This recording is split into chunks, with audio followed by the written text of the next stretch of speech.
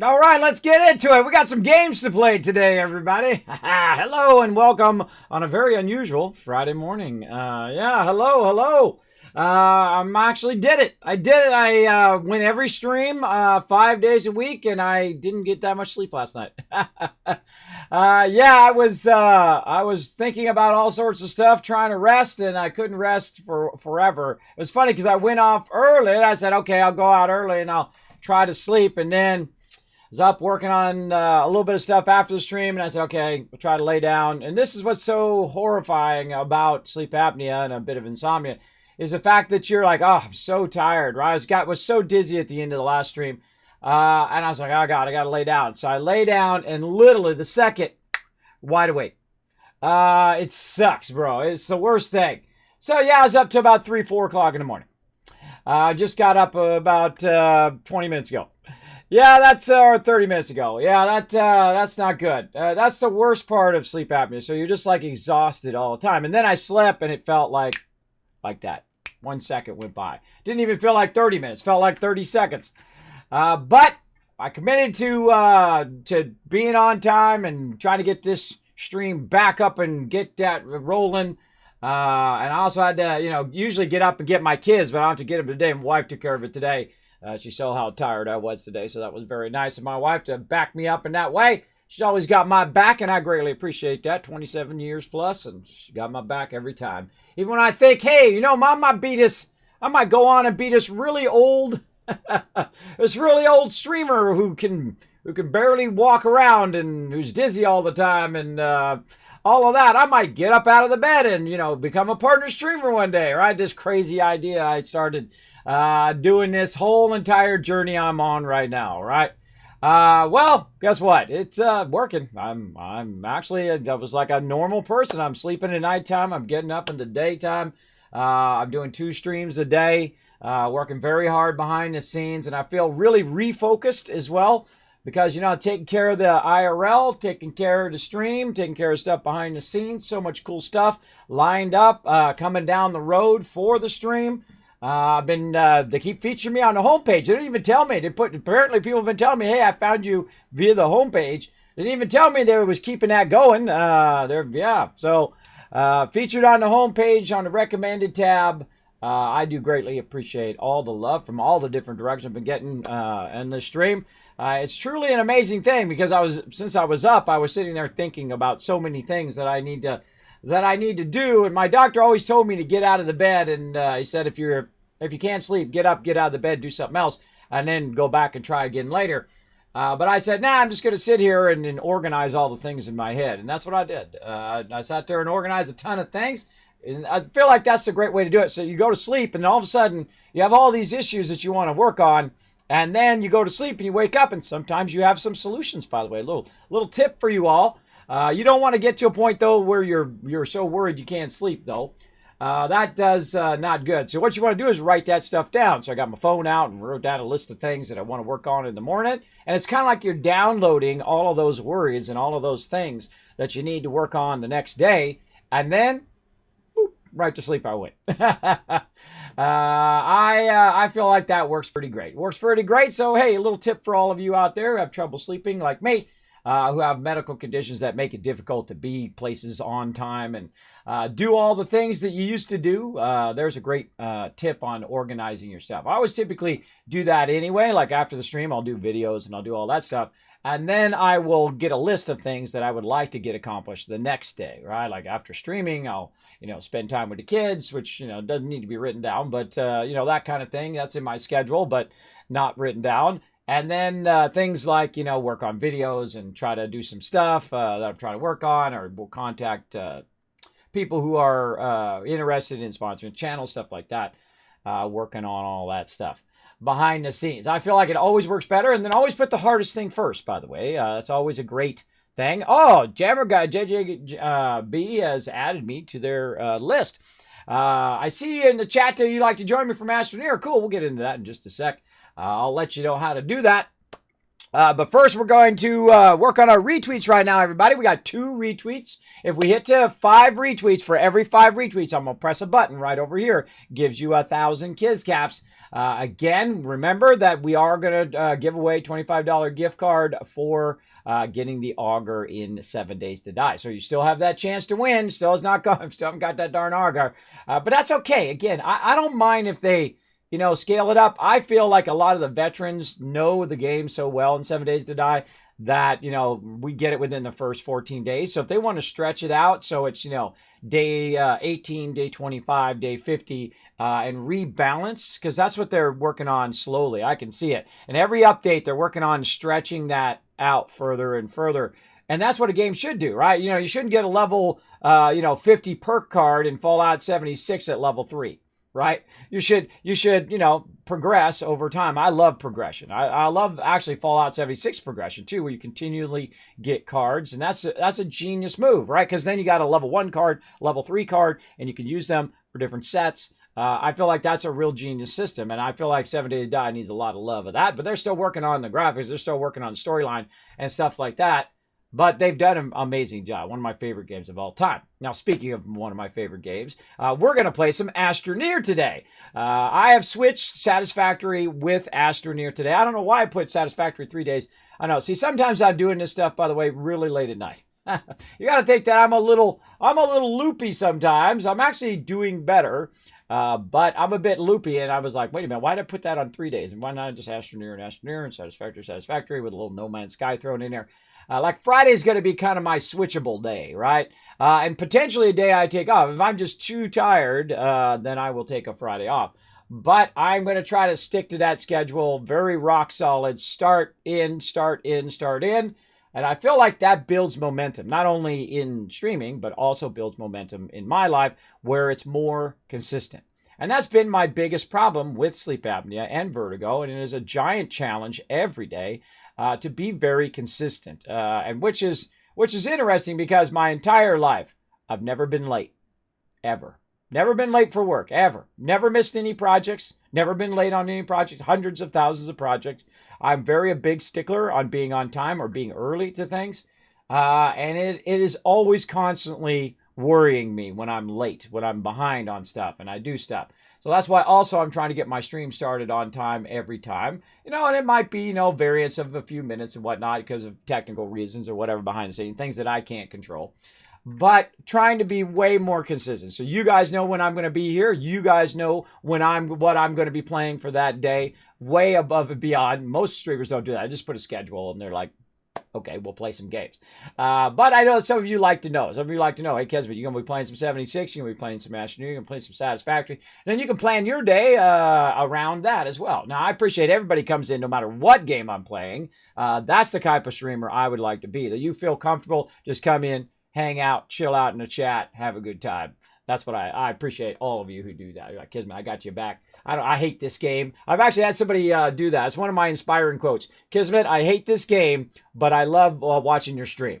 And that fills you up right here, bro. That fills you up in the heart, right? That people enjoy watching it, even if they dislike whatever random game that I might be playing in that moment. And I appreciate those kind of things too, because those are the things that have really kept me alive all this time and kept me motivated to continue to do this. Because you got to think this is thousands and thousands of hours, right? Not just in front of the camera, but behind the camera. And all of that weight is always on me, right? Doing the website, doing all that stuff. A lot of weight on me to keep all of that machine running because there's so much work that goes into it. And it's also because I'm a bit of a perfectionist too. I like to have a cool overseer's office, right? I was doing this before anybody was kind of really getting into doing this kind of thing, other than Future Man, by the way. Future Man did it way before me. I didn't know about Future Man when I started doing the overseer's office and doing all these other graphics and whatnot. But I did learn later when I went to TwitchCon. I'm like, oh, wow, he's doing kind of the same thing, except for he's way more popular than me and incredibly great streamer back in the day as well. I haven't seen him in a while, but I did see that way back in the day when I first kind of gotten into streaming and tried to get my thing going. I was like, wow, he got the same idea as I do. That's cool. But I think he probably did it before me, but I didn't know about him, so heck if I do, right? So there we go. So that's where the whole overseer's office came from. I just thought of it one day. I think it'd be kind of cool instead of just, having just a block with some, background in my office, that I would be in a little virtual world and we could go into that world together and go on journeys together. And that's the whole premise of my overseer's office, by the way. I don't think I've ever explained that way back in the day. I was thinking about that last night too. Hey, I don't think I've ever explained why I do what I do and all the backstory of it all. All right, everybody. So this is what happens when I'm a little tired. I love to chat with peeps. Normally, by the way, in real life, I'm a very quiet guy. I don't typically talk. I typically love to listen to people's stories and listen to them. But in this particular medium, it's a two-way conversation. You can talk in the chat, but mostly it's me talking to you guys. And I appreciate you being here. JJB coming in says, good morning, mods. Good morning. Thanks for being here. Gabe Killer coming in. Helping out today. Thank you to my awesome mods for backing me up. As always, I do appreciate it. Show them some love in the chat as well. I see him hanging out in there. We got Dragon Overlord coming in. Says, hey, Kismet. Hey, everyone. Hello. There you go. Rathwell went in and gave you the role. There you go. Did you go in and say that you've read the rules and all of that stuff? You did. Did you? You go in and say you read the rules. All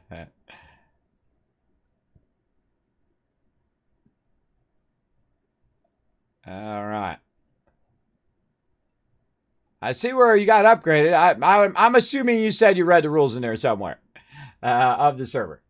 I read the rules the other day. All right, awesome. All right. See, I've got it set up now where I can see my lurker chat and also my mod chat at the same time, which has always been an issue. So if you guys say something in lurker, I can switch over there and see it. I've been working on my Discord real heavy too. A lot of stuff. It's sometimes really daunting, by the way. My to-do list is always 100 to 500 long, right? I wish I could do this and upgrade the alerts and do that and add this thing and do this next thing. I'm always pushing forward because you know what?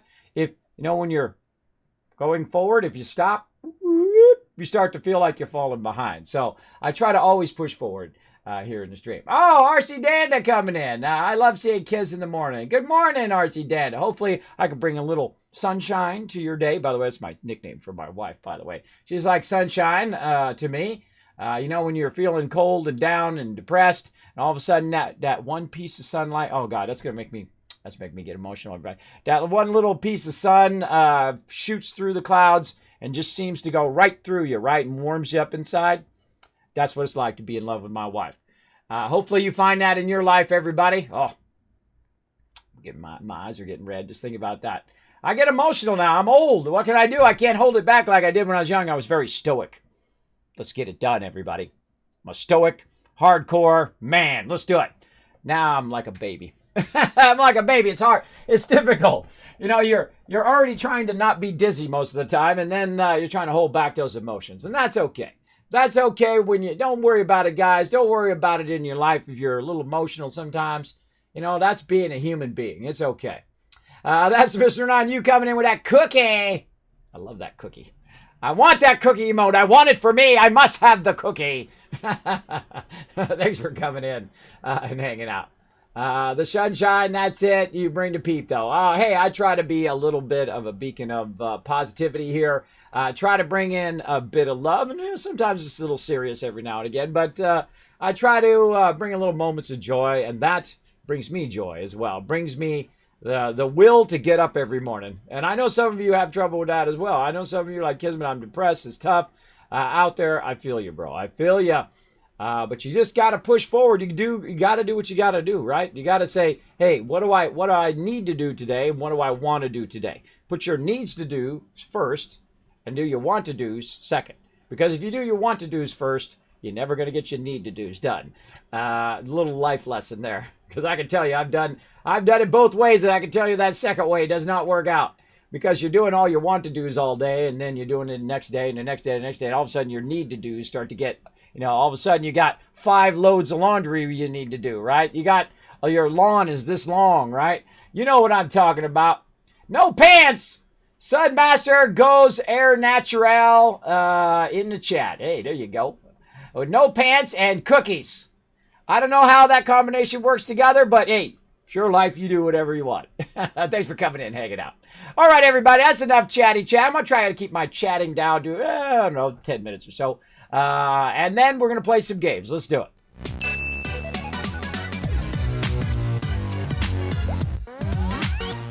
Whoop. I love that noise. I love this. Yeah, I love this game. It's so good, by the way, everybody. This Astroneer game. Very, very fun. All right, I don't need to load one of those. I need to get onto the server here. I don't even know if I have the correct password. I do. I did not reset it last time. That's right, because we're having a reset issue. And somebody was going to send me a way to... man, I'm always doing 1,000 things. One of those things is keeping the Astroneer server so I can restart it, but not lose the amount of time. And I was going to do that next time, but I did not.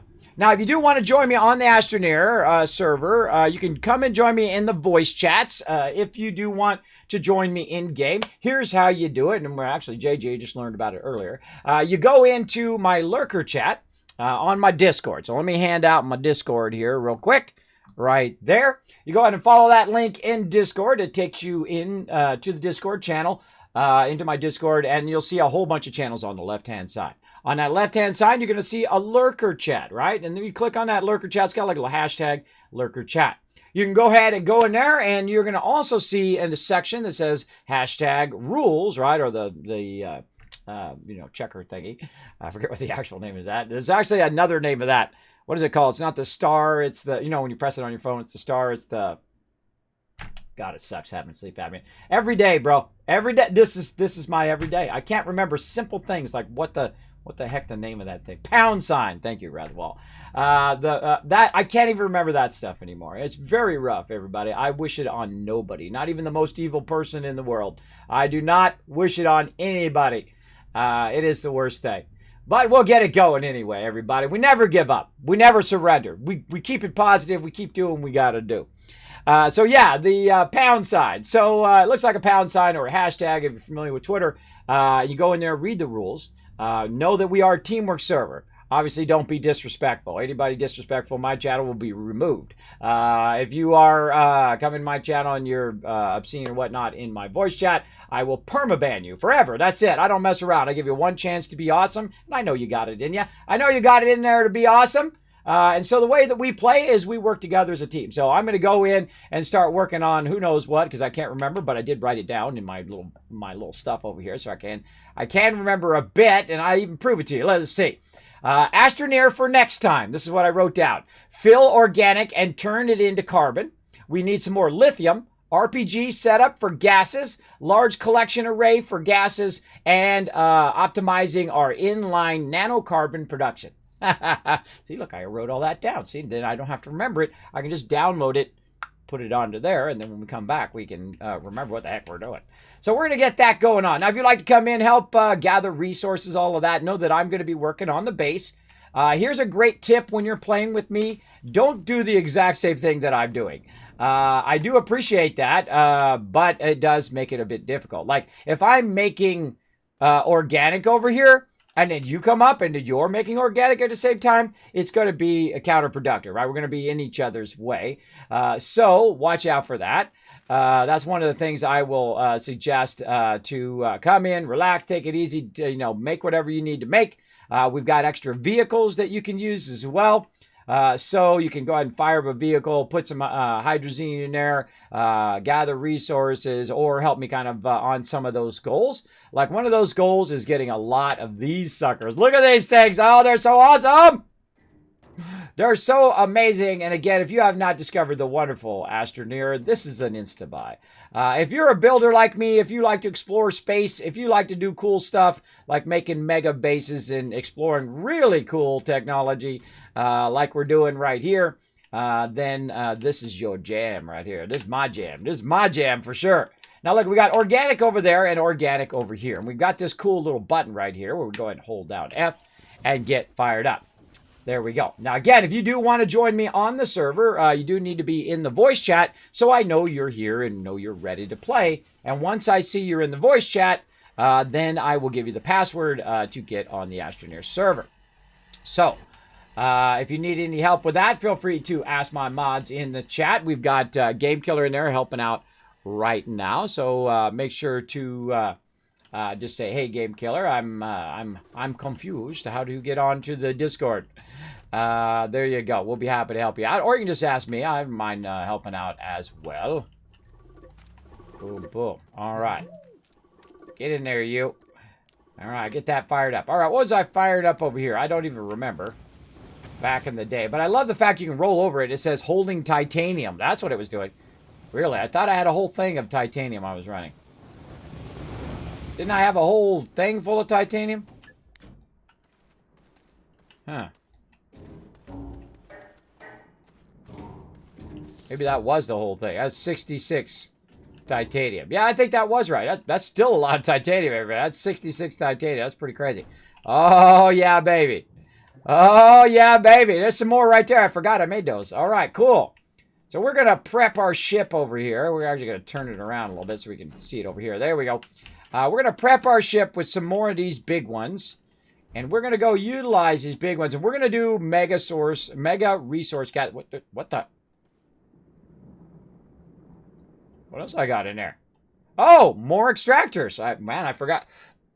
Oh, for lithium. That's why that's there. Wow, it's like, hey, Kismet, you're so genius, bro. You put it there to remind yourself that's what you were doing next time. Look at me go. All right, so we're going to go ahead and fire up a lithium. That's exactly what I was going to do. Fire up a lithium audio extractor. By the way, my voice is going out a little bit. I hope you guys don't mind. I'm going to be a little bit more timid today with my voice. That's what happens when you stream a lot and have a good time, like we've been having. All right, so this is titanium. Can we not put? I don't think we can put those onto there. Yeah, we were moving our production over here. This is in the way of our production. Now that I look at it, you know what? Let's just set this back over there so we go in and out of our mine there. Forget what I was doing. Oh, gases. We were going to do 2 gases. We were going to fix those gases up. I needed the titanium for the large containers. Ah, okay. Now we're just... Sometimes you have to get back into it. Oh, my God. That's right. We made a ton of nanocarbon alloy. I forgot we made so much. And then we needed iron to make our production work here. Because we've got this and we've got our steel over here. But for our steel, we need some carbon, so we need to turn that on. So that's putting carbon in there. That's doing this. This needs to grab that over there. That's right. And this needs to grab that from there and put it over there so we can produce some stuff. And this is our nanocarbon alloy here. This is going to be our RTGs, which we need to make a ton of those. There we go. And then we needed lithium to make the RTGs. There we go. There you go. Yeah, there he is. I see you in the Tycoon voice. All right. Awesome. We'll get you going. Can I see my chat, please? He needs a password. Yes, I'm already on it. Already on it. All right. I'll give you a shot.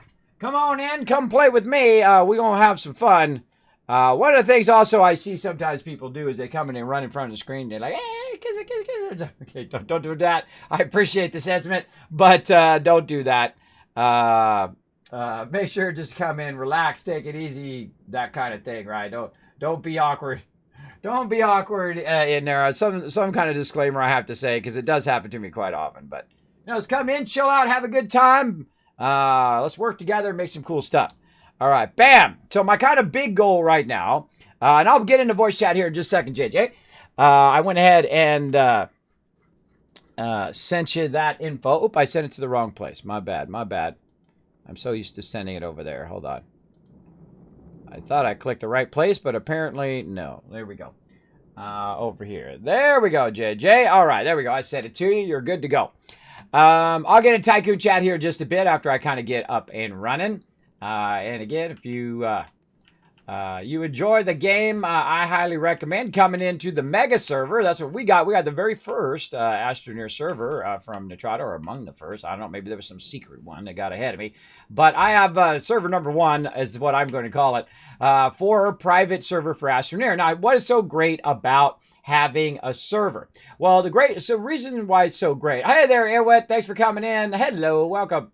The so great thing about having a server versus, hosting it off your own machine or someone else hosting it is it always relies on your internet connection and your computer. And of course that, that extra stuff is running in the background, which is slowing down your machine, slowing down all your stuff, and so on. And so, if you do have a server, it puts all the work on them, right? The private server is great because if I get disconnected, people can continue to play. This way, I'm not hosting the game, right? Or if someone else gets disconnected, they can log out, log back in, get back in the server because it's always up and running. So that's a lot of fun.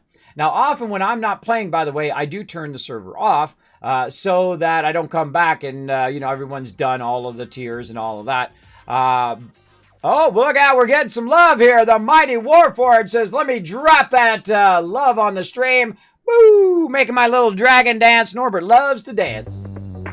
Whoa! Got that bitty. I got it. I caught it for you, the Mighty Warforged. With that 15 months of sub love. Awesome support of the stream and good friend of mine and mighty tank, by the way. Right there, the Mighty Warforged. Show some love in the chat, everybody. Thanks for coming in, whatnot. Appreciate everybody also hitting those follows. We got Idiom Critter coming in and Eugenius coming in as well. How are we looking on time here? We got. You know what? I might say in about let's say in about 10 minutes we're gonna start some Stream Raiders. Hey Siri, start a timer for 10 minutes. Hey Siri, start a timer for 10 minutes. Okay, 10 minutes and counting. All right, we're going to start that. Since we've already been going about almost 30 minutes, we'll go about another 10 minutes. We're going to start our Stream Raiders up. Now, why do I delay the Stream Raiders? Is because it gives us time. People get in the channel and all that stuff when I first start up. Just about suffocated and gave there, too. Get sidetracked. All right, so we need that. We also need a bunch of stuff. Do we got anything on the side there? No, we don't. All right, so actually, we'll just take one large container. And we'll put that off to the side. And then we're going to what I call prep for a base, right? So we go in and we want to first make ourselves some, we can't make any RTG. So we're going to make ourselves a silo. And these medium silos are awesome. Apparently one day we're going to have large silos. I love these silos because they're a really great way of just stacking on your stuff for it to work. Eventually I'm going to have it where it backfeeds. I remember talking about that last time. That it backfeeds from back here in all of this stuff, nitrogen and whatnot, up to here. So if this runs out of that particular thing, right, it runs out of nitrogen or whatever, or in this case, hydrogen it'll feed that forward into the front area. And we'll work on that as well. All this stuff, of course, takes time. And, this game is very mellow. There's no, hey, oh, God, space aliens are attacking. I got to go and hurry and build my defenses and all of that stuff. No, I don't need to do that. I don't need to do that. All I need to do is do whatever I feel like doing in the moment, right? That's pretty fun. All right, so we're going to take some of these right over here. Put those over there. Also, we're going to go ahead and make some graphite over here. Let's do that. I don't think I have any more. So let's make some graphite over there. You're like, well, Kismet, you didn't start it. That's why they got this automation. Automation is great. There's a button repeater. We'll start both of them at the same time, which is pretty cool. Then we'll put it up there. We're going to run a lot of organic here in a bit because we do have a lot of dirt in the back here. You see, I've collected a ton of dirt here in the back. Actually, some of those are empty. I've got 4 of them that are not empty because they got the green ring at the top that says that, hey, this one is still being worked on. Look at these ones. They're like in the ground. That's weird. And if they're empty, what I do is I stack them over here in kind of the empty area. Oh, I just realized I got a bunch of these empty ones over here too. Let's utilize these. Put them over here. We'll put our canisters over there and these over here. Now, why do I put the empties over there? What's this? That's compound. All right, that's something we can use. More compound here. What do we got here? Oh, carbon. Ooh, that's nice. We're going to do a whole ginormous canister of carbon here eventually. Let's grab this one from back here. Oh, that's lithium. That's good. Where did this other one go? Right here. Okay. So what we want to do, our big goal right here is one of the goals I set for myself. This quartz there. No, actually, I need to take these back up. Let's put these back over here. There we go. Put our silicon up here. There. I'll put there. All right. My big goal right now is to get one of every resource filled in that container. So 400 of each and every resource. And that's going to help us build whatever we feel like building, right? We'll build some mega bases and stuff that is running on its own, especially stuff like this, right? Especially extractors, which we're going to get fired up as well. All right, so we'll get that going, and we need, again, our graphite. So we'll grab that so we can package up some of our power. Backpack full. Well, there's a surprise to nobody. All right, always with a backpack full. Constantly. Get that quartz off of me. Actually, you know what? Give me that quartz back. Give me that quartz back, and we will make a beacon. That's an even better idea. Better idea, because we're going to need a beacon for our base. In fact, we're probably going to need a couple beacons. All right, and then we're going to go ahead packagers. I could just put them up there, by the way, but there's other things that I need to bring.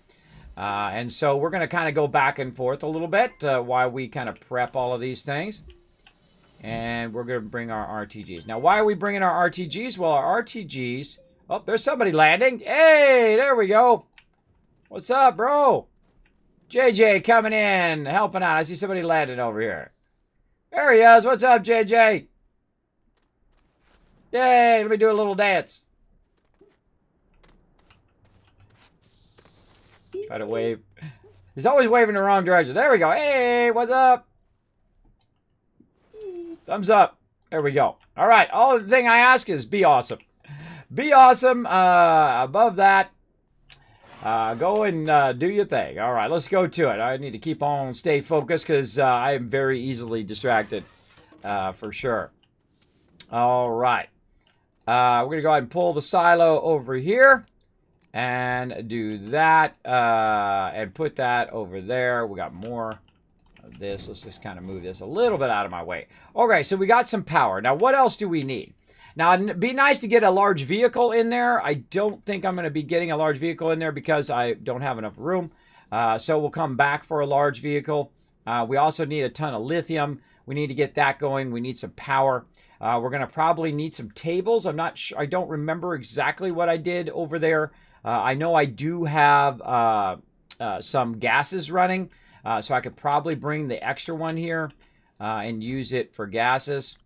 And we'll put that back over there now. So I do a constant right? Constant organizing and reorganizing of stuff. What's this? This is aluminum and glass. Ooh, okay, that's a lot of stuff. So we'll go ahead and bring this. Oops, or not. We'll go ahead and bring this as a little bit of a way to bring our lithium back, right? We'll bring our lithium back on those. Now, we could also bring containers instead of those, right? We say, wait a minute, what's more? Is the medium storage silo more, or is the container more? Right? These containers are the greatest, man. They are really, really cool. I love them. A really fantastic automation addition to the thing, as well as the arms, a bunch of logic systems and whatnot as well. But this medium resource will hold 32, and this one holds 24. So this actually is a better one to bring. So we can carry more back. And we're going to leave that large storage there so it can continue to collect tons and tons of lithium. But what we really need over here is this here. But we can also, is those power, because that's always your number one thing that you're worried about. We can also bring, where did my gigantic thing of resin go? It's back here. There it is. All right. And we can also bring some large resin here. And we're going to bring some from over here. See, watch it. See it roll out? It automatically brings it out and puts it there. So let's go ahead and put some resin on here. And I like to bring resin in sets of 3. Now the reason why is that's how you make tables and stuff. So we'll bring some resin like that. And then some other things we're going to need is we're going to need some things for our vehicle because we're going to put another large vehicle there. One of those things, of course, is going to be a seat for us to sit on. Put that over there for now. So let's go ahead and get our seat going. Let's see. We've got some compound. So let's go ahead and get some compound going on. Let's see. Compound. I just put it over here. I just put it right there. Very nice. Now, another thing I'm going to be doing is mega stacking like this. These large silos. Actually, I can get one of those going too. Let's get one of those large silos going so we can start stacking. Look at that. Isn't that awesome? We need 3 steel for that. I see we got 2 more over here.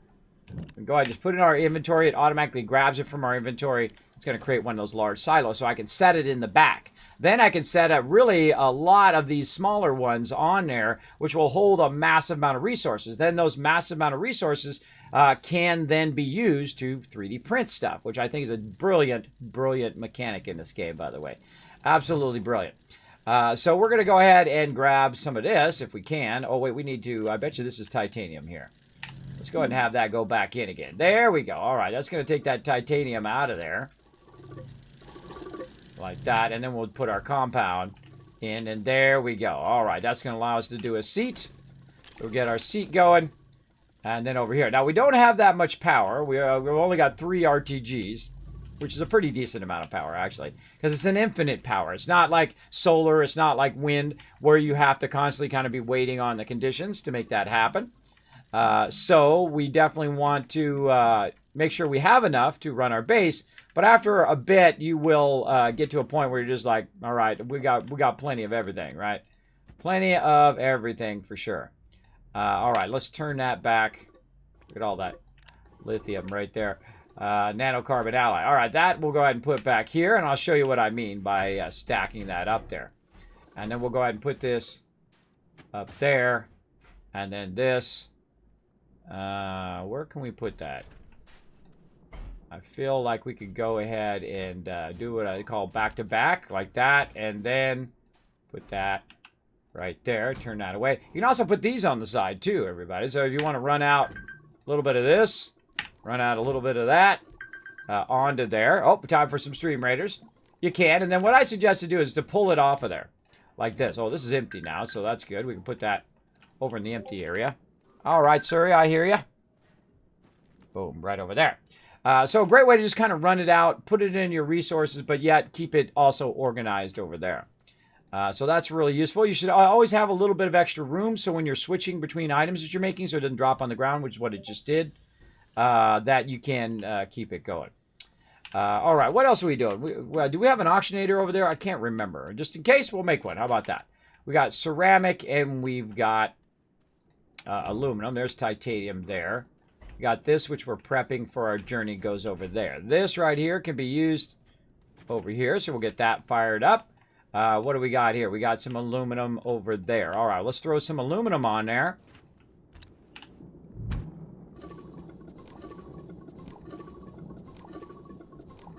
There we go. And then you pull it off there, change it the other direction, and you put it over there. We've got some glass over there if we need that. We definitely need to organize all of that. But again, we're trying to get our lithium going on, so we're going to try to get this going. So ceramic, oh, I know I have some of that. I know I have that stacked somewhere. Just finding it is the hard part. We've also got a ton of lithium right there. Why do we have so much, or titanium? We got tons of titanium there. Let's get that out of the way. There we go. See, I love how it just grabs it and puts it into the thing. Isn't that neat? I just think, what a great idea. What a great mechanic. There we go. We got our titanium up there. We've got our aluminum up there. Now we're cleaning this place up. There we go. Oh, and that's going to draw that in. We've got some hydrazine, which we're going to put over here with our hydrazine production. By the way, if you see me pointing at something, I'm not really pointing at anything. That's me just misclicking. I do it quite often because I have a very sensitive mouse. I like it to be sensitive. I like it to, you know, share its feelings and emotions, but it loves to also kind of click. Hey, I've been considering buying this game. Is it worth it? Says Mikoto. Absolutely. This game is a 10++. If you like this type of game. If you like exploring, if you like gathering loot, if you like building cool space factories and space laboratories, I guess would be a better way to name for it. If you like to dig down in the earth and go into different levels and get different resources, and of course play with your friends all at the same time, you can do all of that and more, because it does also have a kind of a main quest that you're doing in game as well. So there's a lot of fun things to do in this game, and they are always expanding the game as well. So I feel like it's an absolute win no matter what. All right, let's get over here, and we need some aluminum alloy and some of the silicone, which is great because we got that. Let's throw that over here. There we go. Oh, it's already got silicone on there. Okay, we just need some aluminum alloy. Now, I don't remember if we got an aluminum alloy, but I know we have some aluminum, so that is good. Now, which one of these is aluminum alloy? That's tungsten carbonate. I can tell you that right there. This one is hydrazine. These are all in a row for a reason. Do we not have aluminum alloy? That might have been the one that we replaced.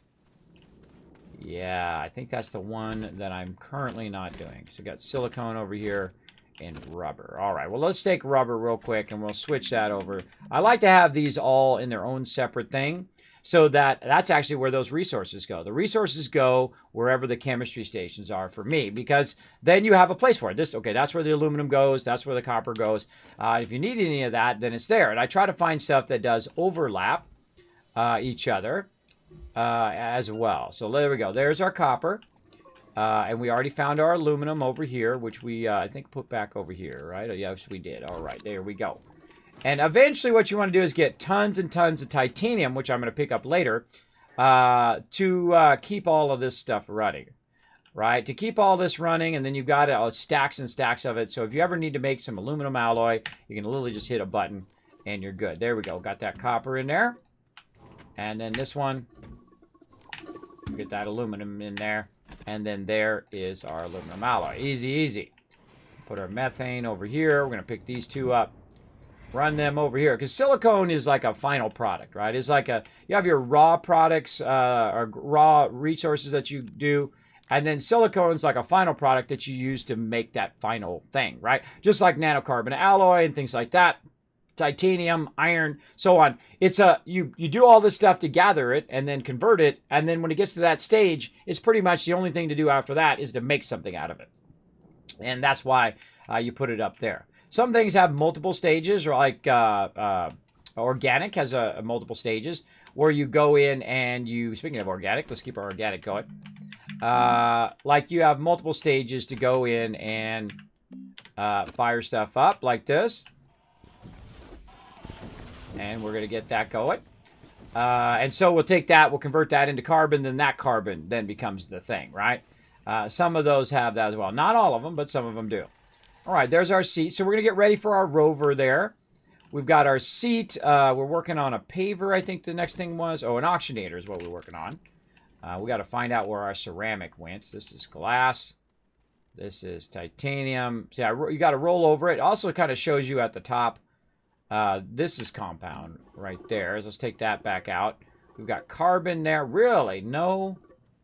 You're always out of something, everybody. You're always out of something. In this case, we are out of ceramic. Unless it's hiding over here somewhere, which I don't think it is. But that's okay. If you have a good setup of your clay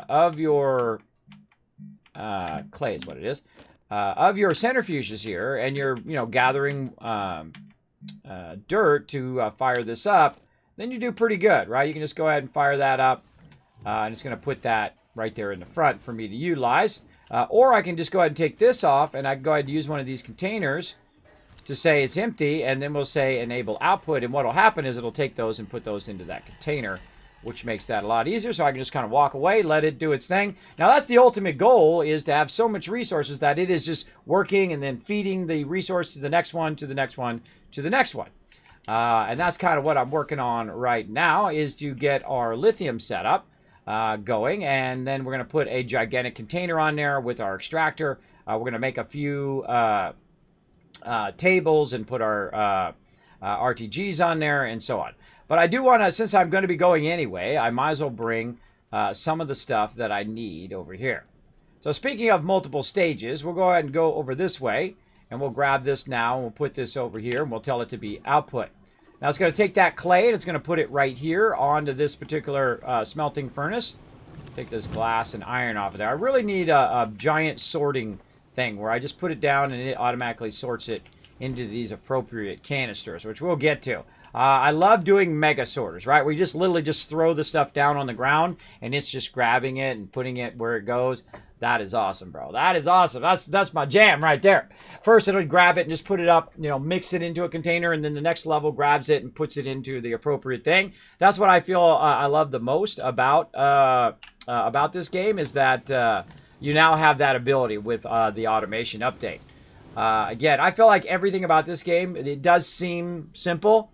It does seem kind of like roadblockish, that kind of thing. Roblox or whatever they call it. Very simple game, like almost like Legos. But it is all the mechanics of the game are really well thought out and are really, really fun.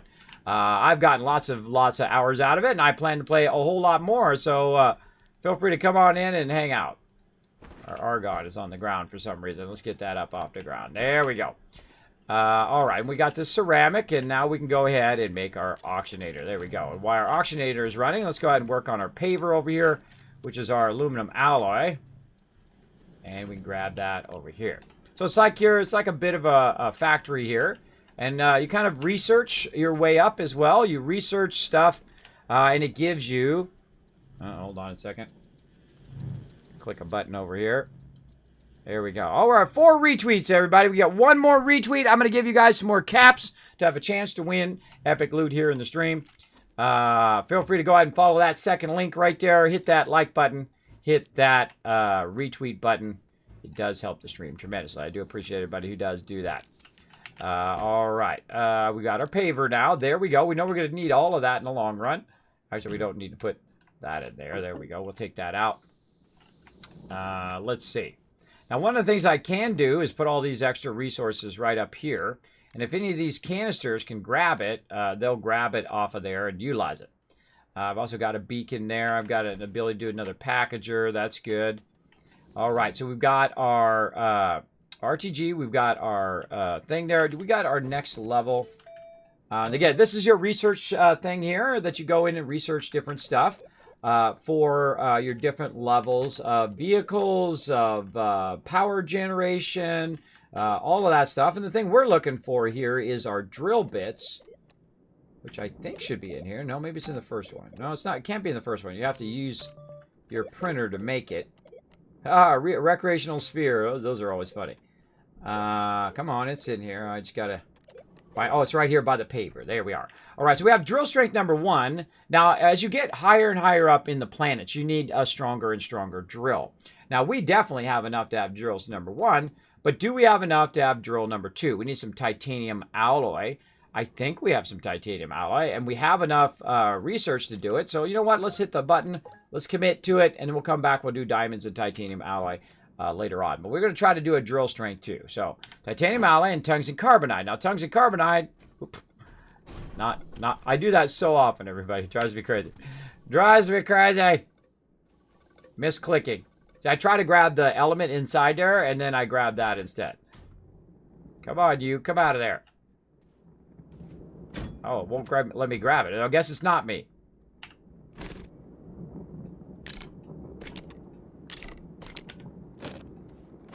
Okay. Okay. Oh, well, let me get it. All right. Well, let us put some tungsten out. Now to kick it out of there. Whatever. You know, I've always got a workaround in everything I do. That should allow me to click it and take it out of there. It does that. It has done that in the past.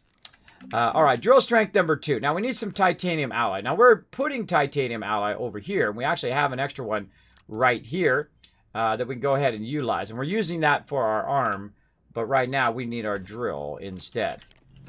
But we're making all of that here in our line. We're going to be shaping this out and flattening it out and doing all of that stuff in a bit. But I had to travel with my shaper last time because when you go into space, sometimes your shaper gets all messed up. It's kind of a little bit of a bug here. But I just work around that stuff, right? Just log out, log back in again. It'll be just fine. It'll be fine. I'm not pointing at that. I'm not trying to point at it. I'm just trying to get it over here. All right, so we've got that going. So we've got our auctionator, we've got our rover seat, we've got our drill, we've got our paver, we've got our power, we've got that. What else can we use? Well, guess what we're going to need to do is we're going to need to make potentially a medium printer. And a medium printer is going to allow us to 3D print some stuff when we get there. It's usually better in some cases to bring the elements and then make the thing versus bringing the thing. Right? Because you bring the thing, it actually takes up space in your spaceship. So if you want to optimize it, you definitely want to think about, okay, how can I go in over here? How can I go in and just bring the resources or gather the resources when I get there and go from there? Let's see. Oh, man, they move this stuff around and my brain just cannot get a handle on where this stuff is at now.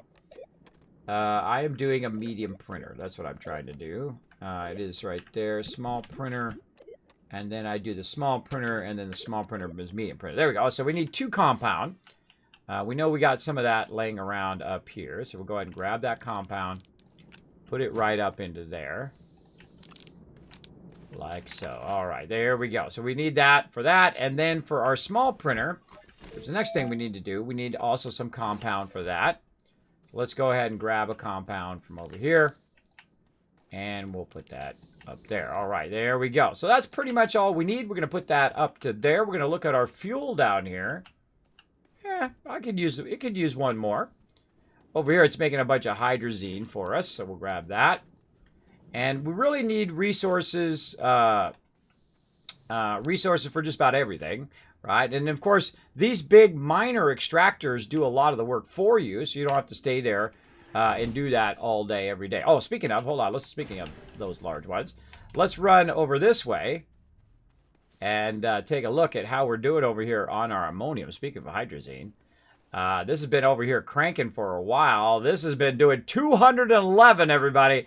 That's pretty sweet. All right, I feel like we go ahead and take that off of there. We'll use that to build up a bunch more hydrazine. Let's go grab another one of these. Right over here. And let's see, we got that one's being used. I thought I had one more. I do, right there. All right, awesome. And so we'll grab that. We'll put this organic thing back in here. We'll keep that organic going because we're kind of working on that on the side. Now, there is a way to create a loop. And I don't know if that's what caused our server to crash or if it was the fact that I logged out and restarted the server. But just in case, we will keep this going. It's actually something I keep forgetting to mention to my buddies over at Nitrato. I did have that problem, but again, I only have so many minutes in the day. Let's go ahead and move that over there. I actually could have brought my vehicle, put that on the back of my vehicle. That would have been smart. Put that here. Now, what I find is what you can do is put this here, and if you see any more resource down here, then potentially there's a little bit more. So just kind of move this around just a little bit, and sometimes that can find a little bit more ore. And so this right here is going to grab it from here and then feed it over here into this canister, right? And you want to have it enable output so that it will grab it. Now this works autonomously from the rest of my base. So we can go ahead and just run back right here. It just would have been better to put on my vehicle because then I could just drive it back. Another great way to do this, by the way, is to have the jetpack. But I typically don't use the jetpack early on, though I'm kind of tempted to use it now that I have this massive amount of stuff right here. Now, what this is going to do is this is going to go ahead and fire out all of that aluminum right into there. Now, it's going to have one problem, though, because over here it's going to start filling with that ammonium, and it's going to start filling with that ammonium and then, of course, block its ability to create hydrazine and put it over there. So we really need to find a way of it knowing that this is empty, and then to turn this on, and then once it does it, to stop and turn itself off. I think you can do that with logic systems. Maybe they've added that, maybe they haven't added that yet. But there are some really fantastic logic systems in the game, like you saw over here, where we can start 2, 4, 8, 20, 50, 100 of these at the same time, if we wanted to, like that, right? So really great logic systems for that, great logic systems for gathering resources and whatnot as well. All right, let's go ahead and head back. We got that going. Let's head back over here, and we're going to take off and go to work on our lithium, because that's the thing that we need right now. Off we go. Off we go. Let's see how we're looking when we get there. So yeah, this is an instant buy. Hey, Shark, what's up? Thanks for coming in, hanging out in the stream. Thanks, everybody, for hanging out in this Astroneer stream. A very unusual Friday stream, but I'm going to be adding Friday in again and try to stay on a super strict schedule. I'm going to see if I can do it. It's been rough this week. I'm not going to lie. It's been pretty rough trying to stay on the same schedule. Again, with my medical conditions, it is very difficult. Stream Raiders. Oh, yes. Did we get started? I don't think we did. See, again, very tough for me to remember stuff. My mod's got my back, though. Thank you very much on that. Perfect time for Stream Raiders there, Gabe Killer. Thanks for the backup. All right, so we were going to go ahead and do some more Stream Raiders here, everybody. I see I even set a reminder, and I still forgot and got on to the next thing. But there we go. All right, we got it going. If you come into my stream, just consider that a given that I'm going to get off the track. And the best way to do it is do what Gabe Killer just did. He put the squirrel emote in there, which is why I have that squirrel emote. And then he told me what I forgot, which is Stream Raider. This is a perfect way to do it. Yeah, Kismet, hey, you were doing this, or Kismet, you did that, or Kismet food, or Kismet whatever. Of course, I do have a food and water emote as well. That helps me, people remind me of that as well. So that's why those are there. Feel free to use them when appropriate. All right, where's our awesome Venecia? And away we go. I feel like it should always orient it. It does that weird stuff. That definitely needs some work. Hopefully they'll come out with a patch for that. And we're looking for our green thing. It should show up probably on the other side of the planet. We'll get over there and we'll land, and then we'll set up our base. I got to turn Stream Raiders off. There we go. So we're over here at Venecia. All I did was fly there. We're going around the planet, and we're going to get to the other side, and we're going to click that little, they have like a little bubble that goes over the top, right? These little white bubbles. That's where you land in this game. Very cool. And if you put a beacon down, you can remember where your base was before, because it goes all the way up into space. So you can go, okay. And I turned all of my base beacons to green. I turned my resource beacons to red. All my vehicle beacons are purple, and so on. And I was like, Kismet, where'd you come up with that color scheme? I just arbitrarily came up with those colors. There's no like set color scheme that you have to go by. If you rather have purple for your base, hey, more power to you. It's your base. You do whatever you want. Just don't do it in my game, because it'll confuse me. If you come into my game, you come into my server, try to follow my scheme. Otherwise, I'll be even more confused than I normally am. All right, let's get it going on. Now, there we go. So we've got a couple bubbles here. Now, we're going to click the first one. The first one is actually going to take us to the wrong spot. And we want to get the one that's right underneath the beacon here. And if we rotate the camera a little bit, you can see there's one right underneath it. That's the one we want. We'll click that one, and we'll go down and land. Now, one of the great things that you can do is make a landing pad. That landing pad creates one of those bubbles so that you have more control over exactly where you land, right? Normally, you don't land right here. You land way off, and you got to run up to what I call the monolith. It actually has a focus and a purpose. I'm not going to tell you what it is until we actually do it on stream, but it does have a purpose there. Now, over here, our thing has been running away on our resources, and so we're pretty styling. Now, watch this. You can put this in here and say, oh, I want to gather all these resources. Go ahead and put all that gas in there. Oh, wait. It doesn't put the gas in there. That's because that's not a gas container. This is a resource container. Apparently, they're going to add gas containers, which is pretty cool, but they haven't added it yet. So right now, gas still needs to remain in this form. But watch this. We just go ahead and put that up there, and we can utilize that, right? And then we're going to pull this out of here. Oh, we already got a medium printer. Awesome. We're going to put that there, and then we're going to go ahead and fire up some resin. Now, over here, you can see I've got some basic power. I've got some wind power. I got a couple batteries to let us know how our power is doing. We got a little bit of wind power down there. But we've got enough power, it looks like, and we don't see a really thin line. If you see a thin line, a lot of visual indicators in this game, by the way. If you see a thin yellow line, that's telling you don't have enough power. If you see that your batteries are starting to drain, right, that means you're deficient on power. You don't have enough power to keep that sustained. But sometimes you don't need to sustain. Sometimes you just need it for a little bit to make a table, and then you're good, right? But in this case, I'm going to actually make 2 tables. Now, I always put a tractor at every single location. Tractors are fantastic. They act as auctionators, which means they keep you alive. They keep you full and with oxygen. So no matter where you go, you can always go back to your vehicle and it will give you oxygen. Now, speaking of auctionator, there's also this auctionator, which if you put down anywhere, watch as it creates a connection between me and the thing. There we go. It will produce oxygen, and you can do what's known as tethers. I try not to do too many tethers, and it basically forces me to learn the more advanced ways of doing things, like using oxygen filters and using power as well. But tethers are a very valid way to play and very fun way to play, to run tethers everywhere, so you have power and you have oxygen. Works very, very good. Now I'm going to go ahead and take one of these RTGs off of here, and I'm going to go ahead and utilize that for power right there. And I need to make more of these, and to make more of those power things, I'm going to need, let's take this one off of here. I'm going to need some more lithium. So we're going to go ahead and make some more lithium here in just a bit. And we're going to use our very large extractor here to do some lithium. Now, what I'm doing right now is making a vehicle so that I can take, make a vehicle. I'm making a table so I could take on my vehicle, but I don't have my vehicle. That's what I'm trying to say. So I need to go back and make a vehicle. So let's go ahead.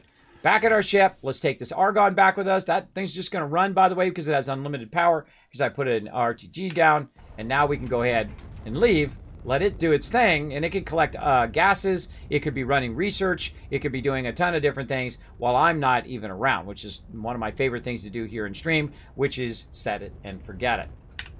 I love it's like my signature thing. I love to set stuff up, let it do all the work for me while I'm out doing something else. Like going back to my base and making a large vehicle where I could take it with me, and we could go find a great place to put our extractor to get tons and tons of lithium. So let's do that. And we're back home again. Here we go. Now this, you don't have to actually put your base, your main base, on this planet, by the way. It could be any planet you want. I've actually put it on the hardest planet before, Atrox, underground. And we actually drilled through the surface all the way down to where I have my base on the level down below to see if I could land my vehicle, and it didn't let me do it. It was a bummer. You might be able to do it now. I don't know. They might have updated it, but you can't cut through the surface, put a landing pad, and then have it go down into the underground, which would have been awesome, by the way. That would have been amazing, but that's okay. Now, we got tons of argon. I think we're pretty styling on that. We're going to work on that later on if we have enough time. But we need a big old vehicle. And to make a big old vehicle, we're going to use our large printer right over here. And we're going to need 2 rubber and 2 aluminum alloy, which is funny because I've switch the rubber out over here to something else, to aluminum alloy. So we're going to go and change this to a rubber. Rubber there. There we go. And we're going to have this not do that. There we go. Have that do one of those. Have this pick that back up again. There we go. We'll have that pick back up. And we're going to change this back to rubber. We need organic and resin. I don't think we have an issue with that. Look at this resin over here. We got some. We need even bigger tables now. We need even bigger tables to make that happen. There we go. So we're going to put some resin over there. And then we need some organic. Well, that's not a problem because we're firing up a ton of organic over here. We'll run some of that organic out just so we can grab it. And then move it over here. Now, again, eventually you want this all automated where you don't have to do this, right? Where all of this is just going to do its thing. So we need silicone and we need aluminum alloy. So I'm going to change this. Normally I have one for each, but we're just going to change that for now. Take that out, methane out.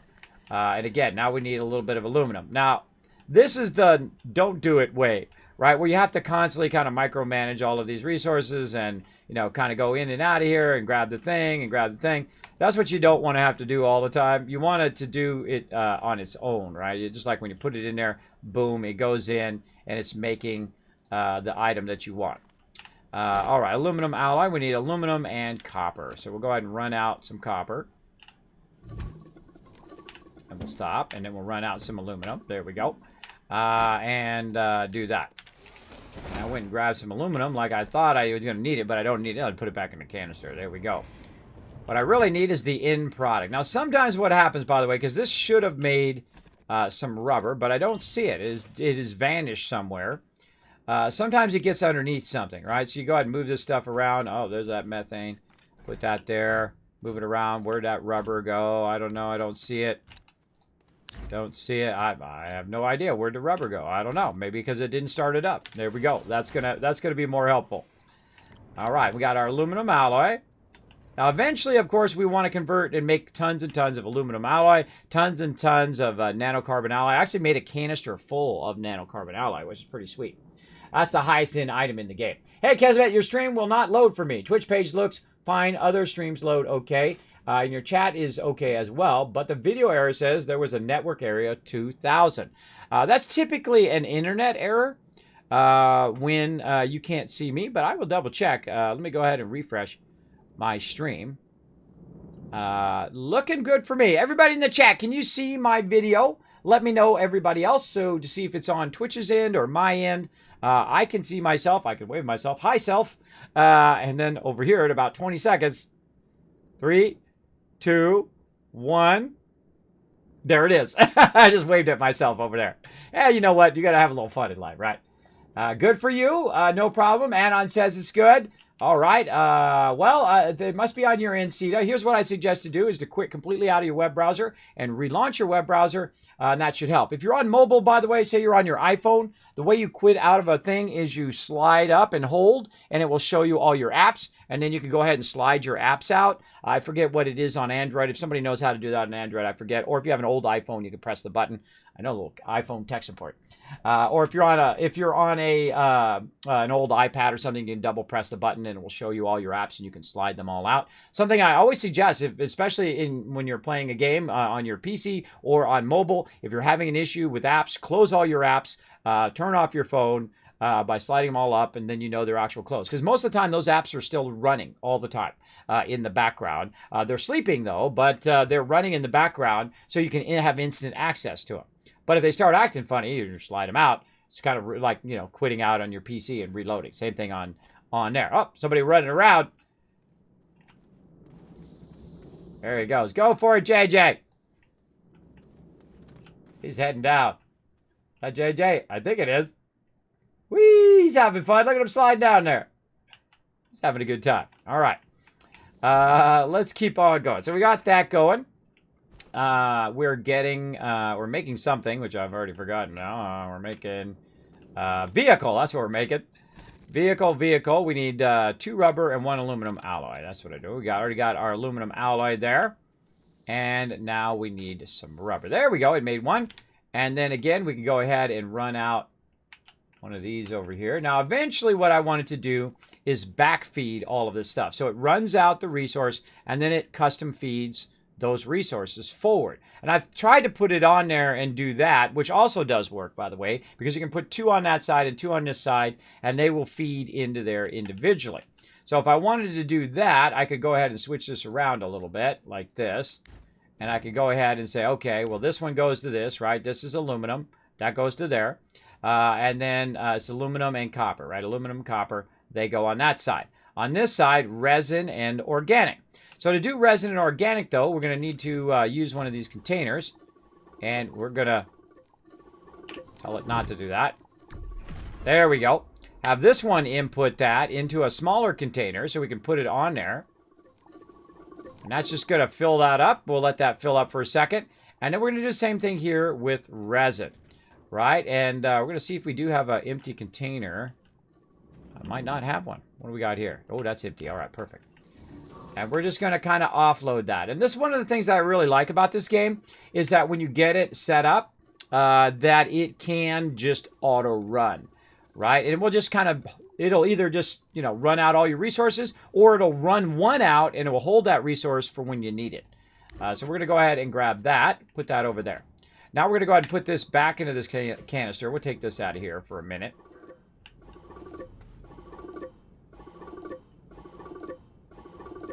There we go. And then this over here, look at that. That's gone everywhere over here. Let's clean this up a little.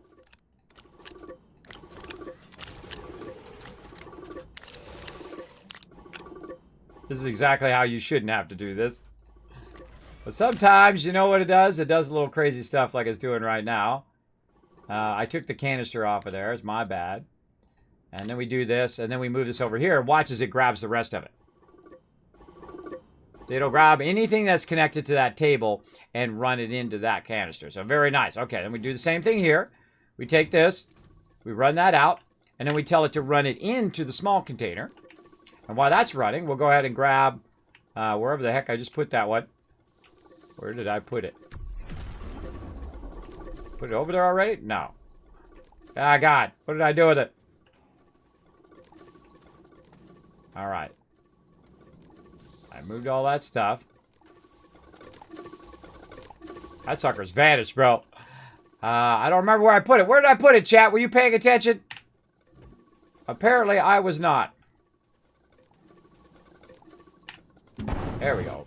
Pull that in there. There we go. That needs to be fixed, too. So right here, that's quartz. I just made a bunch of organic. And I had it somewhere. Isn't it organic? What the heck did I do with that thing? I'm looking for that small canister. My brain is just like exploded. Where did my canister go? It hurt my brain. Well, apparently, I placed it somewhere. Oh, there it is. It ended up there. You little sneaky. It's hiding. It's hiding from me, everybody. Don't do that to somebody with medical conditions, bro. I thought I was going crazy there for a second. Which is probably true anyway, but still. There we go. So we can run that out from the large container into the small container. We can go ahead and run this. Now watch this. I can just let this run and run. So I go ahead and set the output to output now. And what it's going to do is run that up there. This is going to run up into there. And now you can have these always running.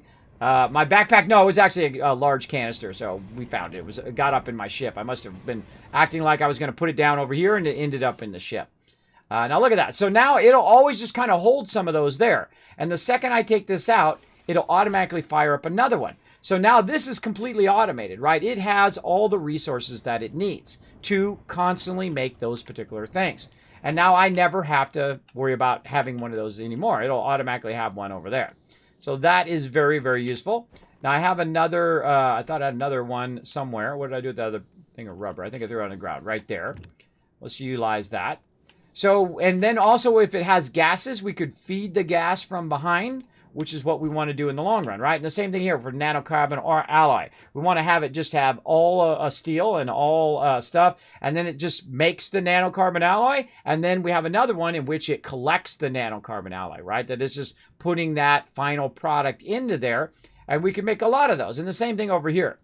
We could do that same thing over here. We could make it where one of them is gathering the thing too. We can make another table forward or backwards and have it grab the plastic, or the rubber in this case, grab the rubber out of there, put it into a canister back here, and let it fill that canister up too. In case I could make it into a large canister back there, right? So we put the small canisters here side by side. It's generating as much as it possibly can of that nonstop. The arm comes and it grabs it and it puts it in a container behind us. And I don't know about you, but if you're a builder, that should excite you. That should excite you to play this game. That should make you go, I'm going to get that Astroneer, bro.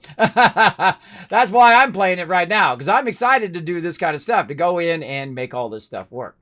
All right, and we're still trying to make ourselves a vehicle over here. We need one more aluminum alloy, but that's no problem. Let's move this kind of out of the way for temporarily. And this is another thing that we're working on too, is this kind of constant rotation of its ability to just make stuff without us having to worry about it anymore. And then eventually we want a backlog of everything, and then we could go ahead and grab it and have it actually feed into our main production over here, right? So if I need a lot of rubber or whatever, it'll just put a little bit of rubber there, it'll put a little bit of this, and a little bit of that, a little bit of that, and then we could put a whole stack of 24 rubber, and a whole stack of 24 steel, and a whole stack of 24 this, and that, and that, and the other thing, and do that, right? That is a really great way to do that. And I'm just going to go ahead and make that large vehicle for me. So we got that done. We've got a bit of methane over here, which we need for later. Got some silicone, which we can put up here, which we can make stuff out of that eventually. And again, we're going to get back to our lithium production, but we need ourselves a little vehicle. Now, Oh, before I actually remembered. Wow. Ding! I remembered something, everybody. Let me actually look around at all my stuff. Make sure, speaking of remembering. How much longer do we got on our battle? We got 10 minutes. Mod chat, nothing in there. We're going to look at our requests. No requests. And we're going to look at our chat. NDL raid. Oh, look out. I'm getting a raid? What are you talking about? There's no raid. I don't know what NDL stands for. I don't see no raid, but thanks for coming in and hitting those follow buttons, everybody. I see Smooshkey, I see Inner Name here, and Skyfall all coming in, dropping that Dragon Hammer, crushing that follow button, becoming part of the Wasteland Tycoons. Welcome, everybody. Thanks for coming in, and if you hit a follow button previously, thank you so much for supporting the stream. Appreciate it. All right, so we got that going over there. We have all that. We're waiting for our big vehicle to be made. What else do we need? Oh, the thing I remembered but then forgot and then remembered again, which is our large canister over here. Let's bring a canister with us so that we can go ahead and utilize that on our new planet. Now, I could go in and package that, but I've got plenty of space up there to get that going on. Now, I also want to bring some additional stackers here to use, so I'm going to go ahead and switch back over to my stackers and see if I can squeeze. Oh, I don't think I took my... I don't think I took the thing out of the side. So maybe I can only bring one more. Let's see. Did I take the thing out of the side? I did not, see. I forgot to take that out. I could have brought two of these, but apparently I'm only bringing one because that's how much room I've got. Well, let's fire up some more of them silos. Now, eventually, by the way, you can make one of these and put that thing onto your ship and then bring tons of tons. You could bring, look at that, 24 times, let's see, that's 6, that's 12. 24 times 12. Hey, Siri, what's 24 times 12? 24 times 12 is 288. 288 resources you could bring back. Now, of course, you could bring one of these canisters and bring 400 back. Probably the better option. But if you don't have the ability to make those yet, then that's not an option, is it? All right. Oh, actually, wait. I can just leave these compacted, and I can actually do two of them. All right. Yeah, we'll leave them packaged, and we'll make that. Always something going on like that. Hey, you stop that, you silly old hydrazine. You get up there. We'll make ourselves a jetpack here eventually. There's our big vehicle. Very nice. And there we go, up there. And we need one more of these because we're going to let it do some more stuff, things and stuff. We're going to let it do more gases because we brought our argon in, and so we might as well just let it set it and forget it. And there we go, everybody. We're ready to go. Oh, wait. We did remember our canister. Okay, there we go. Off we go. I'm a huge fan of Astroneer. You're doing an awesome job of explaining the game. Thank you, Skyfall. Me too. I'm a huge fan as well. In fact, let me go ahead and join you and showing the love for Astroneer here. Right here, I'm going to show you a couple leak burritos. I'm going to do some highs. I'm going to show you some love. Maybe a little Astroneer logo. There you go. See, I'm subscribed to them as well. Showing them the love over there. I feel like the best way to support a company, not only financially by buying their game, but is also, if you like the game, is to shout the game from the rooftops. Because not all devs, especially smaller devs, like the peeps over at System Dev over there, are... don't have the gigantic budgets that are SysDev, actually is what it is. Don't have the gigantic budgets of a really humongous thing. Oh, need fuel. All right, see, my fuel is messed up, right? See, I've got two things in there which it should be using, but it's not. So I'm just going to randomly land somewhere. Let's land out in the green area, and then fix because there's a bug in my fuel here. I got to fix. Let's do it. Yeah, Skyfall showing off that sweet emotes as well. There you go, Skyfall. Oh, you got the Brozelli Gaming Lord Leo thing, which is pretty fun. All right, we got that going. So here's a little fix on how to make this work. You go ahead and take your hydrazine out again, right? It's like the hydrazine gets messed up. You take your hydrazine thruster out. You put that back in. And what I do is sometimes I'll take the half one out, and I'll just use the full one, right? And I think, does it have another one in there? Does it? Okay. I'll just use the full one to get around that issue. Because it should let me go to the next planet. Because I have plenty of hydrazine in there. And again, you know, these little things like this we work around because this is version 1.0 of private servers. And I don't want to discourage them from continuing to make the awesome game that is Astroneer. But, you know, I just work around those bugs. Again, I see some people get, like, triggered over that stuff. Oh, God, there's a bug in it. Guess what, bro? Every game does. Every game's have plenty of bugs in it. You know why? Because they're made by humans. And humans are inherently flawed. All of us. Every one.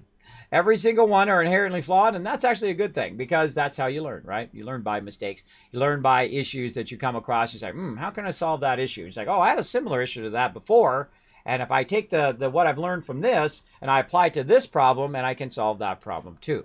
And that's really how it is. I probably feel like that's my best skill in life is problem solving. I do it all day long.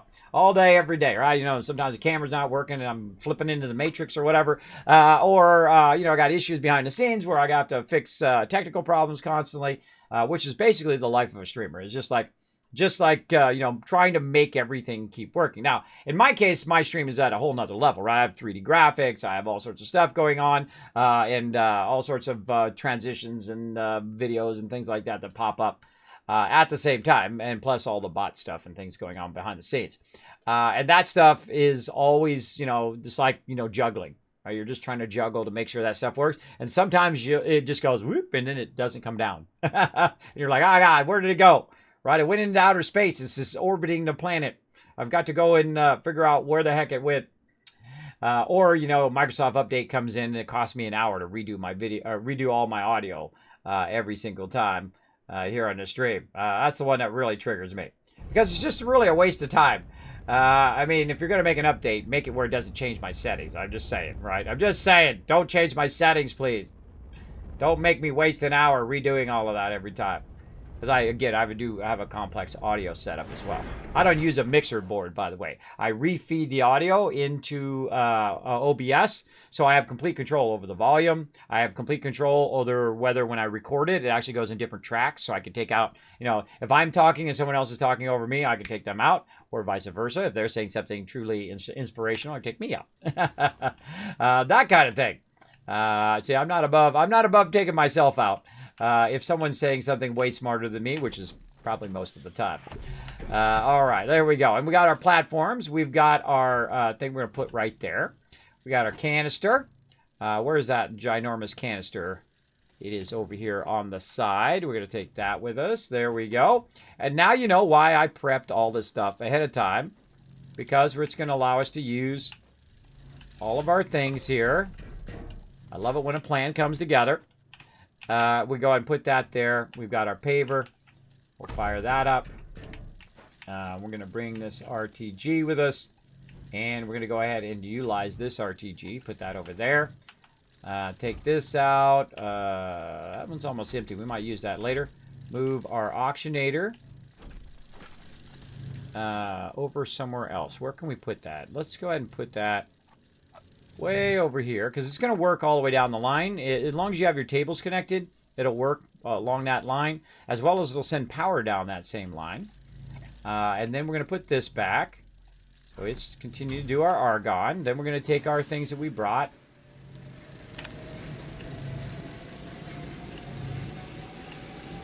Try to unpack that. There we go.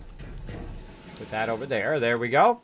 And now, again, we can just kind of set it and forget it, right? We can let this just use the wind and solar power over here, which it backlogs a bunch of power, to continuously make a whole bunch of argon, which is the whole purpose of this particular base here. But we want to go ahead and get our platforms together, which we probably have to come back for. We want to get our canister out of here. We want to get our other thing, which we did get out, which we put in the back. There we go. Large resource canister. Want to put this up here. We'll go ahead and take our paver, and for some reason that's always upside down. And then our drill bit. Where did our drill bit go? Right there. And we did a level 2 drill bit because this particular location is a little bit tougher. When you get to Aatrox, you definitely want a level 3 drill bit, but you can get away with a level 2.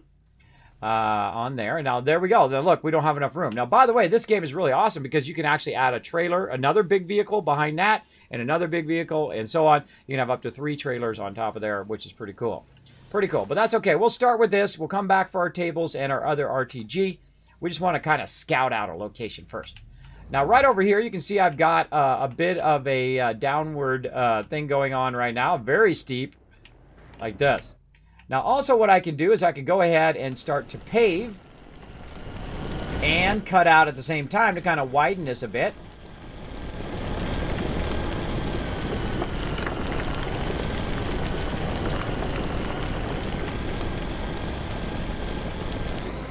Before I get to the bottom, I'm going to take that out. Now, one of the things, if you notice, it didn't really pave. It was just cutting out, and that's because I didn't have a canister on there to do it, because I don't have one yet. And when we get one, when we get enough room to put it on here, then we'll do it. All right, so we'll go look around. I've already got some stuff already here. Now, notice how this is like in the way. It's kind of hard to see where you're going. That happens quite often. You can see that someone went up there to get some lithium. Or something. Could have been me. Could have been somebody else. We've got some other resources down there. Don't see any lithium this way. Good. I try to find the lithium that's closest to my entrance ramp. Oh, I see. We got some stream raiders. We'll get that going on here in just a second. And I don't see we've got a road in this direction. So let's go ahead and just kind of look around, see if we see any lithium. Lithium's going to be kind of pinkish. Looks kind of like, I don't know, like curly fries to me. I don't know, maybe because it makes me hungry. I'm going to put that down there so that's not in my way anymore. And then I'm just going to take a moment, instead of running that back and forth. Oh, let me take all this off too. Take all that off of there. Instead of running back and forth, we'll take our vehicle.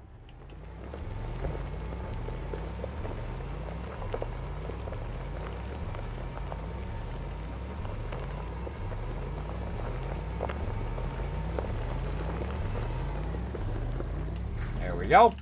And now we'll grab all this other stuff we need. We need our canister right there. We're going to need our large table there. Now, our RTG actually we put on our backpack if we have enough room, so we can take like the glass out of there, put that on our backpack, be good to go. Another thing we definitely want to do eventually is put our beacon back here. So we can go ahead and change this to purple so it'd be easier to find our vehicle should we lose track of it. And we should have one more table, which is sitting right underneath there. There it is. One more table. Perfect. There we go. So now we can go ahead and get all that going on. And down in there we go. Whee! This is one of the few planets where those big rocks there, they don't go away, which is a bummer. All right. Now you're like, hey, Kismet, you should be paving that on the way down. Well, actually, I can't pave it still because that canister is empty. I can go and take my canister here, though. Put it up here on the top, and it will actually go into there like that, and then it will actually end up being put somewhere. Where did it go? Oh, it went down to the bottom part of it down here. It actually filled it up. I can actually tell it, say, never mind, go ahead and actually put it into the thing itself. At least it should go into the thing. All right, there it goes. Yes, it went in that way. Okay, so now I got a little bit of things so I can start paving, or I could just drill into the wall and it will pick up that dirt automatically and put it in your canister, which is really nice.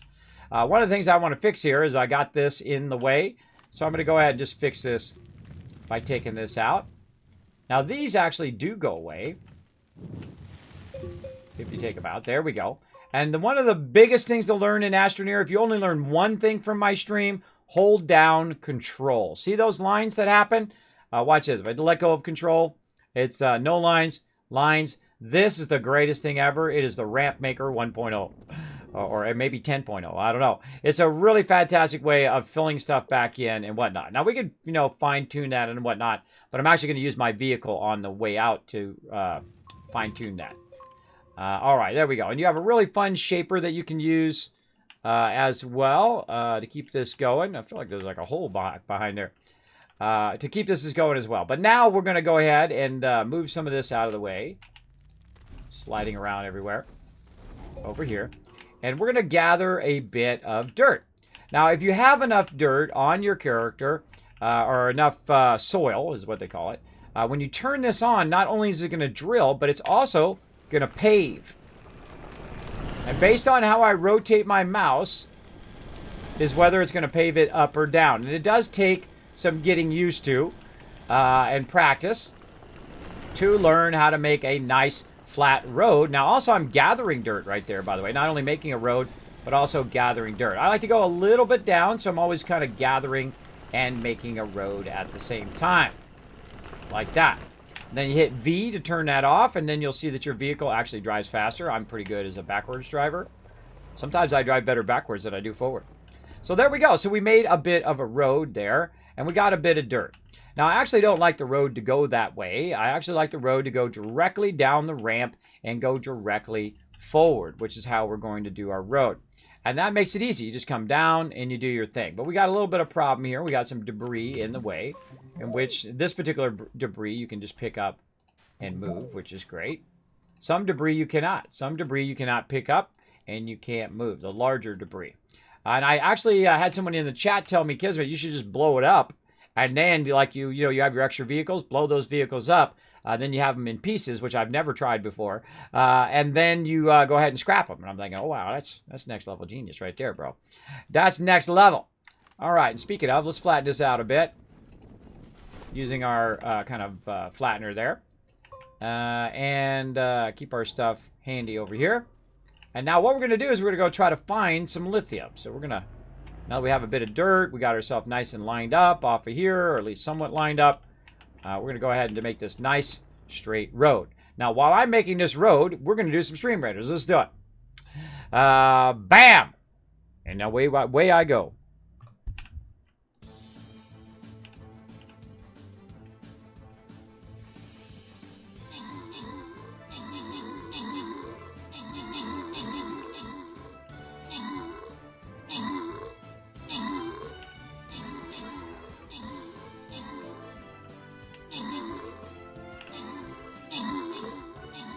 How we doing? Oh no, we don't got enough peeps! Oh my gosh, that was really close too. I was really close. I think we could get that, everybody. I think we could get that. I think we could rise to the challenge. Let's do it. Let's rise to the challenge on that one. Let's keep playing. Let's go ahead and go right here. Start the battle. Maybe some peeps missed the battle. They weren't able to put enough units down. That's okay. We'll do it again. Let's do it. Come in and join us, everybody, right there, streamcaptain.com.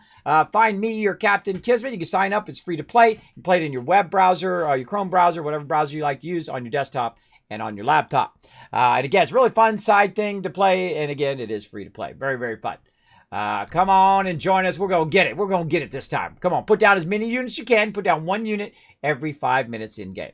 Now, while you guys were watching that, look what I found. I made a big hole in the thing here, and I'm not very far. There's my ramp right there at the end of that tunnel. And I literally just went forward here, and ta-da! We have resources that we can use. We've got a resin over there. We've got lithium, which we can see right here. There's actually a light over there. What's going on with that light way off in the distance? I don't know. I haven't been over there. Let's go look. More lithium over there. Let's go take a little peek. We do have some oxygen that we can use. So what do we got going over here? Oh, we got a little work light. All right, we'll take that work light. I've already got one on me, but now I got a double work light going on. I love free loot, by the way. I love to go over here and like look and see what you can find. There's some research there too, and whatnot. I love that part of the game. Very, very fun game mechanic. Look at this. Now this is some lithium here. That's some serious lithium. Let's go ahead and widen this a little bit. Maybe open this up a little bit. Maybe open that a little bit so we just kind of see that lithium over there. We don't want to hit the lithium. Right? We don't want to hit it too much. Maybe a little bit here up on the top, just so we can see that there's lithium there, right? And again, we can go ahead and just flatten this out maybe a little bit. Hold down that control. Clean that out just a bit. Whoa, okay, a little too low there. Sometimes it's hard to see the perspective of how far you're digging down. Let's go ahead and do something like this. Let's grab where we've already flattened. I love that. This is my favorite part. This is called voxel shaping, by the way. And it is like me. I've been in graphic design for 30 years. This feels like Photoshop. Feels like the clone tool, where you just, and it's so mellow too. It's so mellow and relaxing. This game is not a pew pew shooter. You don't shoot the space aliens. You don't go into outer space and have space battles. You go in here and you just have a great relaxing time. And that's very refreshing. It's very refreshing sometimes. No, I'm not going to say I don't like me a space battle from time to time. I don't, I like me some No Man's Sky and whatnot. But I also like the fact that I can just chill, right? This is a game where you just like chill out and you're good, right? Now over here, we've got tons of lithium that we're going to tap into. We're going to make a little bit of an area over here, right by that lithium, and we're going to go ahead. We're going to wait for that to fall down, and then it's going to actually block me for a minute and then disappear. There we go. We're going to put that right there, and we're going to use, oh, you know what? We forgot something. We forgot something. It just dawned on me that I have forgot something. And it's actually a vital part of our thing here, but that's okay. We'll have to go back and make one. We'll come back. If you forget stuff, no big deal. You can always come back, get it going on. Now, we got that going, and we're going to go ahead and utilize... oh, actually, this is going to have to be turned. Let's move this back a little bit. Let's turn this way. That's going to have to be like that for a very specific reason. This is going to be there, and this is going to be where our power is. So we're going to go ahead and power up our RTG there. All right, very nice. By the way, notice I'm not getting oxygen from this because it doesn't have an oxygenator, so watch out for that, everybody. Don't suffocate to death. You'll want to run back to your vehicle over here. Now, I could have put it on this one, by the way, but I feel like this one's probably going to be the much larger node. So we're going to go with that. Now, I don't really need my medium soil container right now, so I'm going to go ahead and just put that off to the side so I can carry more right here because I've already made my road, right? I've already made my road, and look how far away it is. Ready? And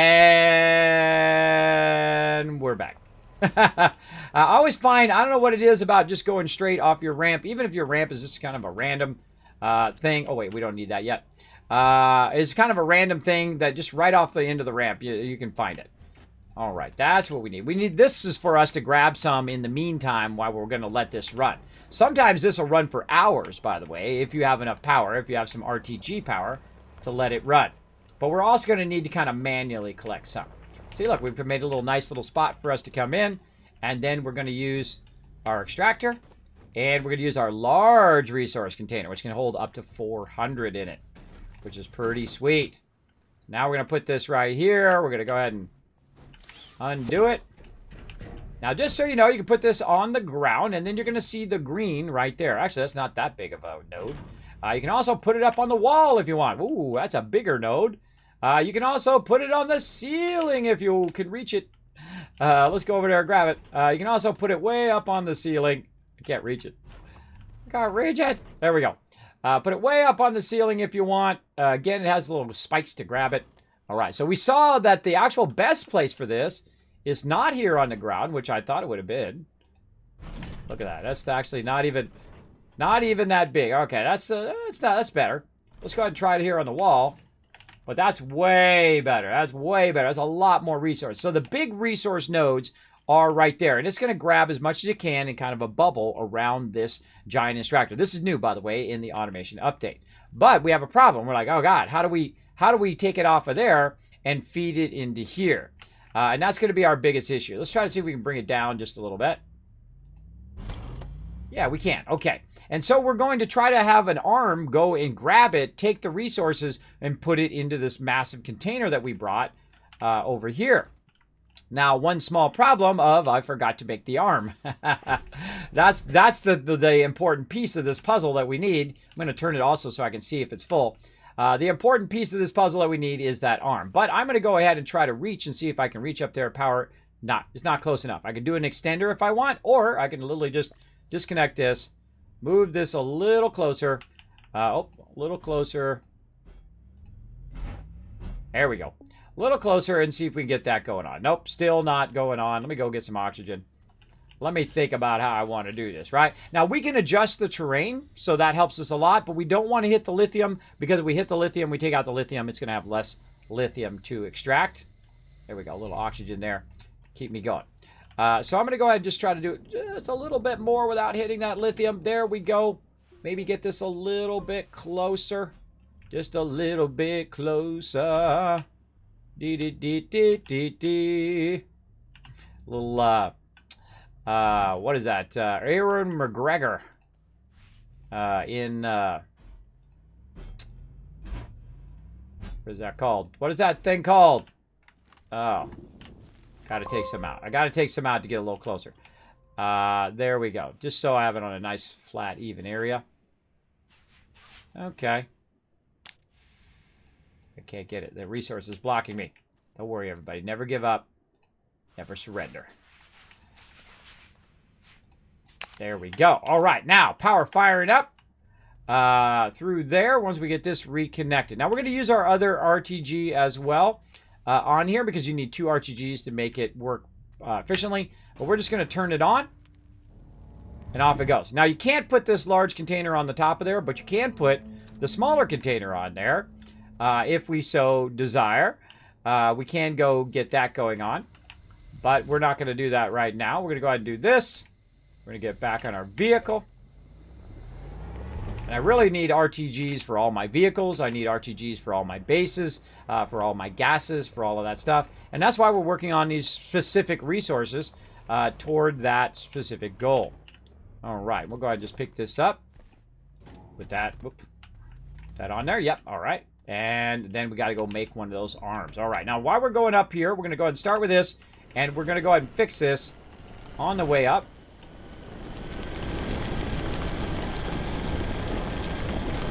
I'm ever so slightly going down so I can match it to what I've already got. Then ever so slightly back up. This takes a lot of practice to get it perfect. And there we go. So a little bit at the top there because I had to rotate the angle of the camera. It does make it a little difficult, right? Now, of course, if you make a mistake, guess what? You can always go in, fix it up nice, and just kind of back it up until it matches that edge. Beautiful. Beautiful. And the same thing here at the top. We can go ahead and match this edge by bringing it up.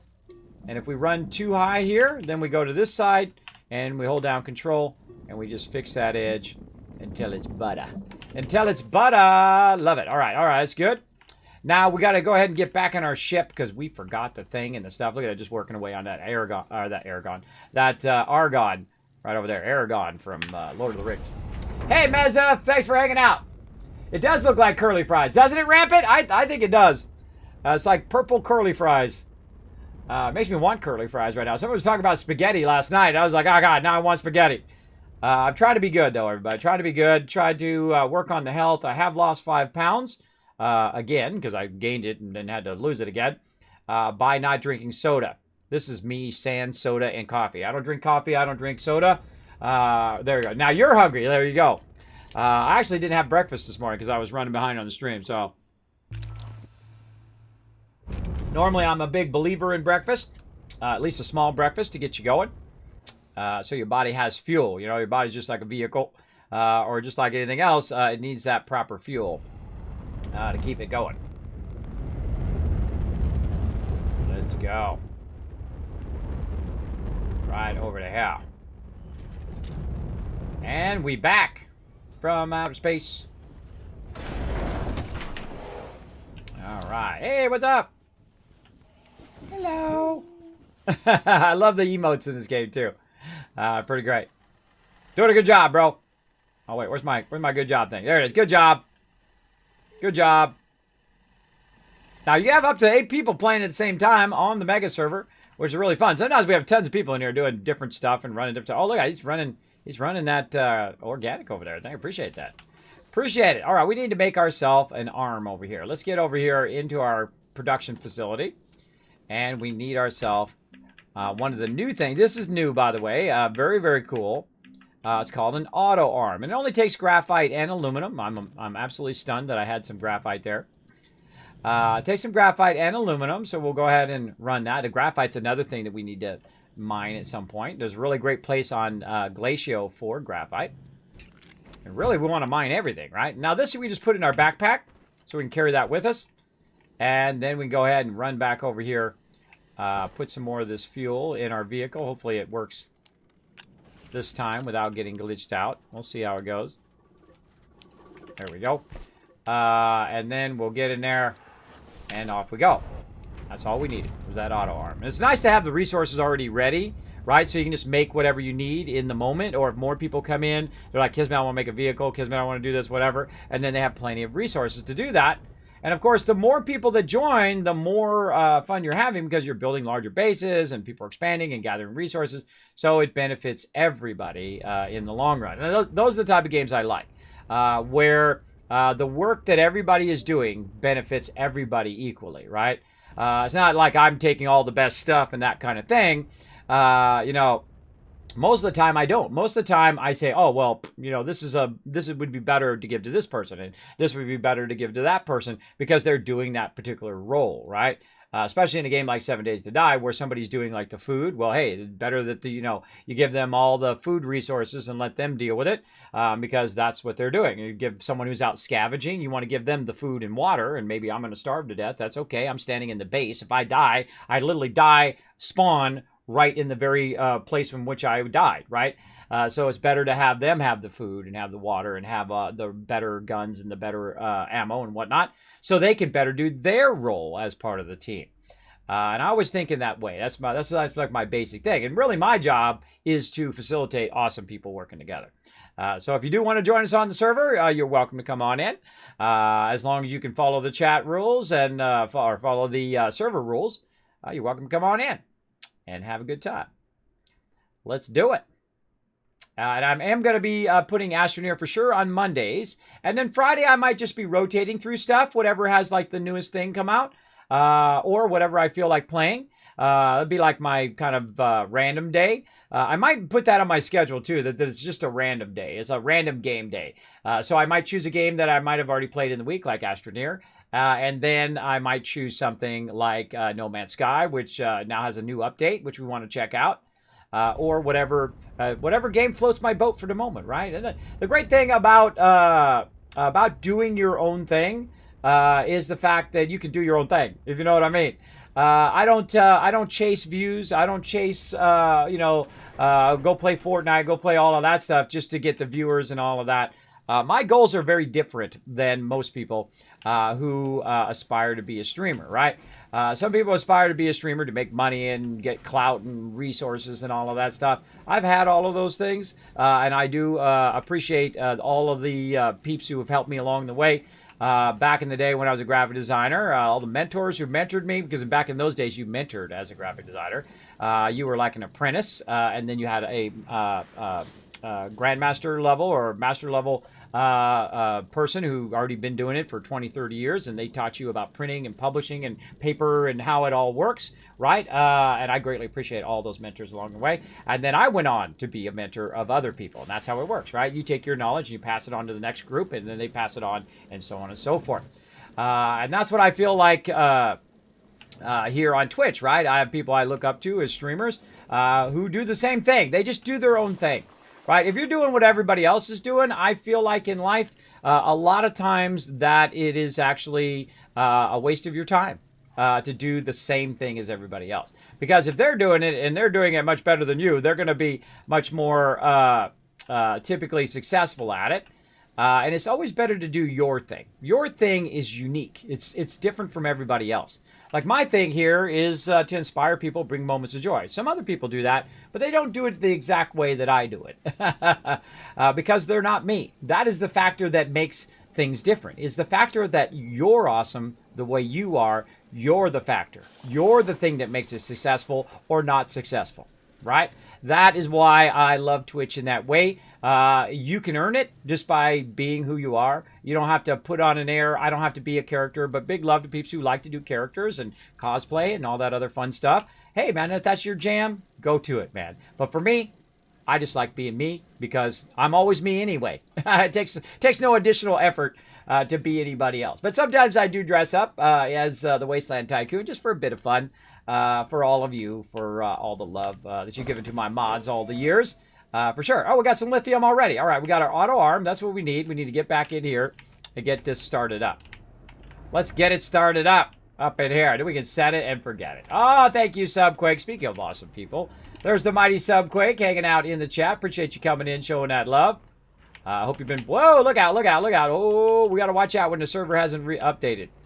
Right? Sometimes the server is a little bit behind what we're doing, right? So we got to wait for it to update in front of us. Otherwise, what happens is, we found this out yesterday, is we end up, Monday, we end up in the ground. So watch out for that. Look at this. See, it takes a little bit. And I don't know why there's a delay like that. It wasn't doing that when I first started. But I guess the more you terraform, the longer it takes to update that. I don't know what it is, but that's something definitely I'm sure they're working on. Or I'll give them some feedback, hopefully. Not always, because, you know, I'm a busy guy. But I try to give some feedback. Okay, so here we go. We've got the problem of this is running, but it is not grabbing the resources and putting it in here. And that's why we need this auto arm. We're going to turn this around. And we're going to see if it just works from right there. It does not. Obviously, that does not work. We're going to have to find another way. Right? Now, there's actually a real tricky way to do this, and that is to aim this at the front of this, right at the top of that, supply it with some power, and it's going to grab it, and it's going to put it in this canister. This is going to hold 400 in that canister. But the way we can work around the offset problem is we can take the power one, which is the thing that needs to be by the generator over here. It doesn't matter how it is. It could be up on the wall if we want. Isn't that cool that you can do that? I just love the fact that you can do that. That's smart thinking. I can put it on the roof if I want. I can put it up there if I want. Right? So we can run it up there. But really what we needed to do is we need to bridge the gap between the extractor and this canister over here. So we're going to go ahead and just put it up here like this. And then we can run that up in there. We'll take a little bit of this out. There we go. Try not to get any of those. There we go. And we'll run that up there. And now that power is running and our extractor is running. But we do need another power over here to keep this running. We put it there, or we could put it over here. Doesn't really matter. But as long as this is working. Now, this is a set it and forget it. Meaning that once it extracts, and you should always wait for it, just to make sure it's working before you walk away. We go ahead and wait for it to extract one. And this is literally gonna, if I shape this out, I might get 10, 20 of these. But if I use this, I'm gonna get like 100, 200 of these. Oh, oxygen. 100 or 200 of those. So I'm gonna get a lot. Now, one of the other things that I like to do is actually put a beacon down. I don't see any quartz down here. There are some basics in every single planet, which is resin. There is compound, and there is organic in every single world. So if you do land on a world and you're like, oh, God, I don't have enough resources to get off of here. Well, I have tested it for you. You can actually get off every single world. If you crash land, you run out of fuel, whatever it is, you can always get back to it. How we doing over here? How we doing? Still going. And the reason why we need 2 of these is so this is running at full power, at full speed. So we're running around. We're looking for some quartz to see if there's any quartz down here. Not lucking out on the quartz. It isn't always that easy. Sometimes it is. Sometimes you go around the corner, you're like, oh, there's tons of quartz. I see tons of aluminum out there. Again, we have tons of resin there. More lithium, which we're going to shape this lithium out old school. But we're looking for some quartz. And the reason why I want some quartz is so that I can mark that should somebody else come in here and be looking for where I put that, they can find it. Yes, I see 0 quartz. All right. And I don't remember if there is quartz on this planet, but I think there is. I think quartz is one of those basic things that you have on most planets. Let's see. We'll get over here. Okay, good. You don't want to go too far because you get very easily lost in this game. All right, how are we looking? Did we already do it? I think it's already done. Look, it's got 4 in there already. Man, it's just fast. I thought I'd just look around, come back, and watch one go in there. There we go. I think it takes like 3 or 4 hits. I love the sound too. Sounds really good.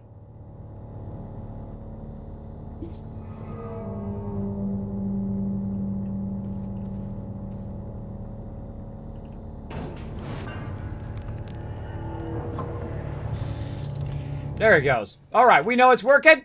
I'm going to set it and forget it. We're good. Now, we got a bit of problem over here, though, because our vehicle's going to run out of power because I don't have an RTG for it.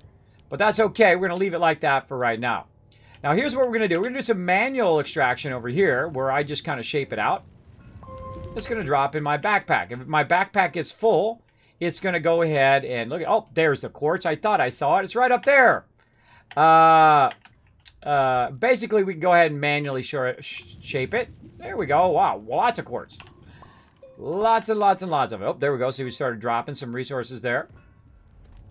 And so when they're coming down the road here, I will put a, what I call a, didn't want to do that.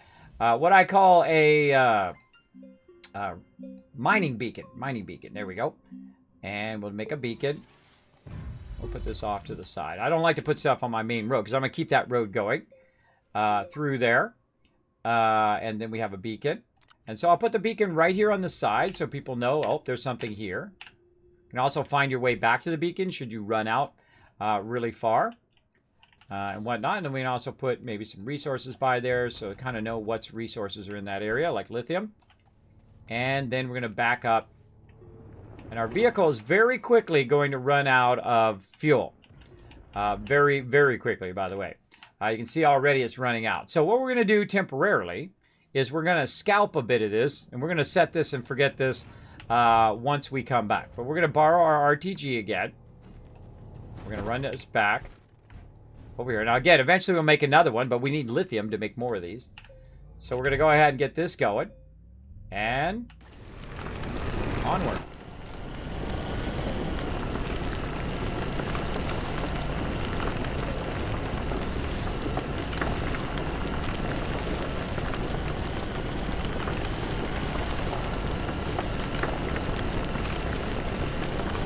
I like to go nice and straight because it's easy to get back. It's easy to find your way. And I like to actually make this all the way around the entire planet so that no matter which direction you go on this road, it'll lead you back to the entrance, which is a nice thing.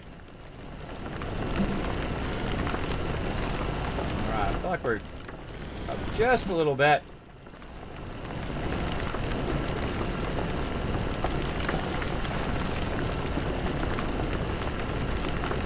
Watching that red line. That's a long one. There we go. And we're down just a little too far. Down a little too far now. Whoa, look at all that resin. Collecting tons of resin. Gotta watch out that you don't accidentally... See, that happens quite often, that you'll accidentally go, look at that, there is some zinc right there. Or, not zinc, but compound. Compound right there that we could use.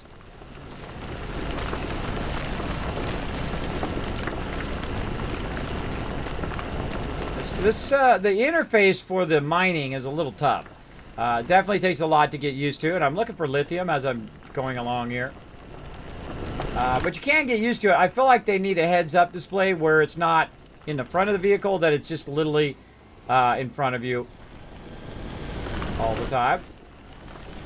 Like, no, look out for that stuff, Kismet. Bam, bye-bye. You're blocking my road.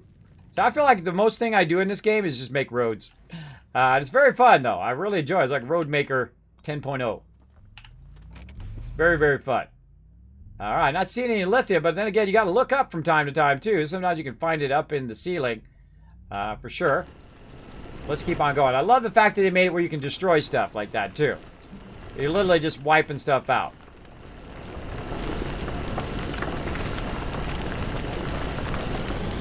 Sometimes that happens, too, right?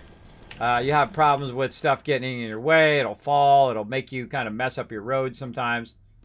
But that's okay. You just wait for it to disappear. And off we go. Hold on. Oh, there's some lithium over there. I see you. I see you, lithium. We shall come over there and find you. Hopefully in just a moment. Try to go nice and straight. Try to stay at the level at which we're going. And it's over that way. Now what I'll do right about here is I'll go ahead and stop. And I'll create what I call a T-junction.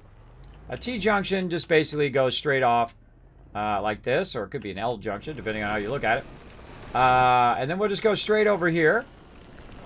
Now watch this. This is going to be awesome, everybody. Watch this.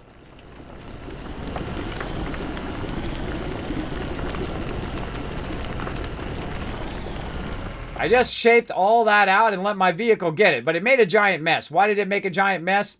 And that's because it wasn't actually drawing the lithium in here, because it decided that it wanted to grab the resin instead, which is not what I wanted to do. I wanted to grab the lithium. And now when I put the lithium in here, it's automatically going to grab it and put it up there like so. So you can use your vehicle to grab resources. They also have a cool crane where you and your buddy could be going along, and your buddy could be on the crane while you're driving, and they could be shaping it out. They have all that in this game. It's very, very cool. I absolutely love it. I love that part of the game. So let's go ahead and put this off the side. Good to have a little bit of resin, by the way, in case you run out of oxygen for whatever reason. You got to run real far away from your vehicle and whatnot. All right, let's try that a second time. But this time with our canister, and we want to have a little bit of open space in the back, doing it for us. Here we go.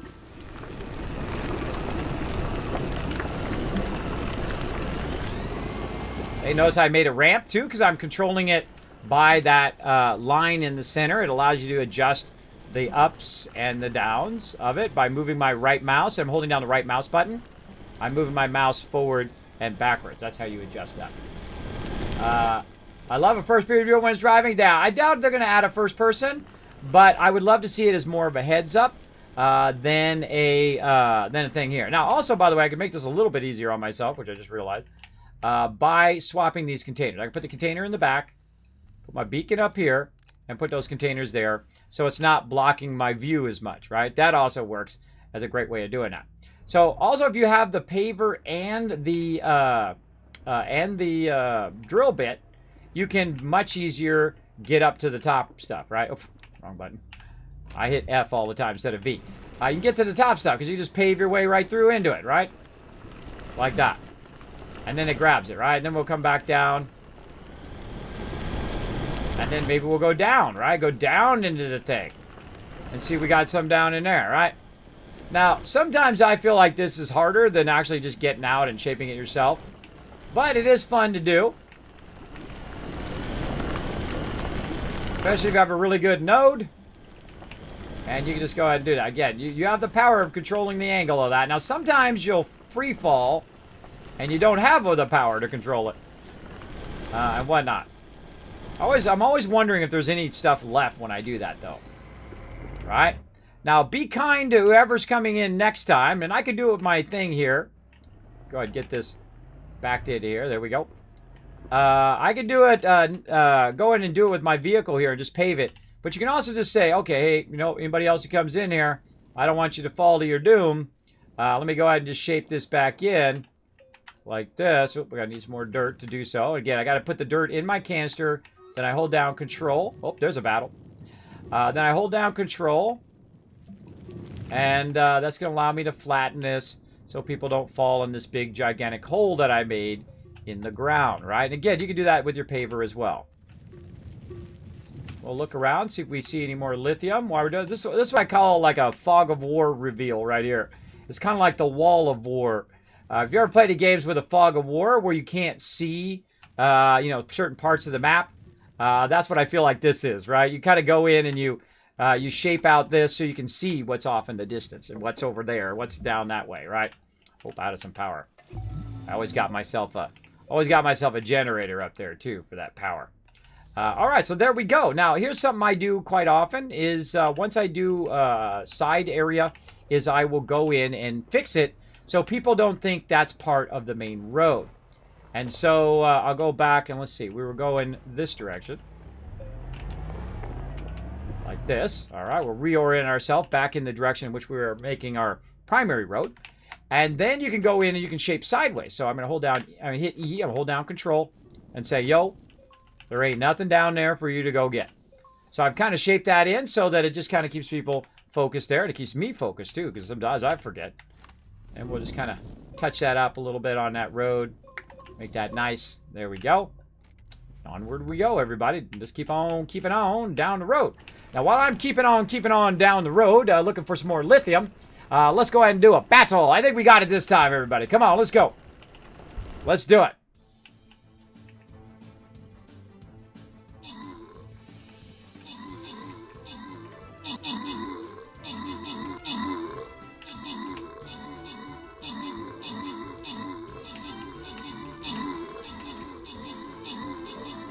Oh, yeah, we're romple stomping them now. My crew rising up in the chat. Rising up. Oh, yeah. Let me switch over Tycoon voice. Thank you for the reminder. Hey, JJ, how you doing, man?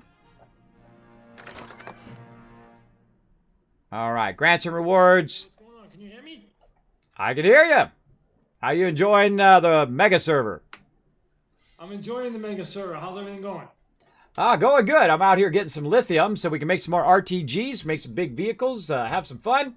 Feel free to make whatever you want, by the way. That's why it's there. It's owned by the entire group. So if you need to make yourself a vehicle, you need to make yourself a jetpack, drill bit, whatever it is, feel free. Yeah. No problem. I'm just gathering resources. I filled the last container of organic, and then I filled in a smaller one too, which is on the rack. So we're good so far.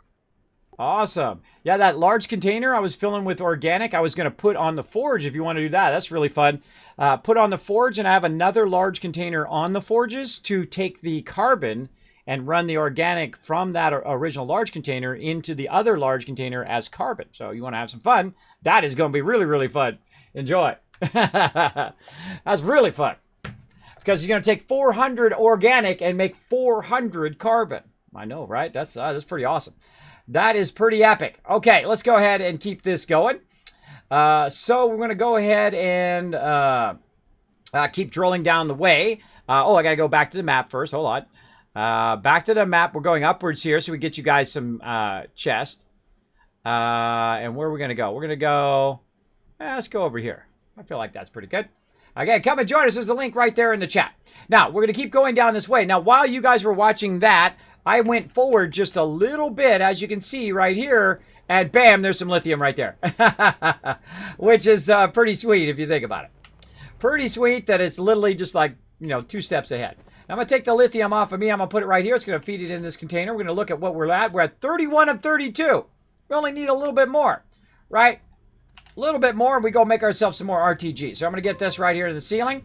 I find the lithium is quite often in the ceiling.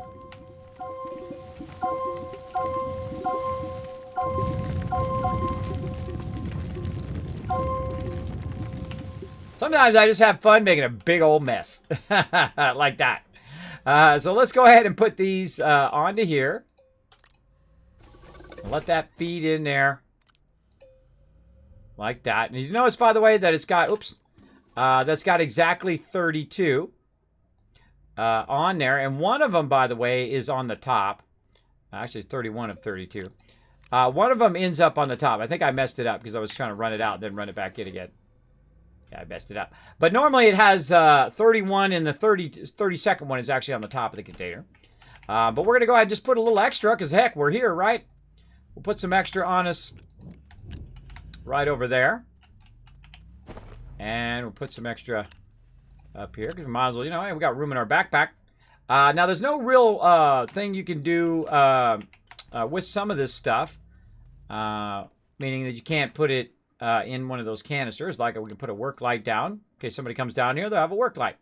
I don't really need this quartz, but there's no way for me to put the lithium down here other than if I have the small battery unlocked, in which I do. Then I can put an extra slot down here. So think about that as an extra carry slot sometimes. Do I need to bring this packager? What do I need more, the packager or the lithium? And I'm going to tell you it's the lithium, just in case you were wondering. It's the lithium. There we go. And we can go ahead and take that with us. And we're out, everybody. We're out. That's it. We're done. We did it. GG. Now, we need to make sure that we remember to stop by our other place on the way back so that we can put this RTG there so it'll continuously run. Then we're going to go back, make more RTGs, come back, fill up everything with RTGs, including our vehicle, including our gas production, and all of that. And have that run. Then we're going to go to other planets, and we're going to continue that cycle of making RTGs and powering everything up and powering everything up and powering up. Now, eventually, we'll also power up those gigantic monoliths that you see as well. But we'll get back to that later on. For right now, we want to just go ahead. Ooh, yeah, I don't know why I ended up doing that, but such is the way it goes. I wasn't watching my little red line, and it made me go down, kind of down a little bit too much. I was going down at a down angle there. You can see it right there when I meant to go straight. Yeah, right here. See, this is definitely a down angle. Now, I could have fixed it, but I don't know. I'll leave it. It'll be fine. There's probably a bunch of lithium right through there, by the way.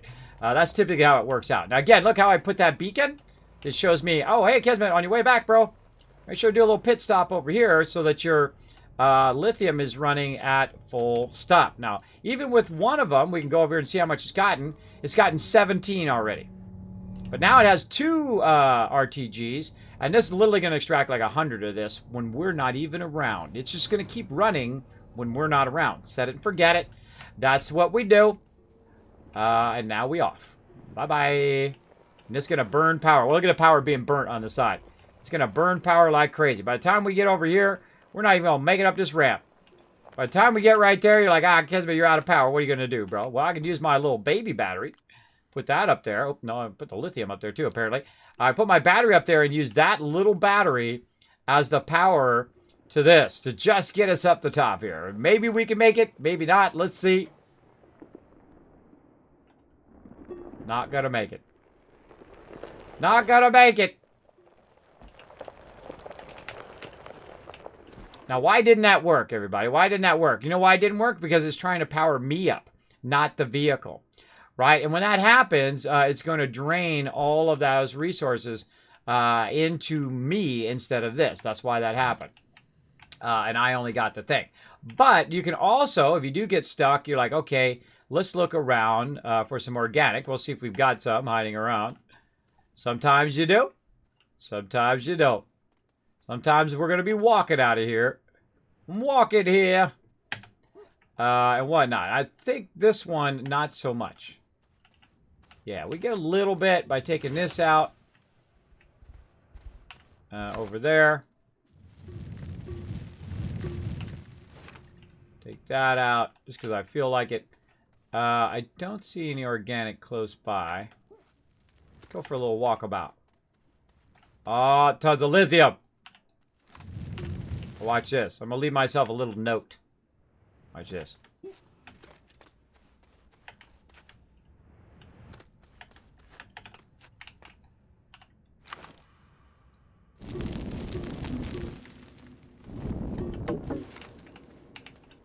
Lithium that way. And sometimes what I'll do is I'll put the resource right there. And it says lithium that way, right? If I see something like that, that means I'm trying to remind myself of something, or I'm trying to point my way back to the primary ramp. Now, I could have brought back another thing and put a beacon right there on that ramp. Would have been a smart idea. So what I need is I need some organic. I don't have enough organic, but I think I have just enough on here. No, I'm out. I'm out. I have just enough on there I could have ran my generator. That's why I always keep a generator on me. But no big deal. I can get oxygen from there. Even if it has no power, it still gives you oxygen. It acts as an oxygenator. We just run up here, find some organic maybe, make some organic, and then power ourselves up and then power our vehicle up as well. That's why I like to have a nice steep ramp, because you get up here pretty quickly. And see that we use that as an oxygenator as well. And we actually have an oxygenator running over here.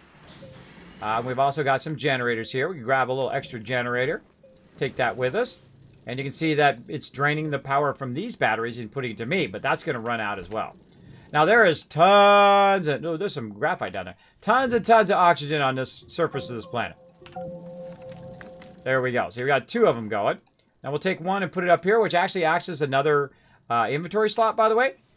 And we can fire that up, and we'll put the other one right there. Acts as another inventory slot. But we want to make sure that we turn the second one off. We don't need that one. The first one is powering up my battery. And we can slide down. Now, you can also use a medium. We had another RTG. We can put that on there, which we're going to go make some here in a minute. But we're going to slide down. Wee wee! I love slide down. It's a lot of fun. And we're going to go ahead and turn... well, actually, we'll let that one run a little bit longer. Put that up there. And we'll turn this on. And that should fill that up. There we go. We want to let it fill up just a little bit. Also hit our command keys of C, which is C like cat, which will stop that. And that's going to fill that up. And I wait till it gets kind of full, and then I start going. And it just about stays even. Sometimes you'll see it diminish. But it stays just about even when you're running that. And it's just enough to drive one of these. Now, if you have more of them, you're going to need more power. But to drive one of these, you just use that. I feel like the small generator is the most useful thing in the entire game. Absolutely. It's so incredibly useful for doing that or running your stuff over here, whatnot. Very, very useful. Now, one of the things I will do, speaking of running stuff over here, is I'm going to go ahead and take this out. And let's make some supplemental power for right now. There we go. And we can go ahead and take this one over here. We'll pick that one up. We'll take this organic, put it up here, turn that off, and then we got a full one right for us. Okay, so there we go. We got that going. Now we've got back over here. We're ready to take our resources and head out of here. We'll leave some of this compound here, some of this compound and whatnot in case we need it later on. And we'll take this one. And we could have brought this one with us, by the way, and used it down there if I had thought of it. We'll put that there. And we'll grab this canister. And, oh, I missed one. Put that there, and then we'll bring the canister with us. We'll put it here in our ship. Like that. And we got plenty of fuel. There we go. We're out. Now you're like, Kismet, are you going to go back to your primary base on Sylvia? Actually, I'm not. I'm not going back there. And I'll tell you why here in just a second. Let's go ahead and get that going. There we go. We're actually going to make a little pit stop somewhere else the second I find where all my planets are. There we go. At one of my favorite planets in the whole entire game called Glacio. Now, Glacio has It has a lot of really great resources. In fact, you might even build a base there, big old giant mega base over here, because you're going to do a lot of resource collection from over here. It has a lot of all the kind of second tier and third tier resources that you're going to utilize. I feel like this is the one where, other than Sylvia, this is the one I extract the most resources from. And it's really the resources that take you into the higher levels of the game, too. Not just the middle and low levels, which is what you're doing at Sylvia and other planets. But this one's the highest level of the game. We're going to wait until we go around and see our base, which is right there. Click it. You can just barely see it coming into view there. Also, oh, we also got another thing we need to package up there, too. I forgot about that. We have another ship we need to bring back. And there's still some lost resources over here somewhere, and a lost vehicle that eventually we need to find. All right, we're here. We're good to go. All right, so we'll go ahead and get on our vehicle here. You notice I've got an RTG and another vehicle. This is a whole different planet, by the way. This is not the same one. We're going to go ahead and we're going to follow this over here. We're going to say, oh, wait a minute. That's going down. That's telling me that that is a cave entrance, which is not what I'm looking for right this second, but we're going to come back to that in a minute. This one over this one is a surface mine, and that surface mine is going to take me over this way. Now, there's two types of resources you want to get from this particular planet, and that, at least to start, and that is iron and titanium. And so we're going to run out here, and this has been running very much like you saw us set up for lithium, but this has been running this whole entire time while we've been doing other things. We can go ahead and roll right up here, and we can take a look at how our mine is doing. Our mine right now has extracted 113 iron. There you go. So we got the iron mine ready to rock. But it has somehow run out. Even though we have plenty of resources right here, we go ahead and just bump this a little bit. Booyah! Now it has a bunch more, right? Move it over a little bit so it has more to mine. Oh, we can't reach again, right? Can't reach again. That's okay. Over here, we could use the power side. Put that in there. And there it goes again. Now make sure that this can reach, though. Otherwise, it won't pull that resource. We're going to move that up just a bit.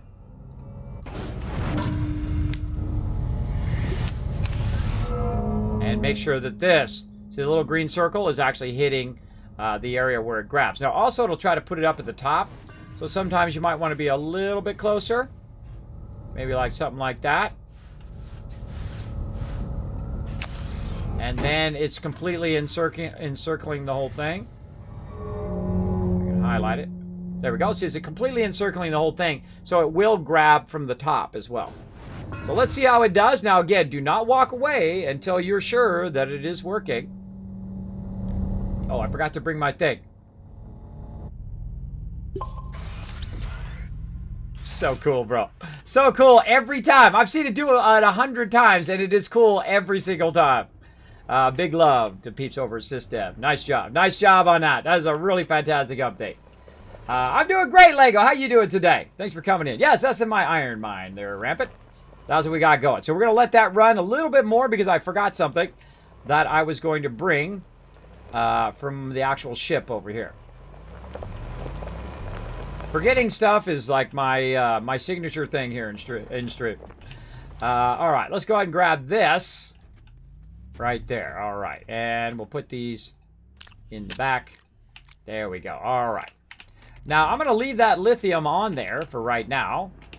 And because I didn't bring another large container to replace the one that I'm going to grab, I am going to go ahead and put this on there instead. And then we'll also have this extra lithium. And then when I come back to grab it, when I have a large container, I'll just grab this excess resource as well. So it's a great way to kind of double up on it. Or I could take it all off and put it back there and then put this up there and whatever. I just got to throw it up there, make it nice and easy, and so on. And of course, we'll come back. We'll have a lot of kind of empty containers, large containers. We'll be rotating out those empty, large containers. All right, we're going to put that right there. Oh, so we're going to fall on the ground here. There we go. We're going to get up here, and we're going to go ahead and now take this off, and we're going to replace it with this. There we go. I'm going to take this container, which has basically like 100 iron, which is very nice. 100 iron that I didn't need to collect. It just did it on its own. Always wait for it. Make sure it's working. I hope they add robot arms as satisfactory. Oh, that'd be actually a pretty cool idea. That would be neat. I love me some satisfactory as well. Now what this is going to do is going to fill this whole entire thing up over here until all of these are filled up and all of these are filled up and the two at the top are filled up as well. By the way, you can also do this. Or you can try to do that.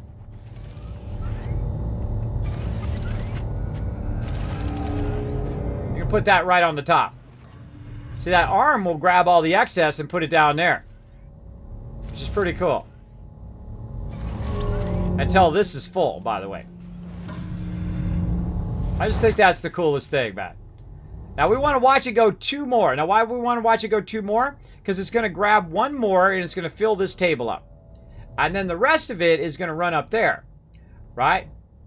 So we can let that run. Okay, now, I don't know why it's stopping weirdly like that. That's kind of weird. Or we can turn the auto arm off so it stops grabbing it and running it. It's pretty cool.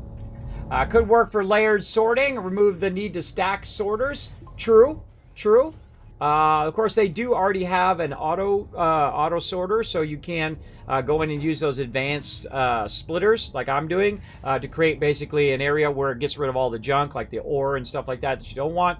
And then, of course, run it through and sort it into all the boxes like I'm doing with mine. If you didn't see me doing that, by the way, in Satisfactory, I will be back playing Satisfactory on Tuesday morning and Wednesday morning. So definitely want to check that out if you didn't see that before. All right, let's see what happens here. Does it put it up on the top, or does it attempt to grab it again, which most likely it will. Grab it and put it into its thing.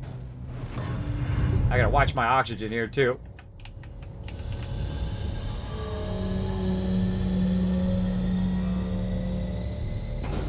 I feel like I should also put auctionators on these probably in the long run. So when people are standing here watching it, they don't asphyxiate.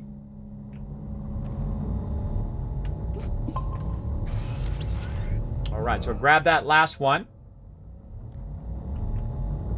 And now it's basically still going.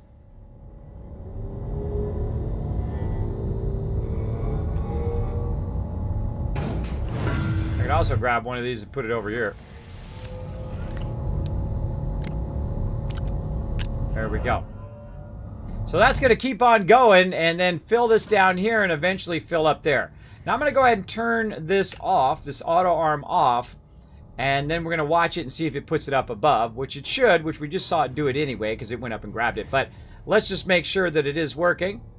Always make sure that your stuff is functioning as intended before you walk away, because you could literally walk away from this from like an hour or two and then come back and it's done nothing. And that's not good, especially when you're just like setting stuff to run for long periods of time. Like we'll let this run for like an hour. Continue to extract. There, see, that worked. That went up to the top. And if we go run around the other side, we should be able to see it. There it is. Okay, so that's working fine. And again, if we turn the auto arm off, it's using less power, which means that it's drawing less power from this. And I really wish this would just turn itself off, because it auto drains power when it's not being used. I feel it should just turn itself off when it doesn't have anything, and then it detects that it needs to grab something, and then it turns itself back on and grabs it. I feel like that would be a better mechanic for that. But there are some features in the game where you have kind of logic systems where you can work that out, right? You can tell it to be what its status is, whether it's on or off, power-wise. Is it full? Is it not full? all that kind of stuff. Like I could look at the table behind me and say, is this full? It is? Okay, turn this auto arm off. If it's not full, then turn itself on and keep taking it in, right? So I could set that up. But I kind of feel like it should be like that by default, but it is possible to do that. Okay, so we're running back over here, and we're going to go ahead and put that right in there. Let's see. Do we have anything we can use? We do not have any right here. Now, I think it was up one of these side areas. I think it was this way that we had some graphite. And we're going to come back eventually and put down a miner for graphite as well. Remember what direction it was. It's ammonium right there. Holy moly, look at all that ammonium. Massive ammonium there. And there was some graphite around here somewhere. Who knows where it went. Somebody else was here shaping and gathering tons and tons of loot. Then we reset the server and we lost where that stuff was. And see, I didn't collect it, so I don't know where that vehicle is. There's a vehicle around here somewhere on this planet. If you want to do a scavenger hunt, there's a vehicle somewhere on this planet with a ton of resources somewhere. We don't even know where it went because we restarted the server and whatnot, and then we lost where it was. All right, come on. We got to have some graphite. There it is right there. I see it. I see you, graphite. I only need one. Oh, there we go.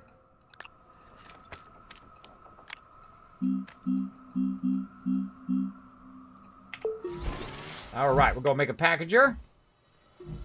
But Kismet, you run out of oxygen. I'll be fine. I'm not that far from my base. All right, so we made a packager. We want to go ahead and take this out. We're going to use our packager to repackage our second vehicle that we used to come back here to find the resources that got lost, which we had another vehicle already here when we first came here. And so we needed to come back and grab all the stuff, as you see, and whatnot. All right, put that over there. And let's see, we don't have enough room to bring that back as is. But, yeah, we can take some hydrazine with us. Be kind of nice not to have to make that hydrazine thruster again. So maybe we'll go ahead and say, okay, we know what we'll do. We'll do a little bit of this. And we'll put this in here. Like that. And we'll make another little trip on our favorite rocket ship here. Oh, there's an oxygenator right there. Put that onto there. There you go. At least you know when you run over here, you can actually have some oxygen. All right, let's get on our vehicle this time.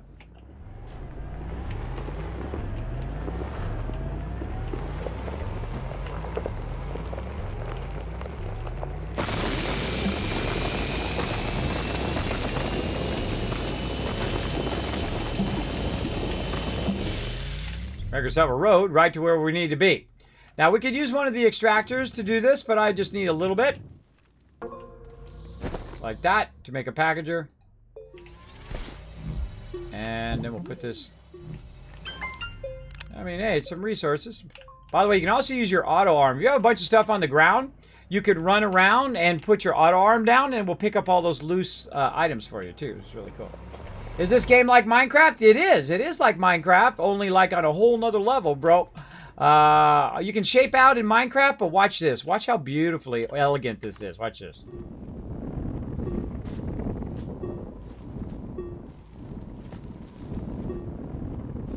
Called voxel shaping. It is wonderful. It is a thing of wonder.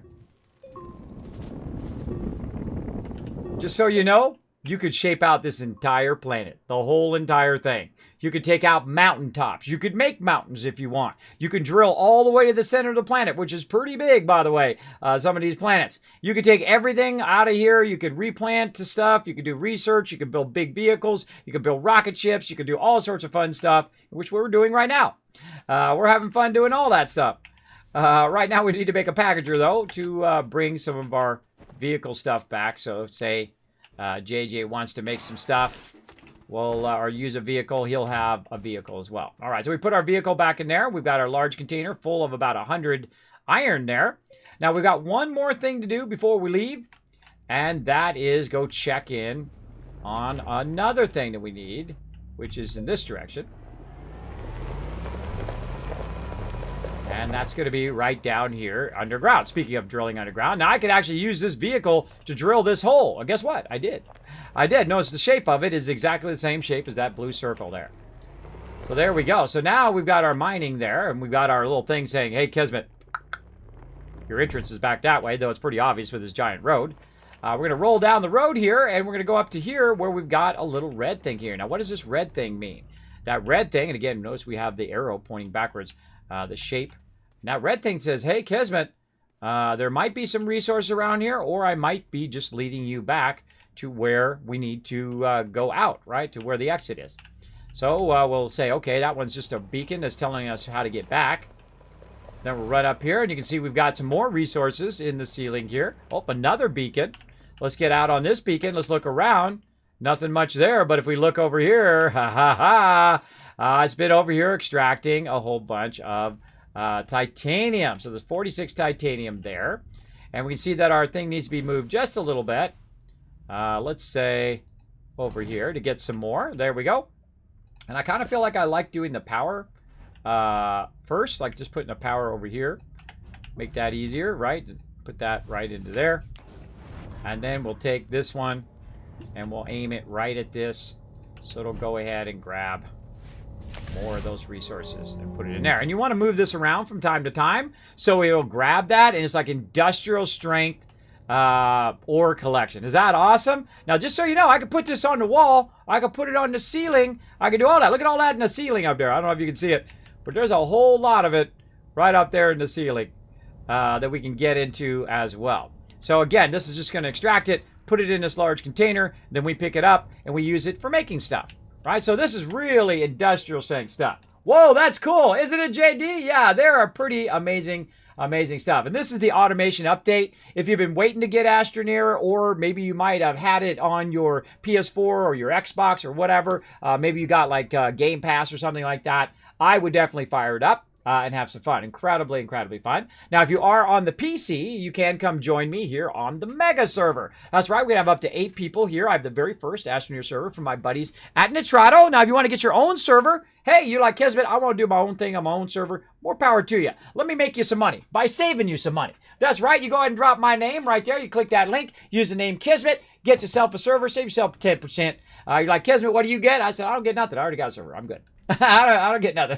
It's just for you guys. There you go. And it is on all the various platforms over here. I think it's on PS4. Let me double check though, just in case I'm steering you guys wrong. It's on Steam, that's for sure. But I thought they came to console.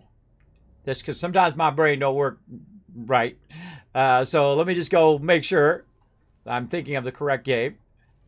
And let's see. Where is the info? Purchase. There we go. Purchase. Purchase on PS4, Steam, Xbox, and you can even rent a server from my buddies over at Nitrado. But hey, if you want to save 10%, use my link. There you go.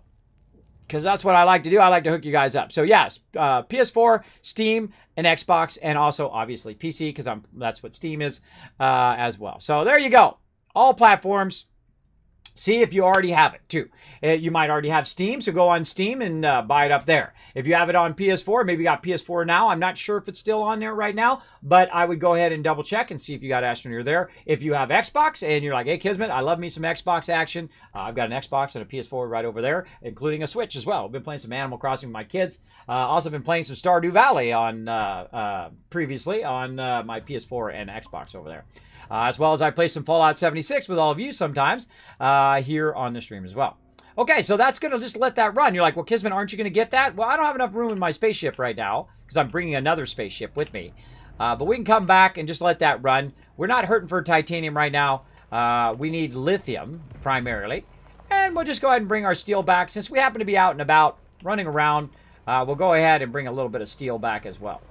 Because that runs out fast. Steel runs, or iron is what we're bringing back, which makes steel, is the thing that we run out quickly because we're making a whole bunch of tables and we're making a whole bunch of stuff as well.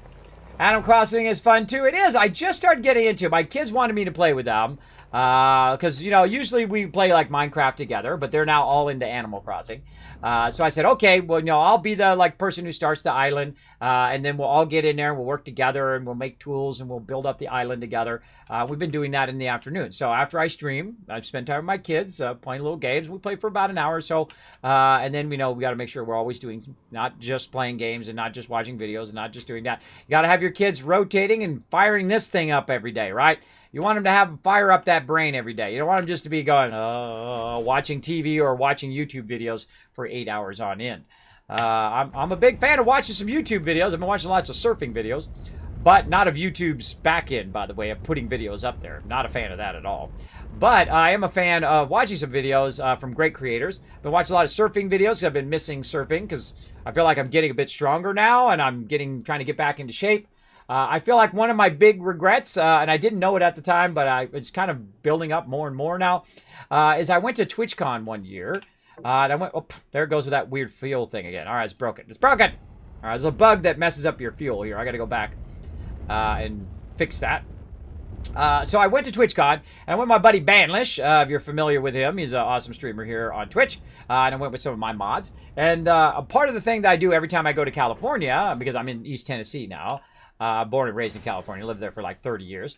But I wanted to start my kids right. So they have some of the best schools in the U.S. Here in Tennessee. Didn't know that, or maybe I didn't know it until I researched it. And yeah, they got fantastic school here. My kids are all on the honor rolls, super smart, really fantastic teachers who actually care. Who actually show up and care about the kids, which is what you want to see. And some of the schools that are really way above and beyond too. I mean, they're like, as a parent, you feel lucky. Right? As a parent, you feel lucky to be there as well. Right? And they have different that thing called family gathering, which I really love. Now, obviously, you can't do it now because of the pandemic and things like that. But that was one of my favorite things, where the parents would show up. Now, I could lose a limb. They could be handing out $100 bills. They could be giving you a house.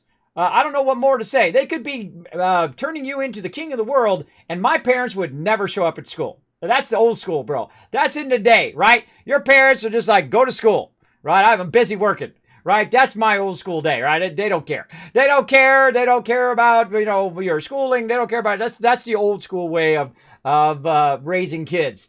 I am very much the opposite of that. I want my kids to do their homework first. I want them to learn to brush their teeth as an automatic thing. They don't even think about it anymore. I want them to be responsible, get up in the morning, learn how to manage themselves, learn how to do everything for themselves, and be strong, independent women where they don't need anybody else to help them get through life, right? Not even me. Right? One day they will outgrow me, and they're way smarter than me already, and they're 15, my oldest daughter, and my twin girls are 12. Right? They're already way smarter than me. And of course, downloading all my knowledge of computers and getting them inspired to do what they love to do. Not what I want them to do in life. What they want to do in life is vitally important. Not to live through your kids and make them into the next big streamer or the next big YouTuber and whatnot. If they don't want to do that, hey, I'm not going to push them into it. That's not my thing. I'm not going to have them here on the stream every day if they don't want to do that. Now, sometimes they ask me to do it, but I said, that's okay. We'll just play offline. We'll play offline and have some fun without the stream and whatnot. Because they are minors and you got to be very careful. My oldest daughter is 15 now, so she's getting up there where she's not quite very young minor, but they are minors. So you want to be careful and protect your children and protect your family and all of that stuff from some of the creeps out there in the world, right? That's another important parenting technique. And also spend time with your children. I know sometimes you might be incredibly bored when you're sitting there watching them crochet stuff, but those moments are the most valuable moments and the moments that your children and you will remember for the rest of your life. Those are the valuable moments, the moments that you work for all day, right? And sitting there watching someone crochet is probably not the most exciting thing for me, but when my kids are doing it, they're really excited. They're like, Daddy, look what I'm making. I'm making this thing. I'm making this thing. It's really cool. And I'm like, oh man, that's awesome. I can't wait for you to get that done, right? Encourage them to do what they love to do. They're out there playing the cello. One of my daughters plays the cello. My other daughter plays the violin. My other daughter plays the flute. They all play the piano. Right? I play the piano, not well anymore because I stopped playing a long time ago because I had a terrible teacher. Another regret, by the way. And circling back to regret, there's two regrets in my life. One speaking of piano, I used to take piano as a kid. It was an elective. It's something I loved to do. Was I going to go on to be a musician? No. Was I ever going to go on to be a streamer? No. That's just how life happens. But I love doing graphic design. I've done it for my entire career. It's just something that just so impassions me to get up and just spend long hours doing what I love to do, and it doesn't feel like work, right? And that's a hard thing to find in life. It's hard to find those things. And you'll find a few of them, because you know how you find them? You find them two ways. One, you discover them. You're like, oh, wow, this is the greatest thing. I'm going to do that battle here in a second. This is the greatest thing. Or you find it by doing a whole lot of things that you absolutely hate. If you hate digging ditches, go do that. You'll go be like, I don't want to end up doing that. If you hate being a janitor, then don't do that. Now, if you like doing those things, hey, more power to you, right? You like doing construction. You like to being a janitor. You like to, if that's what floats your boat, be the best at that thing. Be the best at that thing so it fills you up inside with those little moments of joy. That's the only thing that fills you up, by the way, everybody. Moments of joy right in here. Not bringing other people down. That's nothing going into nothing. It doesn't fill you up. Being cruel and mean to animals and other people, that's nothing. You're trying to put nothing into an empty container. You're the empty container, and those moments of joy is what fills you up in there. It makes you smile every day, right? And then you smile, make someone else smile, and so on, right? And so that's what I love to do, is just play some piano on the side. And again, this is a long, convoluted story here. Play some piano on the side. So I used to take piano from this wonderful teacher. He was an older guy. He was like 90 years old. And I was at college, brain. I was at college, and I was going to college, and I was taking a whole bunch of other stuff too. And I would take, I'd go to the gym. That was actually a class. I'd go to the gym with my buddy. We'd go work out. And then also I'd have piano, and I'd get up in the morning. By the way, terrible time to practice piano. Right at the very beginning of morning, like 5, 6 o'clock in the morning, I would go in there and I'd practice before I would go into class. And so this guy would go in here, and this is how his teaching technique was. He would teach you about piano. And he'd say, okay, this is how you do the major keys and C's and G's, and how you do all your things, and how you do your fingering and all that stuff, and how you do your chords. But then he would do the most wonderful thing, is he'd say, let me show you an example. And then the whole entire room would radiate with him playing the piano, and it inspired you so much. It was the most wonderful thing. It was like, wow, it was like you were part of something magical whenever he was playing the piano. And I could see it in everybody in the class too. And everybody had their own piano, and we'd all sit there and we'd watch him, and he would teach us a bit. And so the last year that I took piano, and I never played piano after this, and I still regret it, but the last year that I took piano in college is they changed the teacher out. And the teacher was a very mean person. And I didn't realize it right away. I should have quit that class. Now, you got to think that I'm paying this out of my pocket. My parents didn't pay for my college. They said, you'll get more out of it if you pay it for yourself, right? So I had to work all day and then go to school in the mornings and in the afternoons in between all of the working or at nighttime. And so I got this teacher. She was really mean because she was very strict. And she's like, okay, we got to use the metronome, and you got to do this and this. And she never played the piano. She never did. Not once. Not once did she ever play the piano in that class. And I went through, I think it was 5 or 6 sessions. I think there was 8 or so many did. I forget. But I went through so many sessions, and basically we're learning all these things. And I'm like, this lady's a little harsh, bro. But maybe I'm going to learn something, right? Maybe I'm going to learn. I was thinking positive. Maybe I'll learn something from this lady. Now, one morning, as the story goes, this is a cool little Kismet story about regret. Basically, sometimes I do some kids talk up in here, everybody. If you're not into it, go get a sandwich or go get something to eat and come back, and I'll be done. So I was playing the piano, and this really cute girl, because I don't know what's wrong with me. I was so busy into working and doing my thing. This really super cute girl comes in and says, hey, Kismet, can you help me learn the piano? I'm struggling. I don't know how to really do it. I don't want to, get kicked out of class and stuff. And I'm like, oh, well, I don't have much time because I have to, I'm working, all day. And then I have just this little bit of time to practice now. But if you ask somebody else, maybe they can help you. And if they can't help you, then come back to me and I'll see what I can do. And she's like, okay, that sounds fine. Man, she was super hot, too. I don't know what I was thinking. I should have done it right away. See, guys, the thing is, I don't look at ladies like they're potential mates. Right? That's I don't look at every single lady and just categorize them. Hey, this could be my potential mate, right? I've rarely ever done that, except for my wife, who was like, wow, beautiful. There's something different about this person who I think is the most amazing person in the world. And that will happen to you. It's like lightning striking you. It's like all of a sudden you're like, whoa, wait a minute. This is something different from all the other women that I've met in my lifetime. And maybe you've dated some peeps and whatnot. There was real no spark or magic there. You got to have that, bro. But you got to have that magic that happens, right? It's undescribable. If it hadn't happened to me, I would think people are full of crap. But it did happen to me, and I can vouch for there is a bit of magic out there. I, thinking, okay, I got to work on my stuff, and I'm really busy, and I don't want to deal with that. And then what happened was in class, right? And I'm sitting in the back, right? I'm like the more advanced guy, so I'm sitting in the back. And she's sitting in the front. So this teacher comes out and has her play the thing that we're working on, and she's struggling, and she can't do it. Now, I thought she might have found somebody to help her. Apparently not. And so the teacher starts going off on her. I mean, just yelling at her and telling her, no, you should be practicing. You should be doing a better job of this. You know what? Get out of my class. Get out of my class. And she kicked her out of the class. Now, you know what you do when you do that to somebody? You crush their dreams. You just crush their dream, right? A real teacher, a real great teacher would say, you know what? If you're having trouble, come after class and I'll help you. Or come before class and I'll help you. That's a teacher. A teacher would also say, hey, you're struggling there, but let me give you some pointers. Maybe for next time, you can really work on it, and then we'll do it. You would never do that. And I have taught for many years, also on top of being a graphic designer, how to do graphic design, how to do the internet and use computers and all of those things. I would have never done that, ever. And that is the moment in which I learned that lesson, that you never treat somebody like that. She ran out of the room crying. She was bawling out of the room. And I felt so bad because as she was running out of the room, she looked back at me. And I knew that in that moment that I made a mistake, that I should have helped that girl. Now, I got so pissed that she did that to somebody that I got out of that class. I stopped the class. Now, I should have told her off, but I just left. I said, you know what? I'm out of here. And I think some other people did too. I literally left the class. I went to the principal. I said, I don't want to be in this class ever again. I want my money back. I don't ever want to be part of this. This was ridiculous. Now, I don't even know what that girl's name was. I don't even know where she is today. I never talked to her after that again. I never saw her after that again. And I wish I could have went to her and said, hey, I'm so sorry. Had I known that person was such a jerk, I would have came and I would have helped you. Right? But it still doesn't make the teacher any better, right?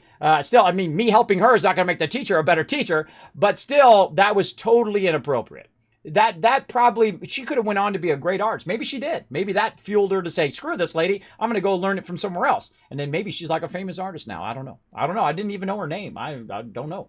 But I learned that lesson that when somebody comes to me for help, that I'm not going to turn them away. There's only one day of the entire year in which I don't help people who ask me for help. Or if I feel like they're trying to take advantage of me, also I watch out for that. But there's one day I don't help people, and that is on my birthday. On my birthday is the one day I take off, go to the water park or go to the beach or whatever I'm by at the moment, and then I just take that day off. But all the rest of the time, someone comes to me and says, Kismet, I have a problem with my phone. Kismet, I can't get my internet to work. Kismet, my thing is not working here. My kids come to me and say, hey, Daddy, I can't quite get the thing down. Oh, well, here, I'll help you. Let's go do it. Right? Oh, wait, I'm trying to do this thing. I'm trying to draw this thing. Oh, let me help you get that going. Right? And that is one of my biggest regrets is one, I didn't tell that teacher off. And two, I didn't help that person. But then again, that is now incorporated into me. I see life from a different perspective because of that experience. And there's two ways to learn stuff in life. You learn by other people's mistakes, or you learn, which is pain and suffering, or you learn, which is not pain and suffering. There's the pain and suffering one, which is the way I learned it. There we go. It's a better way to say it. Pain and suffering way to learn it the way I did it, or you learn from other people's mistakes. There we go. Like my mistakes. So you treat people well, and if somebody comes to you for help, remember that if you don't help them, maybe down the road, something bad's going to happen to them, and you're going to feel bad about it, right? Great example, I was sitting there at 3 o'clock in the morning in L.A. Now, if you've ever been in L.A., it's pretty spooky at 3 o'clock in the morning. There ain't nobody around. Ain't nobody. Just me, because I was working late, driving back in my very nice car, got the top down. I drive up, getting some gas at 3 o'clock in the morning. Here comes some dude out of the fog, out of nowhere. I don't know who this dude was, right? He's just coming out of nowhere. Got a gas can in his hand. I'm thinking, this guy's going to stab me. I'm going to die, right? I'm like, well, let's just see how it works out. And he comes walking up. He's like, hey, man, do you mind? I ran out of gas. Can I get some gas? And I'm like, sure. Do you need me to get you some gas, or you just want to use the pump? He's like, oh, I don't have enough money. I don't have any money on me. Can you give me some gas? I'm like, oh, sure. So bring it over here. So I took it out of my gas can, and he thought, hey, Kismet, no, or like, hey, are you going to give me some gas? Yeah, bring it over here. I'm going to put it in the tank. And then I filled up the gas can. He took the gas. He walked into the fog. I'd never seen him again. Didn't even know what his name was, right? Little moments of helping other human beings, right? Because it's not all about you in life. It's not all about you. We are all the same. We are on this one ship called Earth, and if we don't look after each other, we all going to die. Not just one of us, not just a few of us, all of us. Because we've only got so many minutes in our life, and we should be using them toward positive things. So that is my one regret. Now, the thing that started this whole entire thing is the second regret. And I've only got two. Now, so the other one was I went to TwitchCon, hanging out with my buddy's band. Now, this is a big, long story. Sometimes Kismet gets into Kiz Talk. I love talking to you guys. It's one of my favorite things. And then I was going with Bandlish, hanging out with some of my mods. I'm down at the beach, right? Because I always go to the beach whenever I go to California. And that's why I had to tell you the whole front part of that. And then I was hanging out there, and I look at the waves like a surfer looks at the waves. Right? How beautiful they are, how they break, how they cut to the left or how they cut to the right, or how they come in real close to the shore or how they're really far out to the shore. So I'm standing there and being in that zen that some of us who love the water are in, whether you're a surfer or not surfer or whatever, you just love being at the beach or water, whatever it is. And I'm standing there in that moment, and they're off doing something. I don't know what they're doing. And they're disliking the beach because it's hot. They don't want to be there. They don't even want to put their feet in the water. And I'm thinking, I came to the beach with the wrong peeps, right? And I'm sitting there, and then this guy comes out of nowhere, out of the side of me. And I look over, and I'm like, oh, it's like a famous guy. It's like a famous surfer right there. I can't remember his name, which is not surprising for me, right? You are not surprised by that. It's like a famous surfer that I've seen, like, on the surf tour, right? A really super famous surfer. And I look at him, and he's like, hey. And I'm like, hey. And he can see in me that I'm looking at the waves the same way he looks at the waves. Because he's a surfer, right? He's the person who loves the water as well. And he's like, hey, man, I could teach you to surf. And I'm like, now you got to think that I have vertigo. I have sleep apnea. I have difficult walking, getting around. And this guy's offering to take me into the ocean and teach me how to fall. Because that's basically what surfing is at the beginning. It's like falling with style, right? You know, from Toy Story, that's basically what surfing is. You're just like falling with style over and over and over until you get that rhythm with the ocean. And then the very first time it takes you and runs you down the wave, you'll never forget it in your entire life. You'll dream of it. You'll dream of it. Like right now, I've been dreaming of it lately. I've been watching people surf all sorts of waves. So I had that moment. And I could have chose, but I went to the safe way because I could also die. Because I could get discombobulated. I could get underground. I'm already dizzy. I could be, because the surf will push you into the ground too. Be ready for that. And I'm 47 at the time. I'm also not in great shape. And so I went with the safe route. Now, every time after that now, I think, I should have just done it. Screw it. You know what? If I die, I die. YOLO. And I should have went and just did it. But all the other people wanted to leave, and they were not having fun, and they wanted to go. And I was like, all right. I say, oh, I really appreciate it, man. Now, this was like a pro surfer. I could have got free lessons from a pro surfer. And I can tell you, I'm not a great surfer. I'm a terrible surfer. I'm a terrible dancer. I'm a terrible singer. But that doesn't stop me from doing those things. You know why? Because you ain't ever going to get any better than if you don't keep trying, right? If you don't keep trying. And don't let anybody tell you, oh, well, you're a terrible dancer, don't dance. You're a terrible singer, don't sing. If it makes you feel good in here, screw everybody else. Because it's not about them. In that moment, it's about you. But also think about other people as well. All right, so those are my two regrets, everybody. Now let's do some Stream Raiders and let's play some more Astroneer. I'm surprised I didn't suffocate all that time.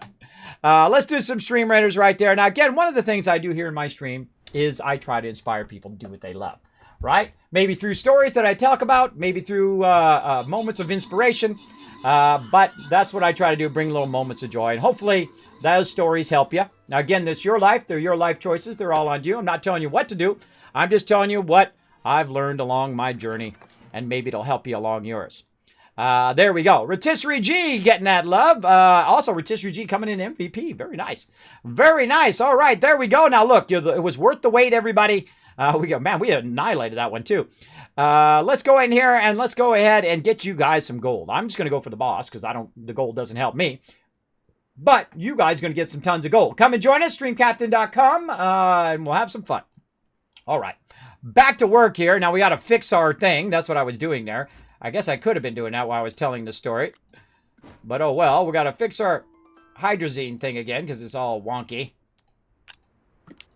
Put that in there. Let's hope that works. Let's hope that works. It gets wonky going back and forth. I feel like the thing they need to fix is between the planets. Right? Between the planets, it does this weird thing. Every time you go between the planets, I don't know what's causing that, but whatever's causing that seems to cause it where your shaper stops working and your thing stops working, your hydrazine thruster. But again, that's how it goes. There we go. All right, now it's working. How do you know? Because it'll bring you into the planet mode. Okay, so we got all of that stuff, and now we're going to bring it back to our primary base. Let's do it. Very fun. Yes, bro. Yep. Getting that lurk on, says Rio. Grab that lurk action. Yeah, very hard. Absolutely. Very hard to find what you love to do in life. And if you're not doing what you love, be great at what you're doing. And then it should lead to finding that thing that you love, right?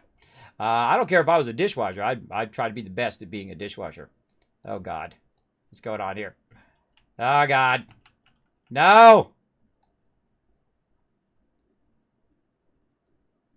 Okay, something funky going on there. Because I don't have my menu, which allows me to jump to another planet. So something very broken there. I might have to log out and log back in again. Again, while they're working on this version 1.0 of the servers, expect it to have trouble, and you log out, log back in, it should fix it. But I don't want to log out while I'm in space, because then I won't have my stuff. So I want to try to get them around here. I think I can highlight these. I can probably highlight these in LAN. We're going to hope, because normally it should pop up with a box that says, hey, go to another planet or land or whatever.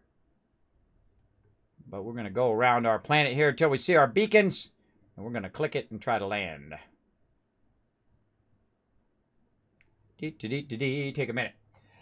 Just watching why I'm near to sleep. Well, hey, I hope you have a great rest, Royal. A lot of people do listen to my channel. I don't take it as an insult because I have sleep apnea, so I have trouble sleeping.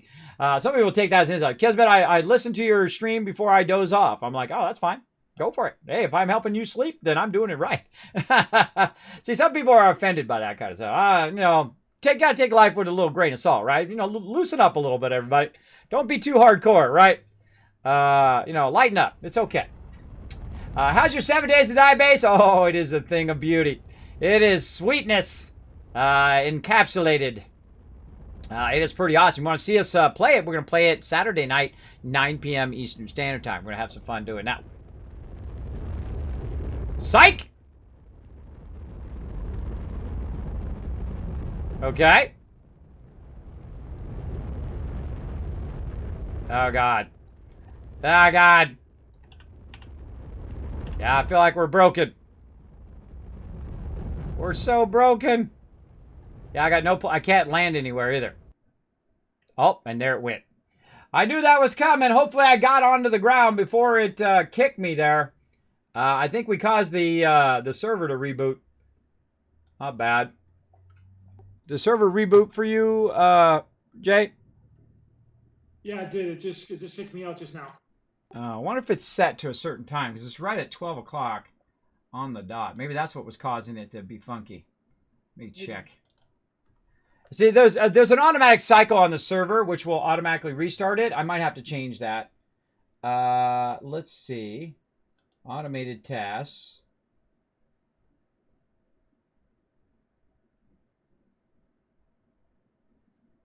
Yeah, it does have a restart on it. It does have a restart on it. I'm just going to assume it's going to come back up again. Let's hope we can get back in. Yeah, it might have restarted itself. Again, you got to think these are version 1.0 of these servers. It's gonna be issues along the way. I think it's restarting itself right now. Hopefully we didn't lose all that loot. You know what? I'm just gonna quit all the way out of Astroneer. We'll come back in. We'll come back in. Let's do it. We'll give it a minute. I think it is set for that. It's in UTC time, so I don't know what the heck time that is. But you know what? I'm going to take that out. I'm going to take that out. So it doesn't do that again. There we go. It might be my bad. Whoa, look out. Gamersy Soul coming in with the raid love. We're getting raided, everybody. Let me press the raid button. There we go. Well, while we're waiting for that to load back up, let's go to my office.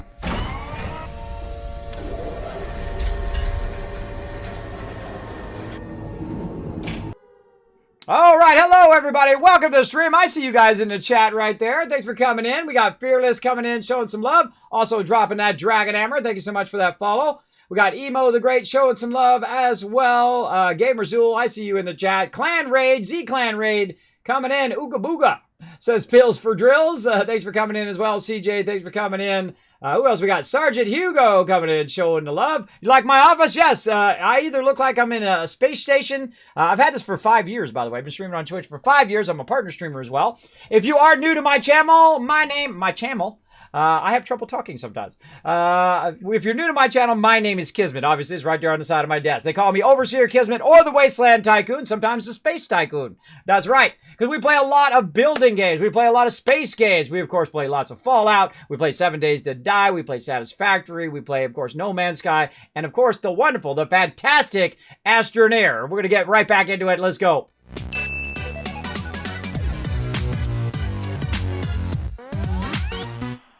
Boom, there we go. And we're loading back into our private server. That's right, I have Astroneer server number 1.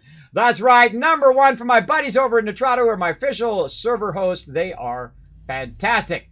Let's see, what were you playing? You were playing some Fallout 76, one of my favorite games as well. And I get the question every time I mention Fallout 76, everybody says, is Fallout 76 your favorite one? And anybody who's a Fallout fan knows that's not true.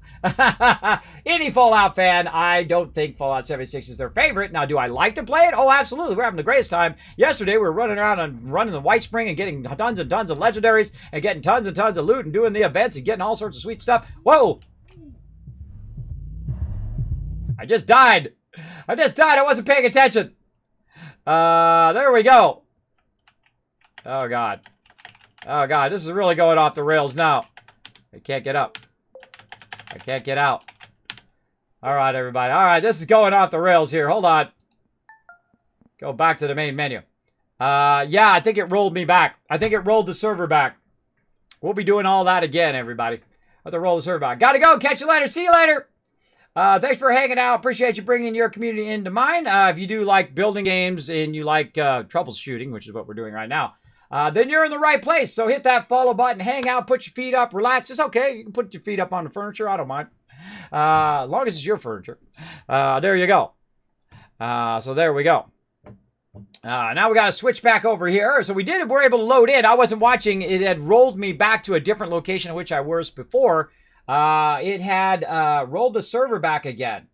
So yeah, that means that a lot of the stuff that we did we'll have to redo.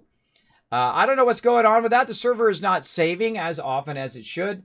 And so sometimes it'll roll us back like 30 minutes or an hour or something like that. And so we're trying to solve that problem and, of course, give some feedback to System Dev as well as Nitrado so that doesn't happen. This is the second time this has happened to me since private service is launched. So we're going to try to get to it. We got glitched out in our vehicle, and now we're going to try to log in. Hopefully we can get in and get it going. Now, I love private servers. I feel like that's the way that most games should go because all of the, the processing power and all that stuff to make the server work is on, there I'm on the shuttle, is on the thing. Yeah, look, we didn't bring our shuttle back yet. We didn't pick up all of our stuff. Yeah, that's not good. Not good. Now, the funny irony of me dying was literally all I had to do is take like 5 steps and my vehicle was right there. Because I remember when we were doing this earlier, for sure. So that's okay. We'll have to redo some stuff, everybody. No big deal. You start with nothing. You lose all your stuff. Guess what? You're back where you started. That's okay. Okay. Are we going to make it? It's going to be close. Because I died, so I don't have any of my stuff. So let's see if we make it. I think it's going to be pretty close, but I think we got it.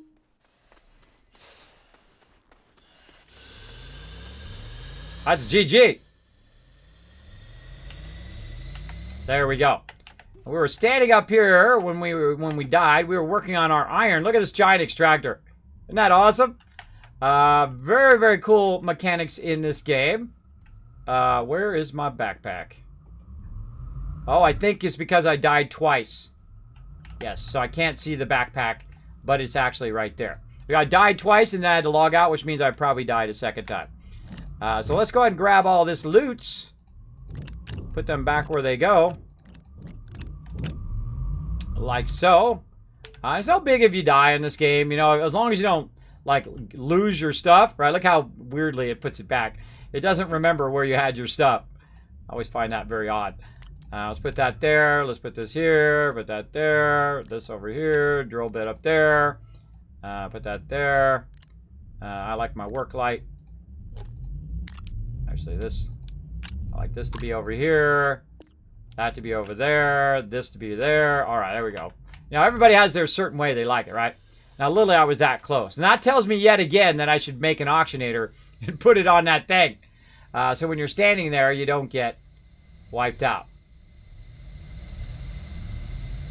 There we go. All right, fill that back up, and now we're looking good. Now, what we got over here is this is an extractor. This extractor is going and pulling a lot of the stuff out. Let's go ahead and just reinitiate it here.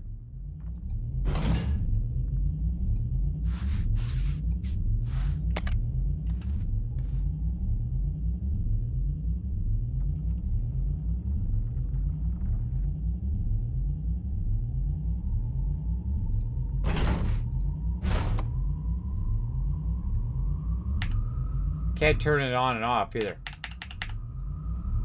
Something funky chicken going on.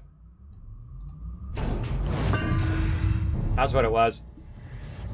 It was confused. There we go. See, I know a lot of workarounds in a lot of games. That's one of them. You take that thing off the top so it thinks it can feed stuff up there, and then you put the container up there, and then it will continually feed. Now, we've also got it down here where we've got this arm, and this arm will go up there, grab the resource, and put it back there. Now, what used to be right there was this container over here. This container goes at a much higher level where you can go ahead and collect over 400 of the item and put it in there, which is pretty sweet. So we're going to come into some of this stuff over again, everybody. We're going to run back, and we're going to get this stuff going. But we already know where our graphite is, so that's going to help us speed this along. We got to make a canister for over here. Man, we got lots of stuff to do. All right, so we're going to take this canister. All right, Jay, it's back up again, but it did roll back, so if you were doing something, you got to kind of remember what you were doing at that moment in which you log back in. Yeah, that's the hard thing, is trying to remember what the heck you were doing.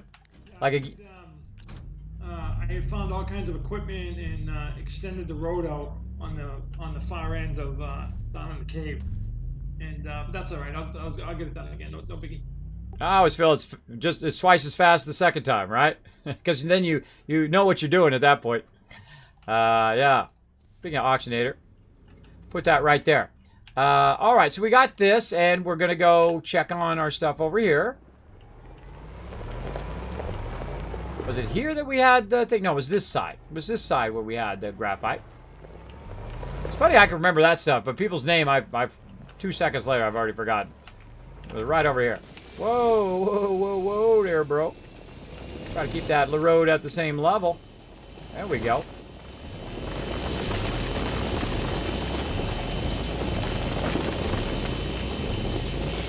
There it is.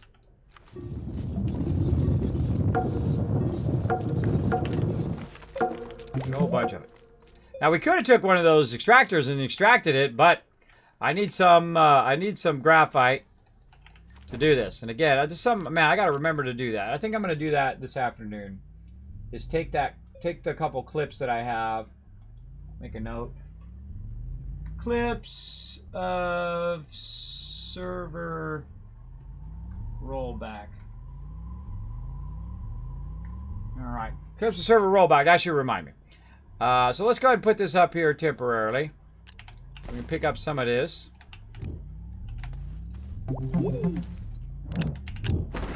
Not trying to point, trying to pick up. And then we'll make some... Oh, not batteries. No. All right, fine. I'll make a battery when I didn't really want to. Got ahead of myself. See, I go through until it grabs a resource, but I forgot I had a thing of lithium on me. But oh well. I already have a battery, but that's okay. We got this. Back this up.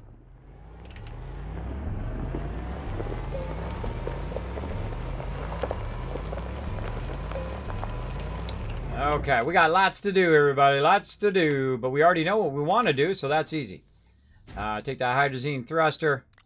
Take that, package that up. We got another one because we know we want to bring our hydrogen thruster with us. So we can go ahead and get that, and we'll put that in there, and we'll grab this. See, it's much easier the second time because you know all the steps in between and what you were doing. Hopefully, you remember those steps. And you're like, okay, I was getting my big vehicle, and I was taking my big vehicle, and I was putting it up there, and I was grabbing the hydrogen thruster, and I was putting it in my backpack. I was making sure that my titanium was still running, and that's what we're going to go do next. Where's our thing? Did we put that over there?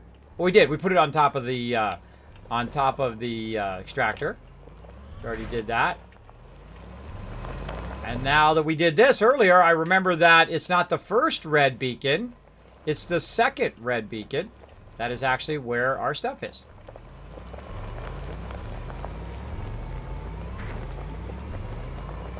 And there must be like a autosave thing in there I could set up where it's going to save it more often.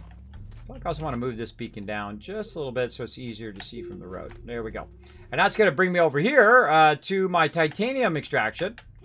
And we're going to go ahead and take this because we remember if we put it on the wall, we're going to get way more. There we go, or a bit more anyway.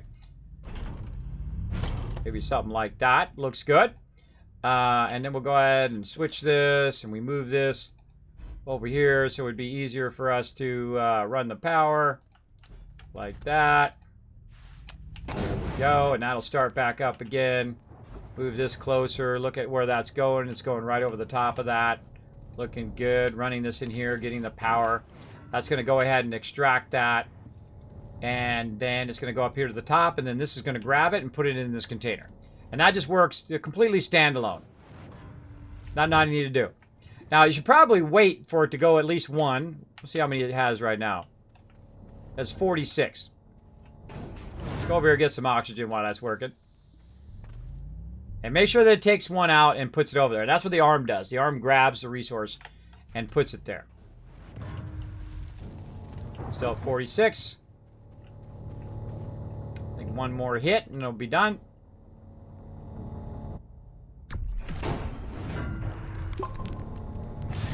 It grabs it, puts it in the container. And that's automation right there.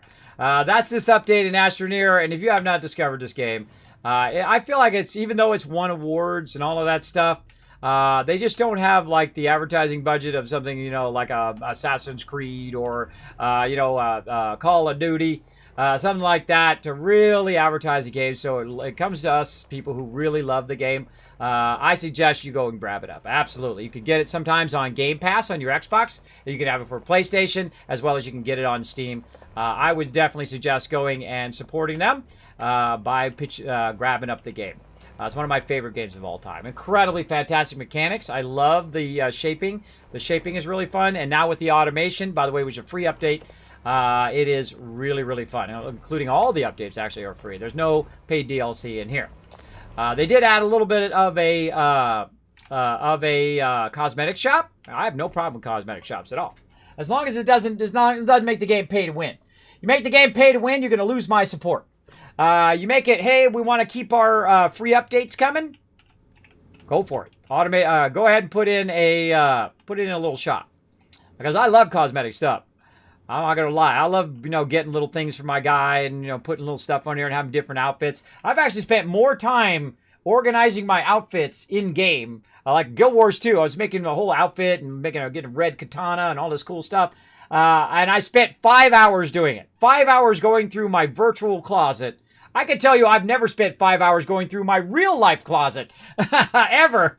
But I've done it in game just to make my character look awesome. So I have no problem with that at all. All right, let's go. Now, it could have been something I was doing there, caused the server to crash. But I did notice there is an automated task in there that was set there automatically.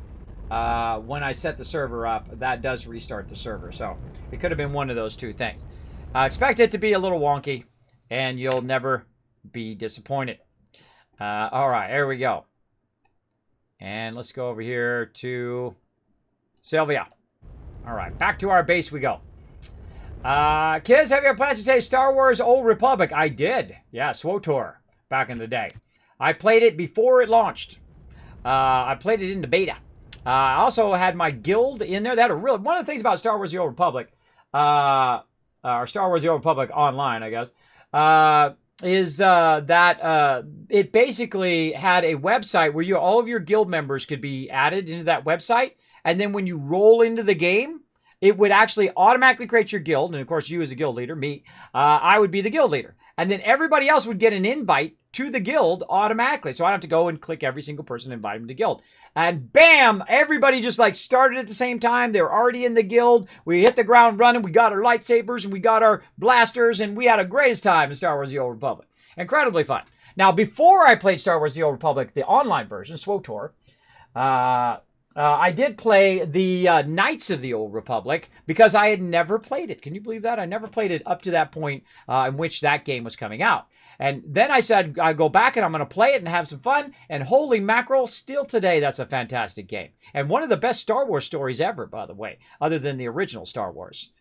There's no other Star Wars except for the first three. And you're like, the first three, Kismet? The first three from when I was born, baby. I'm talking about 1977, Man's Chinese Theater, when I saw Star Wars when it released. That's how old school I am. Yeah, bro. It's the only time I was a kid at the time. I was like 7 years old. It's the only time I've ever seen, it was the first time I've ever seen adults stand up, clap, yell, scream. That's the greatest thing ever. This is the greatest movie ever. And you know what they did right afterwards? They went right and got back into line. And it was the longest line, bro. It was like forever. And I wanted to go back and get in line, but I was there with my parents. So they were like, no, gotta go. I could just sit there and keep watching it and watching it again. Because it was like one of those moments in your life where you never forget, man. You never forget that stuff. So I did go back and play Knights of the Old Republic. Still recommend it to this day. Of course, the graphics are a bit older and whatnot. But storyline's fantastic. I'm not going to spoil it for you. In the game, it's very, very fun. Especially as you're, working your way through and you're building yourself up as a Jedi Knight. It's very, very fun. But yeah, Star Wars: The Old Republic, very fun. Played it for about 6 months to a year with my crew. We had about 300 members in there, all subscribed, by the way, before they went free to play. And then they kept changing stuff, and they pissed off all my members, and they never fixed the high-end raids, and it started glitching, and it would take you 45 minutes to get your people together because there was no quick travel or any of that stuff back in the day. It would literally take me 10 minutes to go from my ship to Tatooine. It would take forever. And then I got an SSD, and then it cut it down to like 3 minutes. But then again, every time, 3 minutes, that's still a long time. It'd be much easier if they had a quick travel, and that's one of the things I said to them when I went to the Guild Summit. Hold on, let me see if I have it. I do, I have it right here on my desk. Let me flex on you guys a little bit. Now, being the leader of one of the longest running gaming guilds. Oh, hold on, my camera just got wonky. My camera just got wonky, I can see already. Hold on, it messed up my focus. Not that. Stupid autofocus always turns itself back on. It drives me crazy. Turn autofocus off on your cameras, everybody. Look at this. Now, again, being the leader of one of the longest-running gaming guilds, 17 years together, over 800 members. I had 300 members in Star Wars: The Old Republic. I was probably one of the most known guild leaders there, and I was invited to the Guild Summit. That's right. Only one of 100 out of hundreds of thousands of people that wanted to go. I have one of only 100 of the Guild Summit coin. There it is. Proof right there. No, I didn't buy it on eBay or whatnot. I actually have. You guys can see the video from me at the event in my YouTube channel.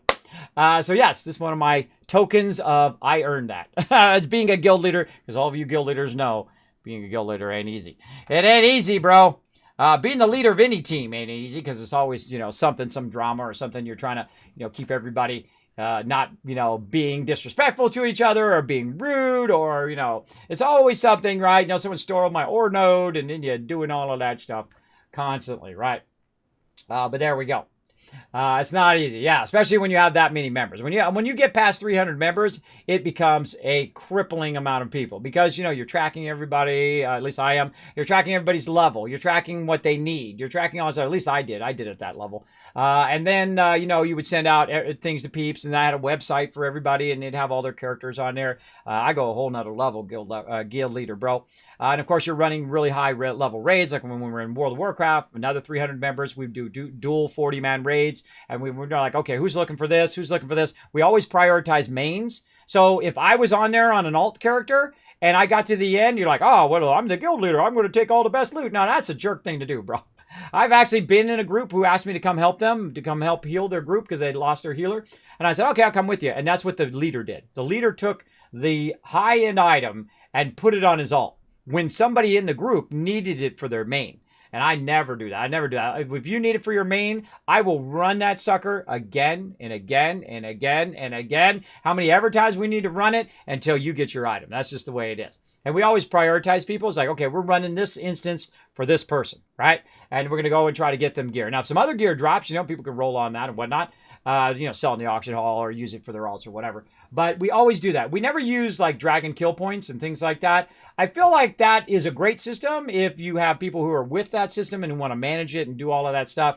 But I feel like if you just prioritize alts, you prioritize mains over alts, that works well as too. So people who are participating in those runs can have a shot at getting that thing. And then you just say, hey, what do you need? What do you need? What do you need? And I keep track of it. Say, okay, well, on Thursday, we're going to run this for so-and-so. Come and join us. You need something? Okay, well, we'll run that for you next time on Saturday, and we'll go run it for so-and-so. And I tell you, we had some of the best peeps in the game, and we also had some of the best loot. Because we'd run those 40 mans. We'd run 2 of them. And then if you get something in here that somebody in this raid needed, then they'd give it to them. And you get something over here, then we give it to them.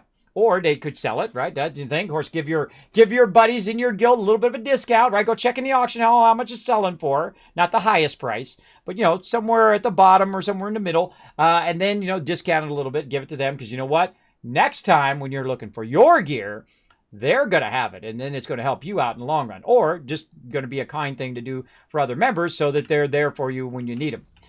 When you need to run that instance or do that thing, right? Always a good thing. And that's what my guild is always about. Still running to this day, by the way. 17 years is still going. People still playing some Elder Scrolls Online and all that kind of fun stuff. I don't have time for those anymore. I have to prioritize what I'm doing. Hey, what's up? Hey, for some reason, when I had brought the bot arm over here to the centrifuge, it actually took the button and took it away. so it disconnected the button, and I can't get the button to work. The button for what? The centrifuge? Oh, you mean this branch thing? The segment pin thing? The button repeater. The button repeater. Oh yeah, you got to make an in-between thing. You got to do this. You just pick it up, move it back, right? And you don't want to put the segment here. So you take. Hold on, let's fix this. Hold on, we'll take it out. So we can pick it up, left click. And then F to remove.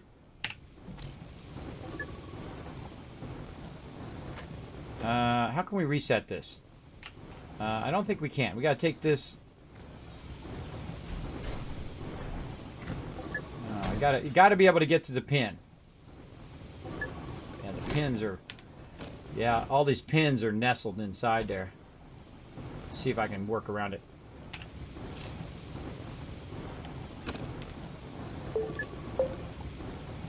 Escape. Why can't I escape out of there? Alright, whatever. So I'm trying to click this and grab the pin and then put the pin down. Oh, there we go. Okay. Click this. I'm the king of workarounds, bro. I'm the king of workarounds when things don't work right. Alright, there we go. Hold on. Okay, well, I don't know why you can't just cancel that. Alright, there we go. Pick that up. After remove segment. After remove segment. Nope. I didn't pick it up. That was my bad. Alright. Click on it. After remove segment. There we go. Okay. Here's how this button thing works. First, you click on it. You click on the top of it, and then you put the first target pin down. Well, we try by hitting F.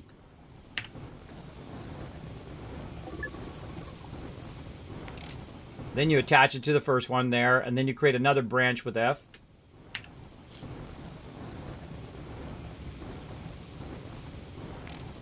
And there we go. And now it's connected to both of them. You test it, it works great. It's a little tricky because it got nestled in there and I had to open up the panel so I could click on it and then take it out. It's supposed to attach to the side. I feel like maybe it's because we're putting it where the panel is. Maybe if we attach it to the side or attached up above, it'd be an easier connection. Let's try that instead.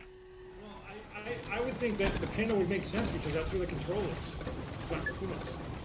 Well, normally, oh, I just did it right there. Normally, you click on, like, the line, or you click on the thing that's close to it, right? If it's orange, and then you click on it, it will take the line out. See, like that. It just probably got messed up because we restarted the server, because the server got broken.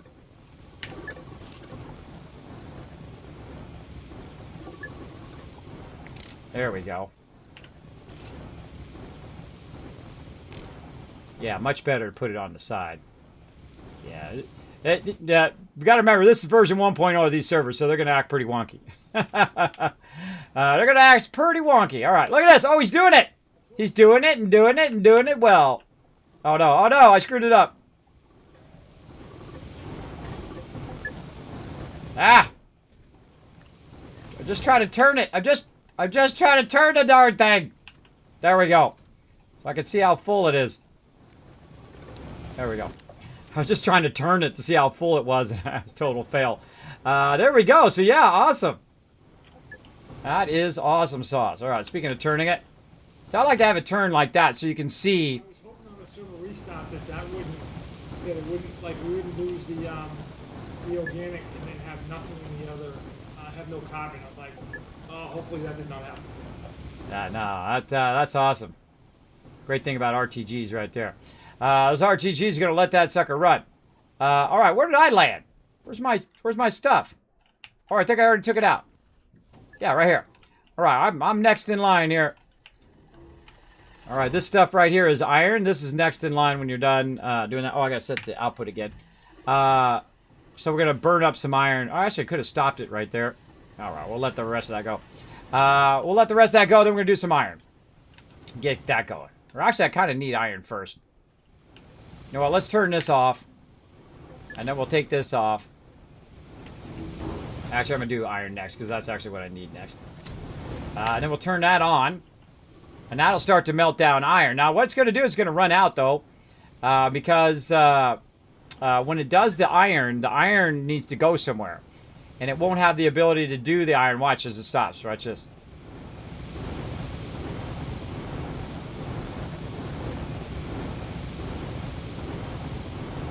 We'll do that battle here in a second. See it turn off? Because it has nowhere to go. It has nowhere to go, so we go ahead and pick this up.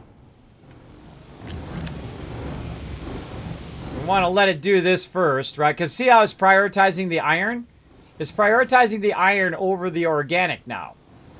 So we want it to go ahead and do the organic first. And then we can put the iron back on there. But we need a little bit of iron. So we can go ahead and grab that. Oh, I got an extra battery. An extra battery, by the way, if you want one. There you go.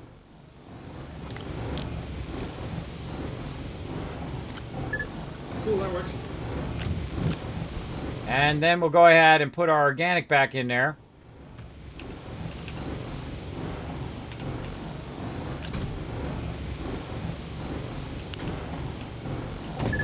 Oh, you little.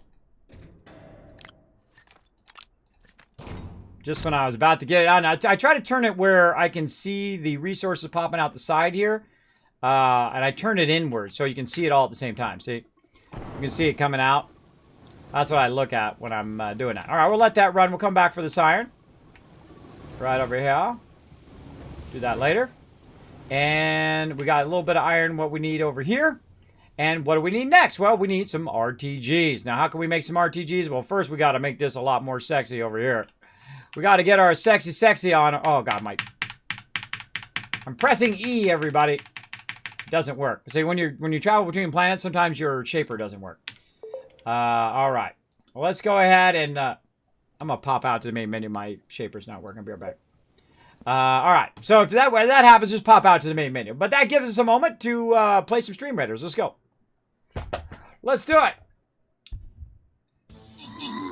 Yeah, they fixed all that stuff already? I know. I'm the one that told them to fix it when I was at the Guild Summit. I'm the reason you got that in-game now.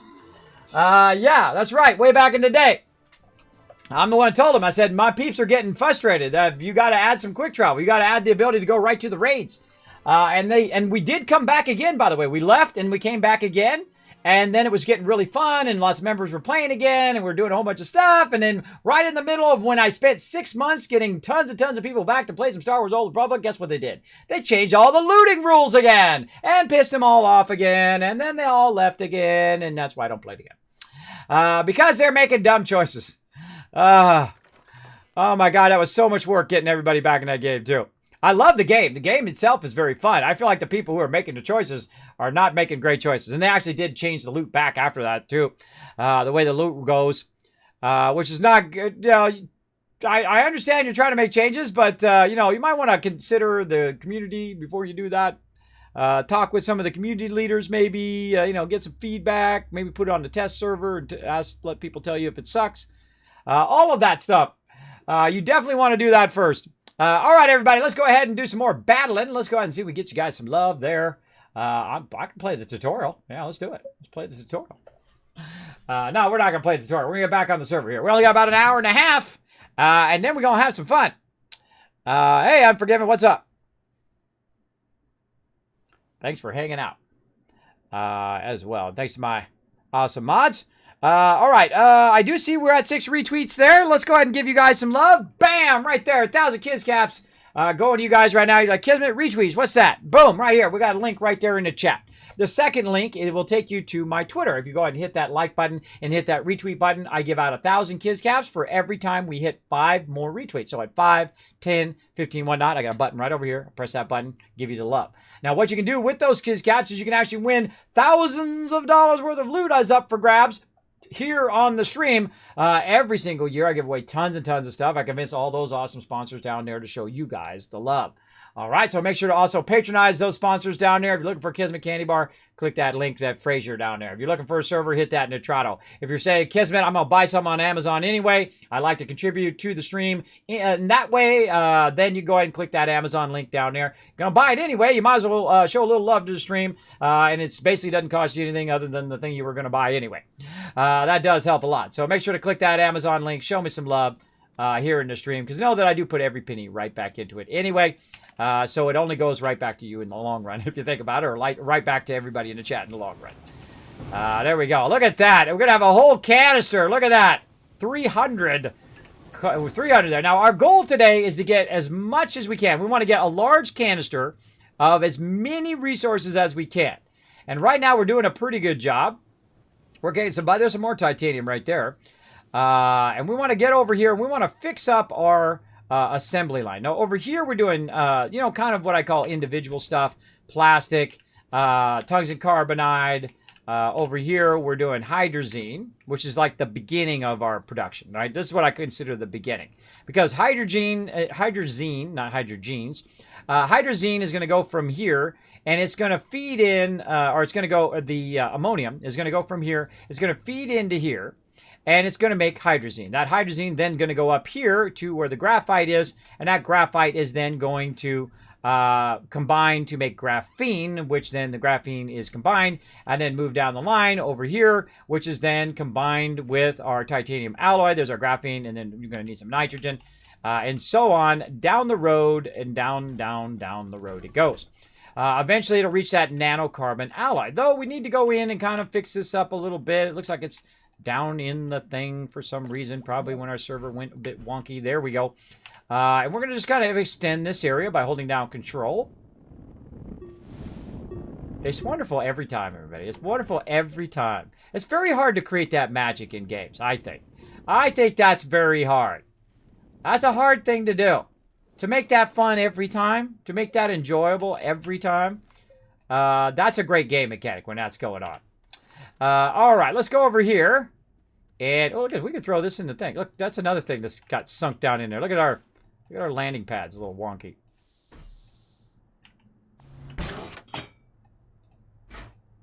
Everything's a little sunk down into the ground there. There we go. Look at this. See this door right here? We can run over here. And we can recycle this debris. Isn't that cool? It's like the coolest thing ever, bro. So it's just going to run up there. Oh. What's wrong? Oh, it ran out of power. Oh, we don't have any RTGs. That's right. I eliminated all the RTGs. Hold on. We can fix that. We got one right here. There we go. That ought to get it going. Plus, we have the smelter going at the same time. That's what we're working on. RTGs, by the way. All right, so we need to get back to that. Let's get our lithium that we have laying around somewhere. Or actually, it might be in here. Still in there. There it is. So we needed some lithium, and we set up a big extractor to get that lithium for us. And we're going to go over here, and we're going to go ahead and use our lithium up here on the side. We're going to go ahead and dispense some of that. The second it drops on one of these, then I'm going to stop it. Best way to stop it, by the way, is not to turn it off, but to just pull it out of there. Like that. That's the best way to stop it. We got a bunch of this resources. Let's throw them up there. Now look at this. Isn't this nice how you can just stack all that up like that? You can do all of that with a bunch of loot. It's pretty sweet. But the thing we need to work on is our thingy thing that I was trying to remember that was coming over here, which I've already forgotten what it is. It sucks. RTG. That's what we're doing.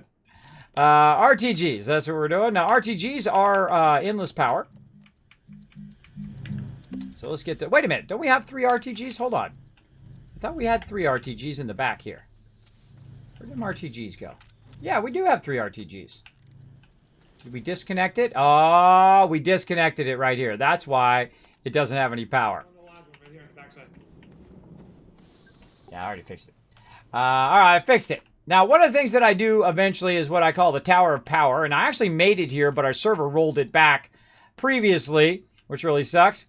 But let's get that Tower of Power going again. And that Tower of Power feeds from the center instead of feeding from the side like it is right now.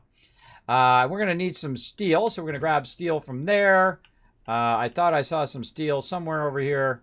Oh, it's right up there. Look at it up there. Doing its thing. All right, we got some steel there. We got some iron. Put that iron up in here for right now. Like that. Grab our steel. All right, there we go. So we need some steel so that we can fire up our large tables. I love when you get to the point where you're doing these really large stuff. It's awesome. All right, iron and then a couple resin, which we know. The misclicking is real today. Right over here. And if I take it out of my backpack and put it in there, I love that mechanic. Also fantastic. There's our RTGs. Now, these RTGs are going to go to a different planet. So I'm going to go ahead and just put these... Nope, don't mean to be pointing. If I'm pointing at something, just ignore me. Morning, Cypher Jones. How you doing? Thanks for being here in the stream. Appreciate you hanging out. Let's see. Let's look around. We got any redemptions? Nope. We've got stream raiders another 22 minutes. And my mod chat is good. All right. I'm trying to get more in the habit of rotating them a lot more. Checking all my stuff. I got so much stuff going at the same time. It's crazy. It's crazy. Checking those retweets as well. We're at 6 retweets right now. Okay, so we're going to make another big table. We're going to put all of our power on there. We're going to put it kind of more in the center. So if I disconnect the tables like I just did, you won't lose the power. So what I normally do is I put it right here and I connect it to the actual shelter. The shelter actually provides you with a little bit of power to start with. So you can go ahead and just connect it to the shelter and then chain everything else off of the shelter. I find that works pretty well. All right, let's put that up there. And we got that going. And let's go ahead. What are we running here? I'm trying not to run a lot of things because since we're limited on RTGs. Oh, not anymore. I'm making a ton of them now. That's why I did all that work. Look, by the way, did you see all this nanocarbon alloy over here? There's a crazy ton of it. I actually put some in a jar, by the way, everybody. I put some in a jar. I put one in here. We had like 30 of them in a jar. That was awesome. But then I ran it back out again because, you know, you're going to just use them up anyway. So, yeah.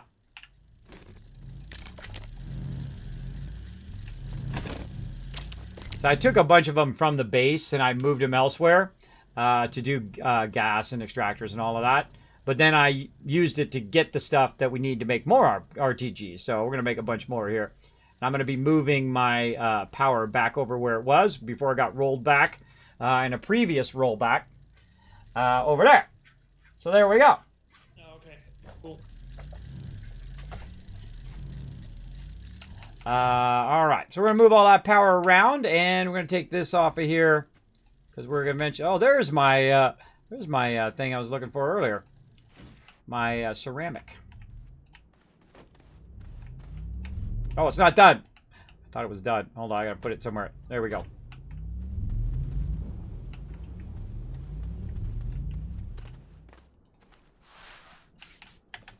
It's always something. I thought it was done. I was just gonna move it. I go a little bit more. And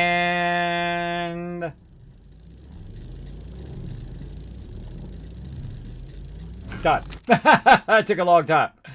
All right, there we go. We'll put this over here. And again, we'll tap this right over there. I really need to move this entrance at some point. Or I need to move all this stuff, one or the other. But we're going to go ahead and put it right over here. Like that.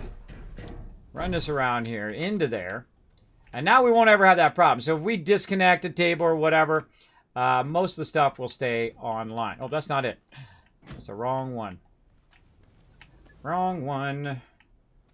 Wrong, wrong, wrong, wrong. All right, over here. Into there. Okay. Now, the reason why I call it the Tower of Power is because I put it up there and I put some batteries there. And then I'll start to put a bunch of RTGs on it. And then you never really have to worry about power. And then if anybody needs an RTG for whatever, they can literally, you know, because there's going to be so many of them on there, they can grab them, they can package them, they can take them, put them on a vehicle, whatever it is. And that's why at this stage, I'll make a crazy ton of these. And I'll just keep them running. And then we're going to rearrange all these tables so we can just keep these tables running in a line. And so more RTGs. And again, I like to have at least one battery so I can see what's going on with the battery, if it's draining or going up or down. If it's going down, then you're at a power deficiency. If it's going up, then GG. Same thing with, like, you'll see the mini, the small battery there. Usually I'll leave that there so someone can just grab it if they need it. Great way of doing that. And, all right, we can probably do another table while we're at it, too. Do a couple more resin. Where'd our resin go? That's ammonia. I think he has it over here, yeah.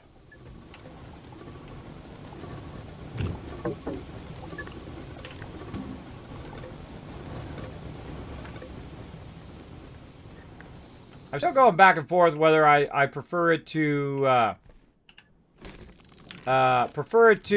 be on the in the canisters or on these silos. I mean, there's sometimes it's better to be on the silo, and there's sometimes it's better to be on the other thing.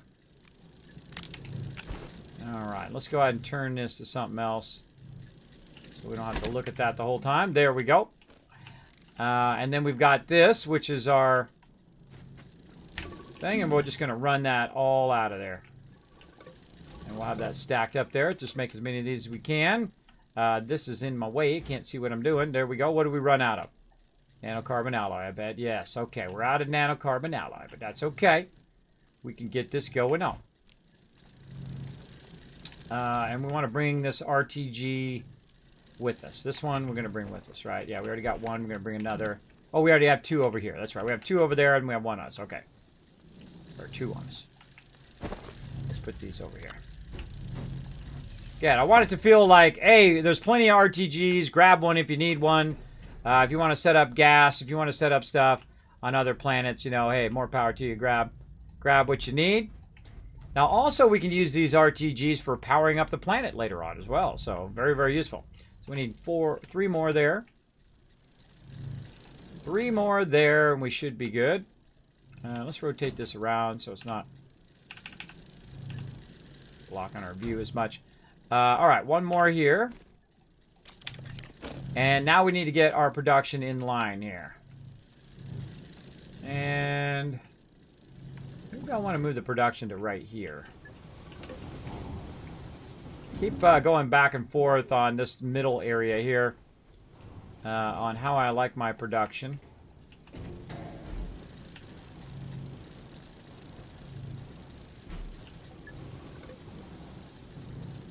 Yeah, maybe I should move that here, or maybe I should move that down at the end. Good question. We'll solve that question here in just a bit. Gonna wait for this table to finish. Then we're gonna start what I call backfeeding, right? Backfeeding all of this nitrogen and all of that. You know what else we could be doing? We could be doing some stuff to hold this nitrogen over here too. Let's do that. Let's do these medium silos. And we'll do a double.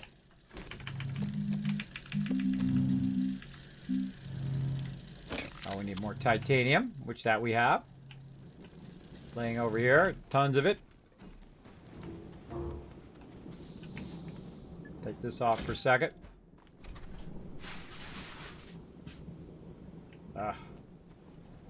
That's hard to get that little stuff. Run that out.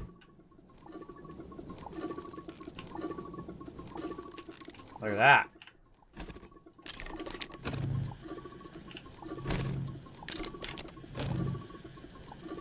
That's a lot of titanium, bro.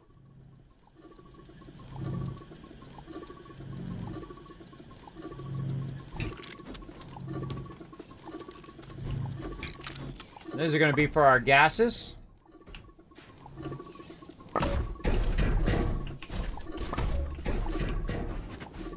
Right now, I'm kind of mixing the gases back here, which is not a good idea in the long run.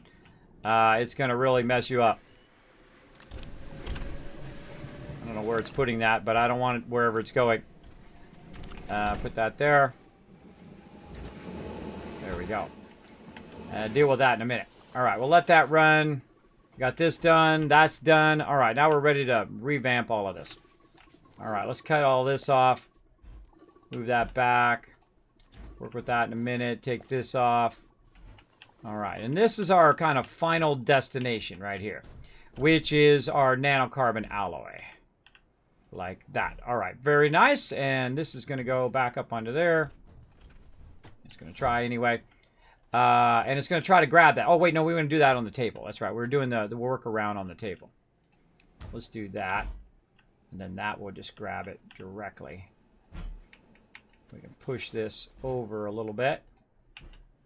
And then that will grab that and feed it over to there.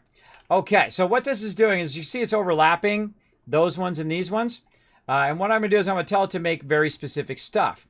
Like right now, you can see we've got tons of carbon going there. This one over here is titanium. And this one here in the middle, it needs graphene. Now to do graphene, I got this other one back here, in which we'll make some more room here. And we'll move.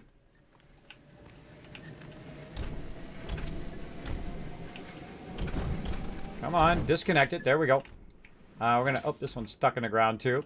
Move that out of the way. No dirt.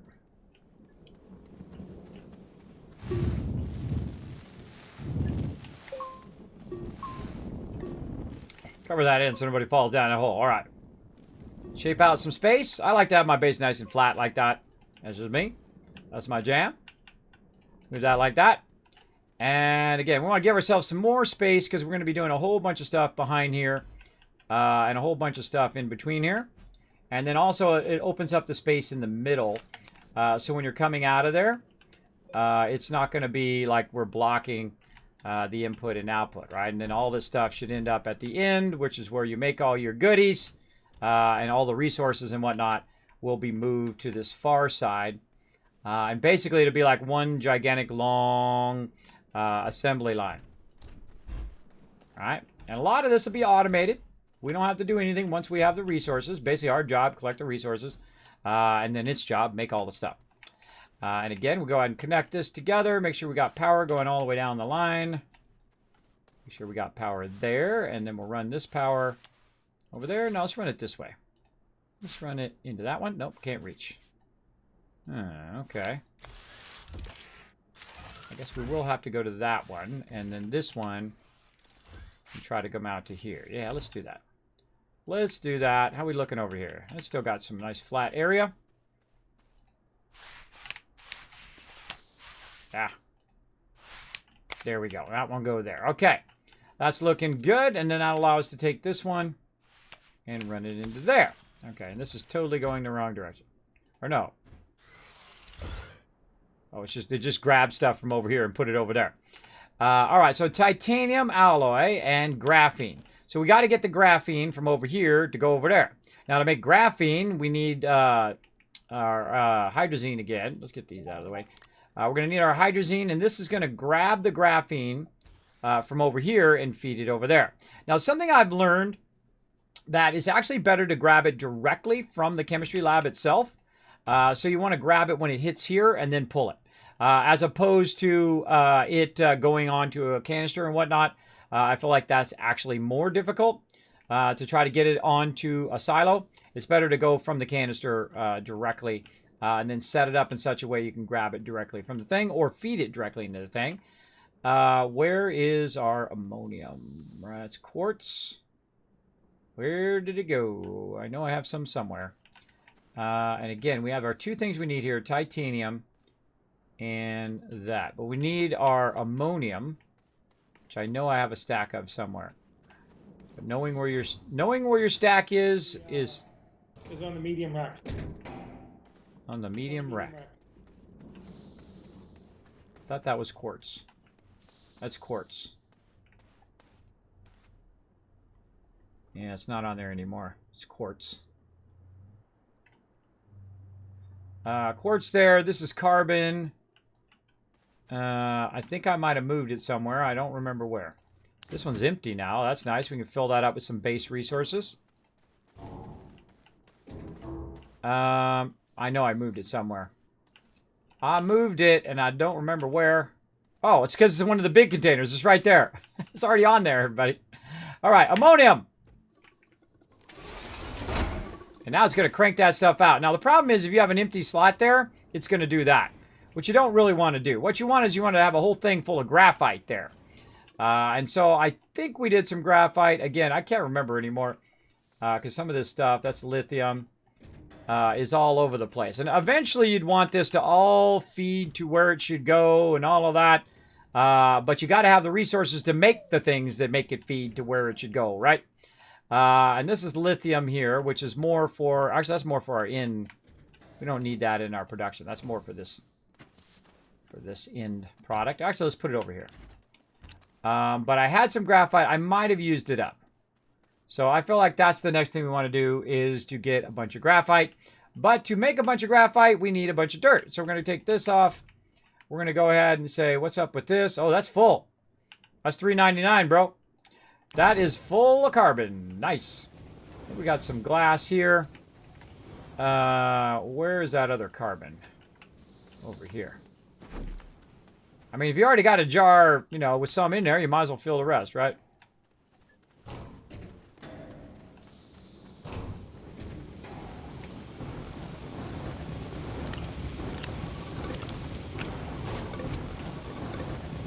All right, that's empty. That's an empty deal. All right, cool. Now, how many of these do we got? We've got 110. All right, let's go take a little something, if you know what I mean. And this one is organic. We'll take that out. Oh, hold on. Ease up there, bro. Ease up. Put that in there. Oh, you little. That's okay. We'll prime it.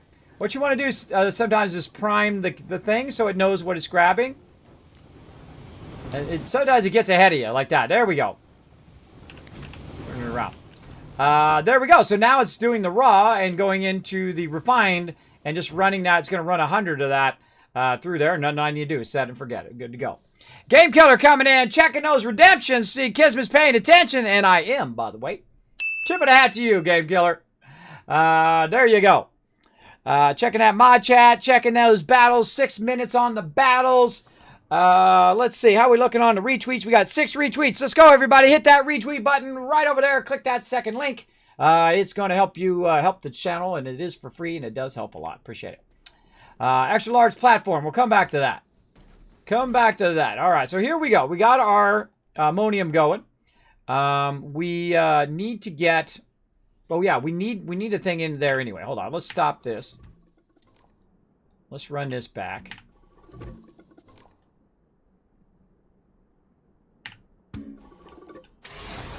There we go. All right, run that back. It's going to do that ammonium. This one, we do have to have one of these. Unless I grab the ammonium off of there, or I mean, grab the hydrazine off there, which I don't want to do.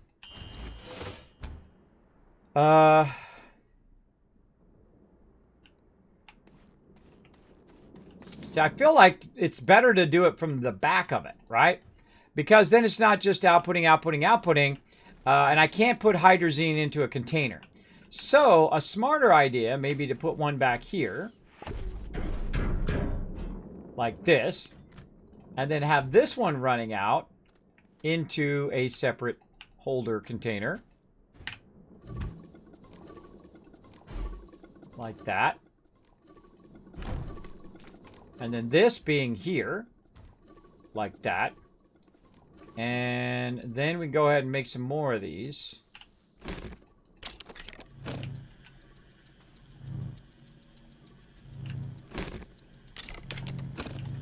Like that. So then we will need to use an arm. So let's make an auto arm as well. But it's great when you have a big thing full of resources like this, because then you don't have to go and get the one thing and get the one thing and get the one thing all the time. You just put a whole lot of stuff up there and then use it when you need it. They're your caps. Use them when you need them. All right. What else are we doing? Auto arm. So we need aluminum up there too. And I know we got some of that. Titanium there. We got aluminum over here. We really need to create multiple of these, right? You got multiple aluminums, multiple stuff over here. And see, all this stuff's now going to run out. So I have to run it back in, run it back in, run it back in. So it doesn't all run it out right here. And I feel like eventually I'll have this pull that out of there and then run that into its own containers. But for right now, I need some of this aluminum. So we're going to put it somewhere where we can get a little bit of that aluminum out of there. Oh, wrong way.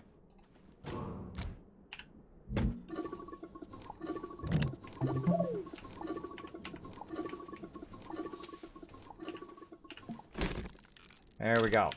Fire up an auto arm. We'll go ahead and fire these up. And we'll use these when we need them. Okay, dokie. Looking good now. What do we got here? This is empty now. Oh, wait. Put that aluminum back in there. Don't need the aluminum there. Just need to make an arm. Make this work. Okay. And then we'll go ahead and grab the arm. But is it going to stop running? I guess it would stop running when it fills up the destination, right? Because it's not going to run it over on that other side. It's only going to run it to this side in theory. So if we think about the logistics of that, right? I'll get that drive by here in a second. We think about the logistics of that. I just wanted to grab ammonium. Oops. I just want to grab ammonium, so I'm going to put it here in this little thing in the middle. If I can get to go in there. There we go. Now it knows only to grab ammonium, right? And then so I'm going to grab that. I'm going to tell you, grab it, and then put it over here. Now it's going to grab it there, and it's going to keep grabbing it from there and running it over here. And that's going to keep outputting that onto there and onto the rest of the thing, and it's going to keep grabbing it as it keeps making hydrazine. Now, as it keeps making hydrazine over here, I want it to go ahead and output to this. And again, this is what's so cool about this automated thing, that it should just non-stop doing it, right? Non-stop just feeding it and feeding it and feeding it. Eventually, this is going to get ahead of this. And it's just going to keep feeding it over. And then the hydrazine is going to move this way. And we're going to have tons and tons of hydrazine eventually done. But we also need tons and tons of graphene. So we're going to go and do that. Now, there's another one we want to work on. Is our graphene mine. We're going to have enough time? Yeah, I think we might be able to have time for that. We want to go ahead and go to graphene. Now, over here, we don't have any more soil, so we have a little problem there. But that's an easy problem to solve. Actually, a really fun thing to solve is to grab this over here, these canisters, and throw them over here on your vehicle. Make sure you've got a drill bit and even a paver if you need it. And then we go have a little fun.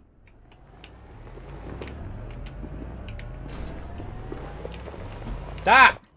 Ghost riding our thing. Tried to hit B and I hit F instead. V and F are very close together. I have a real V and F problem. The tree in my way. Darn tree. Alright, that's it. The tree gotta go.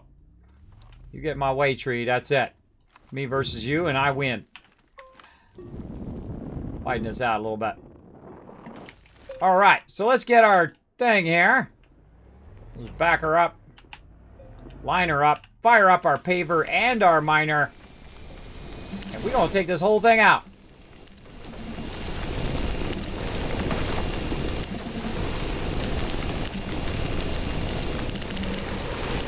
See what happens there? See how when you get on that stuff, it starts making you get all messed up? Now, another thing I just realized, because I could hear it in the back here, is it's filling up these containers. It needs to go the other way. It needs to go enable input. And that's because we want it to fill up these canisters first. And then it will fill up all the other stuff if there's any room left. All right, hold on. This stuff's in our way. Now we can go ahead and learn this. This is a research. I don't really need any research right now because I went to Aatrox and I got that going on. But all right, bring the drive-by for Game Killer. Here comes that love train. Thank you very much for that. Bringing that love to the stream here. Appreciate everybody coming in, hanging out. And also battle time too. Man, we got so many things going on in this stream at the same time, I tell you. All right, battle time. Let's go.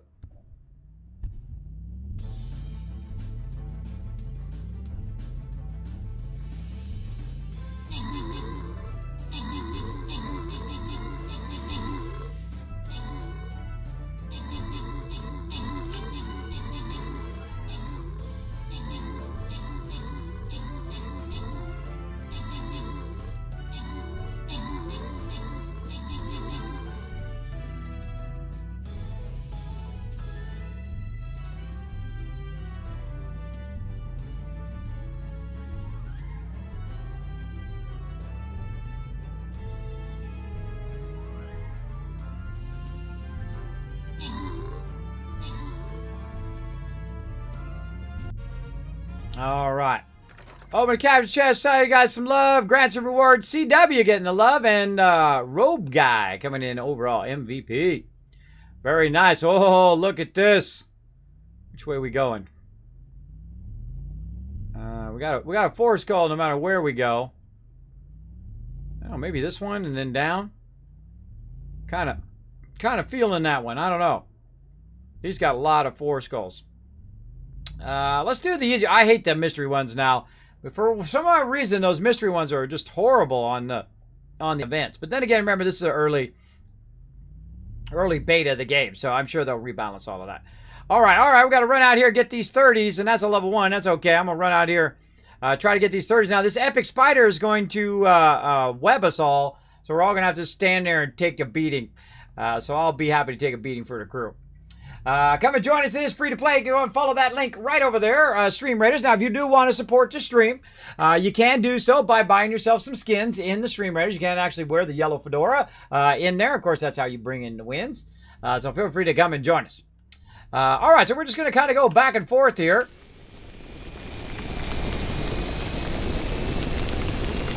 And basically build a highway across this little mountain here.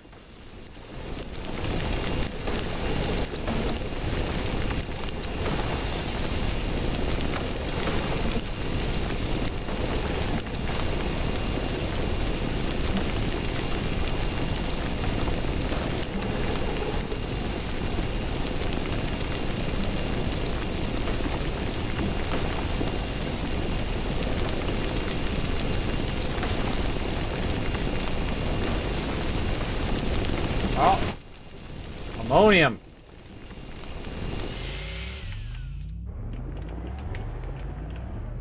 I'll show you a cool trick later with this, by the way. A cool trick with all this. Now, see, I'm kind of going up just a little bit so I can get these mountains. I'm paving and also taking out the top of the mountains at the same time. Oh, it's a glowy ball! Oh, that's good luck right there, everybody. That's good luck. Gotta get the glowy ball. Doesn't do a darn thing, but it is a cool glowy ball, so that's a given. That's a given that you gotta get it. It's organic everywhere. Put that up there. There we go. All right. So much organic. We're not here for the organic. Isn't it organic? We're here for the dirts. And so we are going to get the dirts. Now, I could just plow into the side of a mountain. But you know what's even more fun? Making a huge flat surface using your vehicle. It's really hard to do, though, because it's hard to maintain the exact same surface level that you did previously.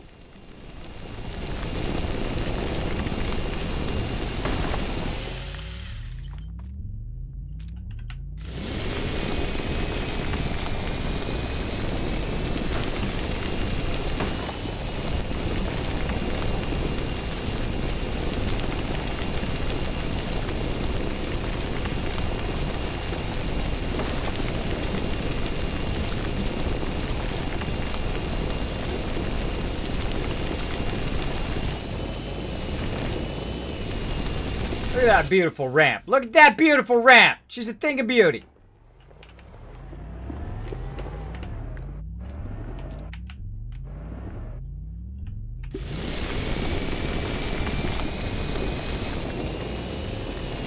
This is just fun.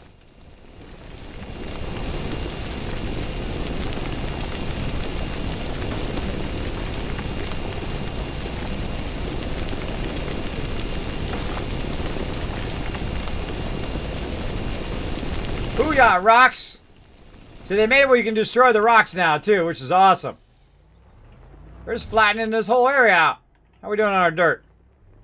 Yeah, we definitely need more. Because we're paving and doing this at the same time, it does use up some of the dirt to pave.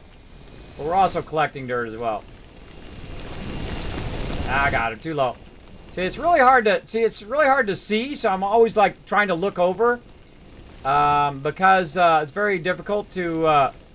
see, it's hard to do this, right? Because you can't see the level at which it's doing it. And when I rotate the camera, it affects the angle at which I'm going. So it's very tough. Very, very tough to get that down. I hope they come out with a more ingenious way of doing that. I'm sure they will. Personally, I think that it should just be a UI. The UI comes to you when you turn the thing on. Like you turn it on, and then the circle comes to the thing, and then the up and down thing comes to you. And then you can also look around. If you hold down, say, Alt or whatever, you can look around while you're still drilling straight. That would be awesome.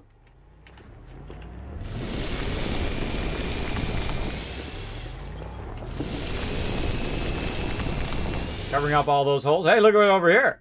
Extracting some loot for us here. I love doing it. I love the paver, by the way. One of my favorite additions to the game. Incredibly, incredibly fun.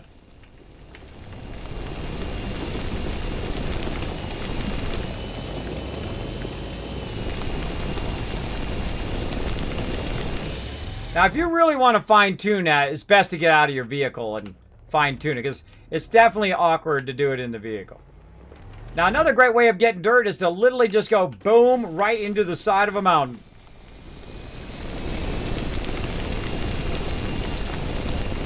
You can also go down into the lower levels.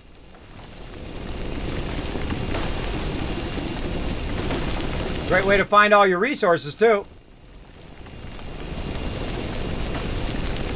I like to try to keep it right just below the surface so you can see what's going on up there as well. We're trying to get that orange line to go all the way around. It should be blue, by the way. I don't know why it's orange sometimes and why it's blue sometimes. If you know, let me know in the chat.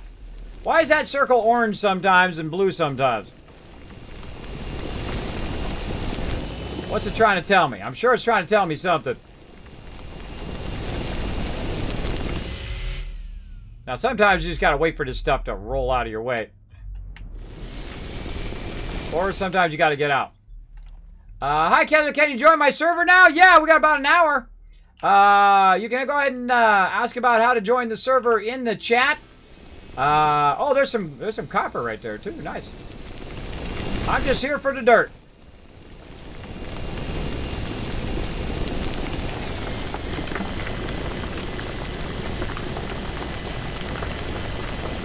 Oh, more copper.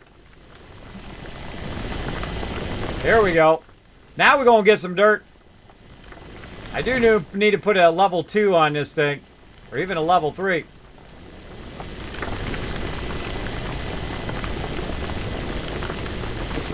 Drilling through the mountain. Oh my god, we're way up on the mountaintop. Part of the fun. Watch this as I angle it downward by using a little bit of trickery. And a little bit of expertise. I can then angle it back down again. And then try to equal it out. That's what the little red line is in the middle of the thing. Try to equalize it out a little bit. Maybe even bring it back up again. And then out the other side we went. Right? Because what I did is I looked off to the side and saw what level was at. And that kind of gave me a general idea of at what level I need to angle it to come out on the other side. Now I'm collecting dirt so I can put in my centrifuge. This is a great way to do this. I'm also making a giant hole in the side of this mountain, which is also very fun.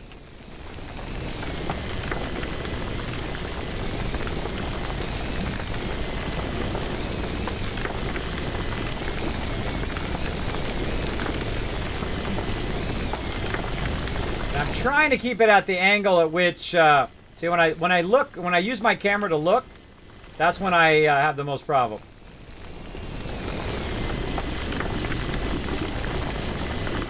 A bunch of resources there.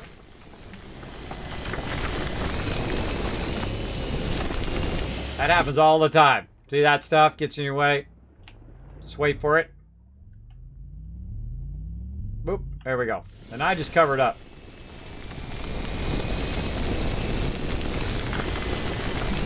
Takes some practice, but very, very fun once you get it going. Can I join your server? Yeah. You can.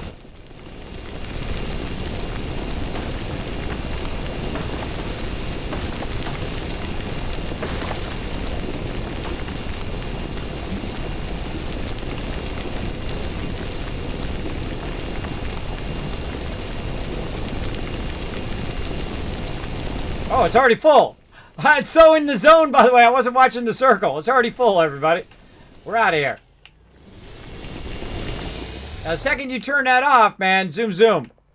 You go much faster. Now, again, we come back and have it automatically clean this up for us. We don't have to pick that up. We don't want to. It's a very, very fun thing to do using your automation. All right, there we go. Look at us. We flattened it out. We extended the base a little bit. Makes it a little bit easier for us to get around. Out the way, tree. And then we're going to pull this around the back. Right here. And then we're going to take this. Put this back onto here. Now, here's a little fun thing you can do, by the way. You're like, God, I got all this organic on here. Now, you can put your canister on there and take it off with your canister. But another thing... Oh, is that full? Really? Why is that not running? Oh, I forgot to hit the output again. Ah, see? That's why I always make sure that stuff's running while you're gone. But what I could do is take this and put it on the forge, and it would grab it all off of there on the forge. But if we do have an empty container... Got here. This got carbon. That's got glass. This is holding 400 carbon. That's 400 carbon right there, everybody. Sweet. This has 0. So we're going to grab this. Put that on there. Enable output. It's going to put all that away for me. It's so great. So great. And then now what we can do over here is we can go ahead and make our graphite. Now what we have to do is we have to turn our canisters to the opposite direction where it's outputting instead of inputting. So we're going to hit F there. We're going to hit F here, and F there, and F there. We can make a button to do that for us, by the way. And there we go. All right, now it's all set. Disable output, disable output. There we go. Okay. So that's going to get that going. So what you need to do, though, is sometimes you'll need... Oh, he just did it. What you'll need to do is you'll need to prime these sometimes so that it switches the canisters back and forth. Otherwise, it doesn't switch them and it gets stuck and it stops. But we have a button right here that we can hit the button repeater to get it fired up. So we've got the graphite going. We took out a lot of that oxygen there. And now we can just press this one button and it does them both. Right? Just imagine you could have 4, 6, 10, 100, 1,000 of them. You press one button, bam, it fires them all up. Now, make sure you have enough power for that. All right, make sure you got lots and lots of power. All right, RTG over there for fixing up our stuff. All right, and then we were doing this down here. We were working toward our graphite over here. We've got our aluminum. How do you get the empty canisters back? The empty canisters? Yeah, the soil canisters, like the small ones. You mean back in your inventory or back up on the thing? Well, if you put them on the centrifuge, I don't know where they go. Do they actually empty out or not? Yeah, no, you put them on the centrifuge, they actually fill up. They fill up. You can see them there on the side. And then what they'll do is they'll switch in and out for the centrifuge cells. You only really need like 4 of them. You need 2 that are on the centrifuge and then 2 that are not on the centrifuge, and then it will just swap back and forth. So there's really actually more than is necessary on there right now. But I like to have extra on there. No big deal anyway. So, all right.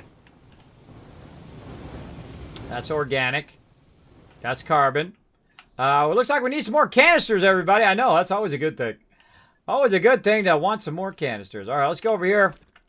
And let's see. I think we need our mediums for the canisters, actually. Yes, we do. We need our mediums for the canisters. We need some glass. So I had some of that. I was running around without a bunch of that. Where was that glass? Oh, boy. Oh, boy. I'm always doing a lot of that. Where was that thing? Where was that thing, right?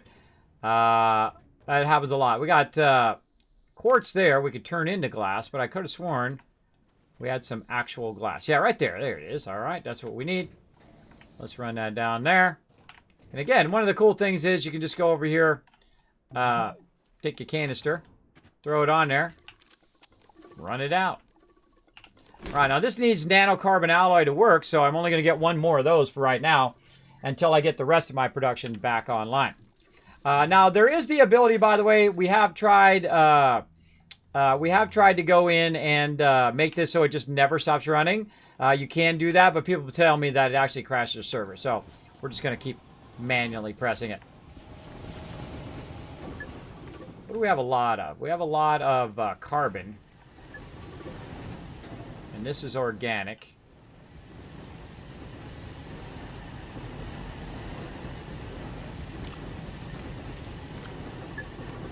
What do we...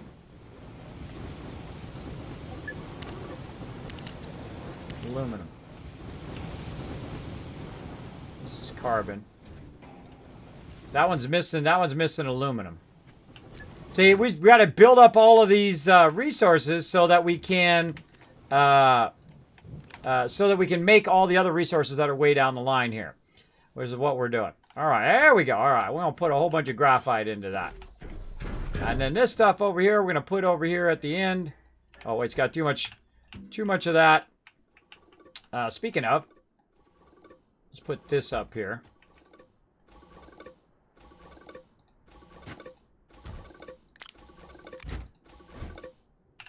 Make more of that. Put more of this on it, and we can run a whole bunch of glass onto there. See, so whenever you need something, you can just run it out onto the thing, then pick this up, turn that off, and then you can go ahead and put it back over here. Now, I can also make it grab it whenever it needs it, right? I could say, and this is what I'm going to do eventually. I'll have a canister that says this glass goes to that thing. And then you have one thing that's just glass. And then you have this glass or this carbon goes to this particular thing, right? And you can set all of that up. The automation of this game is truly phenomenal. I absolutely love it. All right, let's go over here and do some more graphite with our big container. Drop it on its head. Ah! A little fun with my piece. All right, here we go, right over here. Now what we're going to do is we're going to prime this canister with that graphite right there. Make it nice and easy. Like that. And then we'll put that up there, and we'll actually grab all the other graphite, and we go ahead and fire up more graphite. We're going to make a bunch of graphite, because that's the thing we're hurting on the most. We got tons of ammonium there, looking good. What are we missing here? We're missing some hydrogen. All right. And that's another thing I want to put back here, which will feed forward and go into this chemistry lab when it needs it. Not this thing here. So how can we make that work? Oh, that's going to be a tricky one. That's going to be tricky. But for right now, let's go ahead and just grab one, put it right here, and it'll go ahead and grab it and put it up there. We'll figure all that out in a bit. You got to figure out all the logistics of how it feeds the resources in there so that all you have to do is put the resource in a certain spot and it does the rest of the work for you. Like it's doing right here. See, it's feeding this ammonium forward for me automatically. There's nothing else I need to do. Right? Now, one of the problems, though, is see how the arm is only filling one side of it? So it's like we really need something in between, like a little sub area in between that's grabbing it and filling that entire thing. But that's okay if it just fills one side, as long as it continues to do its thing. All right, and that's going to build up a ton of ammonium. We're going to need tons and tons. Actually, I definitely should make a smaller one, too. We're going to just keep doing this graphite. Hold it down. And let's make some smaller containers, which apparently is in the small one.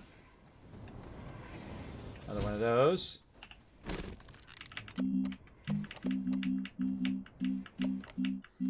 I feel like both of them are very valid, that are very useful. Oh, we need some plastic. Okay. that we can do. Hi, Kismet.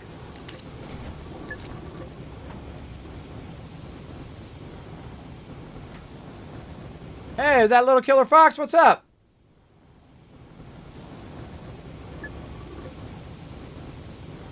Thought I heard somebody there. I thought I heard someone say hello. If you need the server info, just let me know and I'll give it to you whenever you're ready. All right. All right. Server info on the way. Let's do it. Where'd it go? Right over here. Over here.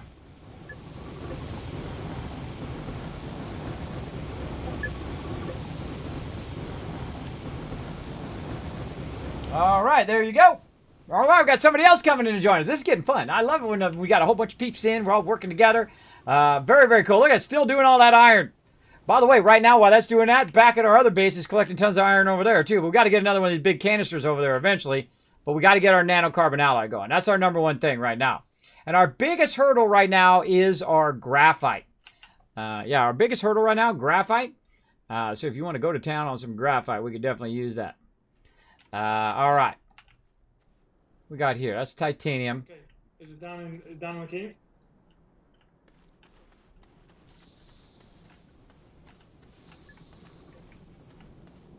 What was that? I said, is it down in the cave somewhere? I'll have to wait for my game to load, then I can hop on. Sounds good. Yeah, it's going to be up on probably a mountaintop somewhere. I think there's a mountain to the north. Yeah, it's well, I was just cutting over there. I was just cutting a big road over there. It runs into the mountain. If you go kind of over there where the landing pads are and just keep going to the north, there was a big mountain over there. Another place I'm going to do, though, I'm going to set it up here in just a bit, is also do it on to DeSolo and let a big canister run over there. I'm trying to make a bunch of big canisters right now. It's kind of my big goal. Making those canisters. All right, let's do it. So we're working on that. We have an empty large canister that I'm gonna put right in the middle.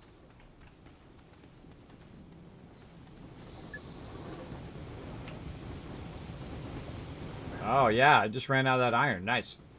Oh wait, no, the iron's still running. Where's an empty one at? Oh, in the back. Yeah, it's in the back. Yeah, I've been keeping my empty containers way over here on this left side. So if you do find any left containers, we'll just put it right over there. Kind of over here on the other side of the ship, kind of toward where all the ships are docked.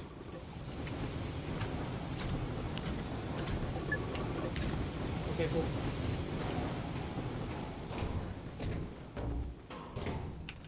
Now I'm moving all the final resources down here to the end, and then I'm trying to pair up all the resources down the line as well. All right, aluminum and copper. All right, that went back in there. That's working. What does this need? This needs carbon is what it needs. All right, we'll come back to that. This needs aluminum. Oh, that's on the wrong thing. All right, that's what happened. I moved it over there. Aluminum goes here. That goes there. And see, once you set this up, you can just turn these on. And I'll just make those all day, every day. The one day just put the kids with surround. Carbon there. Same thing over here, right? You got carbon, you got compound. So we'll take this off here because that's only there to kind of block it. And then we do this, and then this, and then this. There it goes. It's going to crank that out. Now, eventually I wanted to pull it off of there and put it in a canister of its own. But for right now, I'm just kind of pulling it off of there. Priming all that. What was that? I need an empty medium. Are you making the empty medium? I thought it was. Plastic. Oh. Why didn't I grab that plastic from up there? Oh, that's rubber. Yeah, I'm making some plastic for it right now. I'm kind of priming these. That's what I was doing. Priming it. Oh, look at this. Aluminum alloy. Let's get that over there. There we go. Grab that plastic out of there.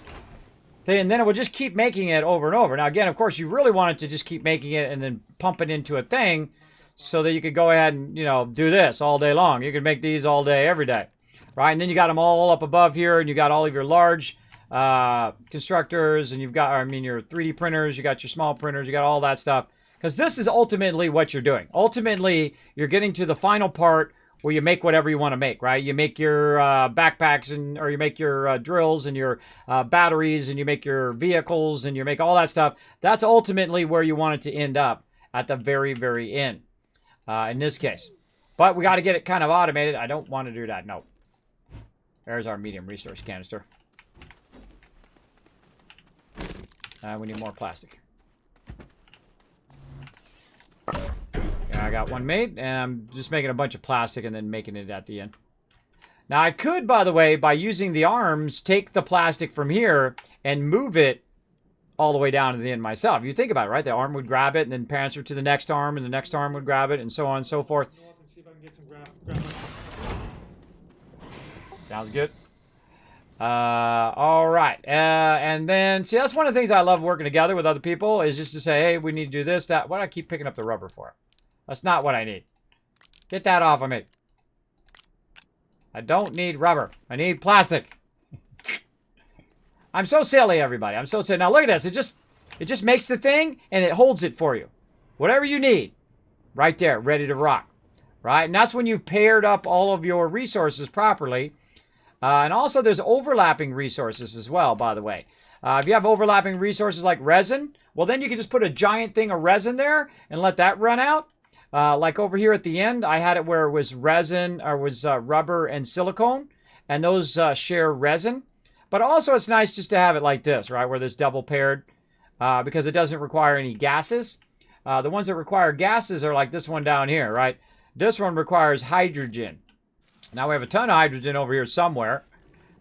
Oh, we don't have a ton because that is turned off. Turn that back on. But let's go ahead and fix this up, because this is a mess. And this is triggering just so many people in the chat right now. I get it. It's mixed together.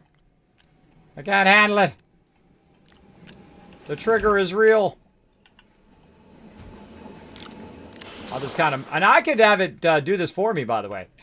I could use a sorter to just grab just the hydrogen and move it to another thing. But I'll just grab it myself. There we go. All right, and we'll put the hydrogen. Put this forward. And put the hydrogen in a stack in the back. Now it's going to automatically feed the hydrogen in there. I don't have to worry about that. Now, of course, the same thing I'm doing over here where I'm feeding this forward, I'd want to feed the hydrogen forward. But I want this to be at the end, too, so that I can roll over this, so I can grab the graphene and move it over there. All right. And was this the empty one? This was the empty one right there.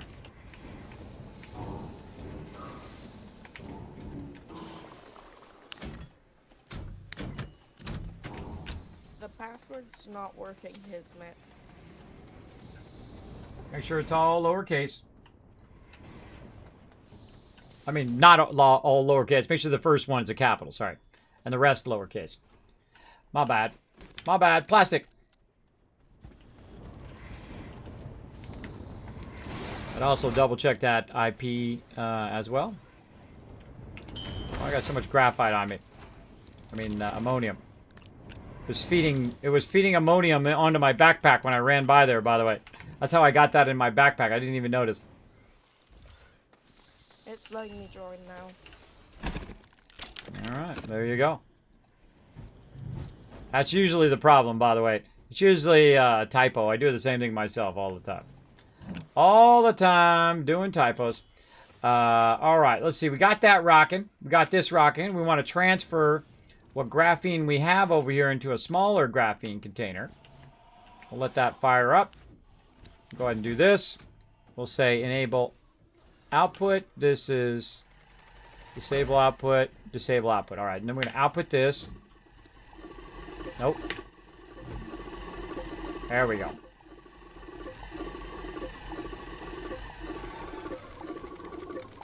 Let that fill up. So this is my favorite part, is that you kind of pre-build up all the resources, and then you put them down, and then they just run. And that's why the automation is so fun. And there we go. All right, all done. Now back over there. Set it the other way. Then it's going to grab all of that. And then we can just keep that running. All right, now we got a little bit of graphite. Poof that down the road. All right, where are we at? Graphite right here. All right, so we need to kind of optimize this so it's a little bit of hydrogen and a little bit of hydrazine, right? And then we need this one here for our graphite. And that'll run out to there. But what happens is when you do that, it fills up every free spot over here with graphite. But that's okay. There isn't that much graphite in there. So we'll go ahead and fill it up a bit like that. Do that. And now, as you see, it's making the next stage, right? Taking that next stage and it's putting it over to there. And then this is grabbing it and putting it over there. You know why it's doing that? Because it's grabbing the wrong thing. I need steel here. There. Oh, excuse me. What happened to my thing? Oh, it's going in his backpack. Oh, you're standing in a way where it's grabbing it and putting it in your backpack. If I get those graphenes back out of your backpack, it'd be great. All right, so graphene, this graphene needs to go over here. So we need to block this from grabbing it. So we need to turn this off. I was saying that you had 2 ceramics. I'm landing. I'm here. Welcome, welcome. Welcome to the crew. We're collecting. We need some graphene right now and other things. I've got a whole bunch of big extractors running around. We've got ammonium. On DeSolo, we've got titanium and iron. And something else somewhere else, which I can't remember. And I'm going to be working on the production here. I like your outfit. That's awesome. Hey there. What's up? Thumbs up on the outfit. Nice. And so I'm going to be working on this. So it's best if we don't work on the same thing at the same time because it does trip people up. So feel free to help out gathering resources, make yourself a vehicle, whatever you need to do to get her going on.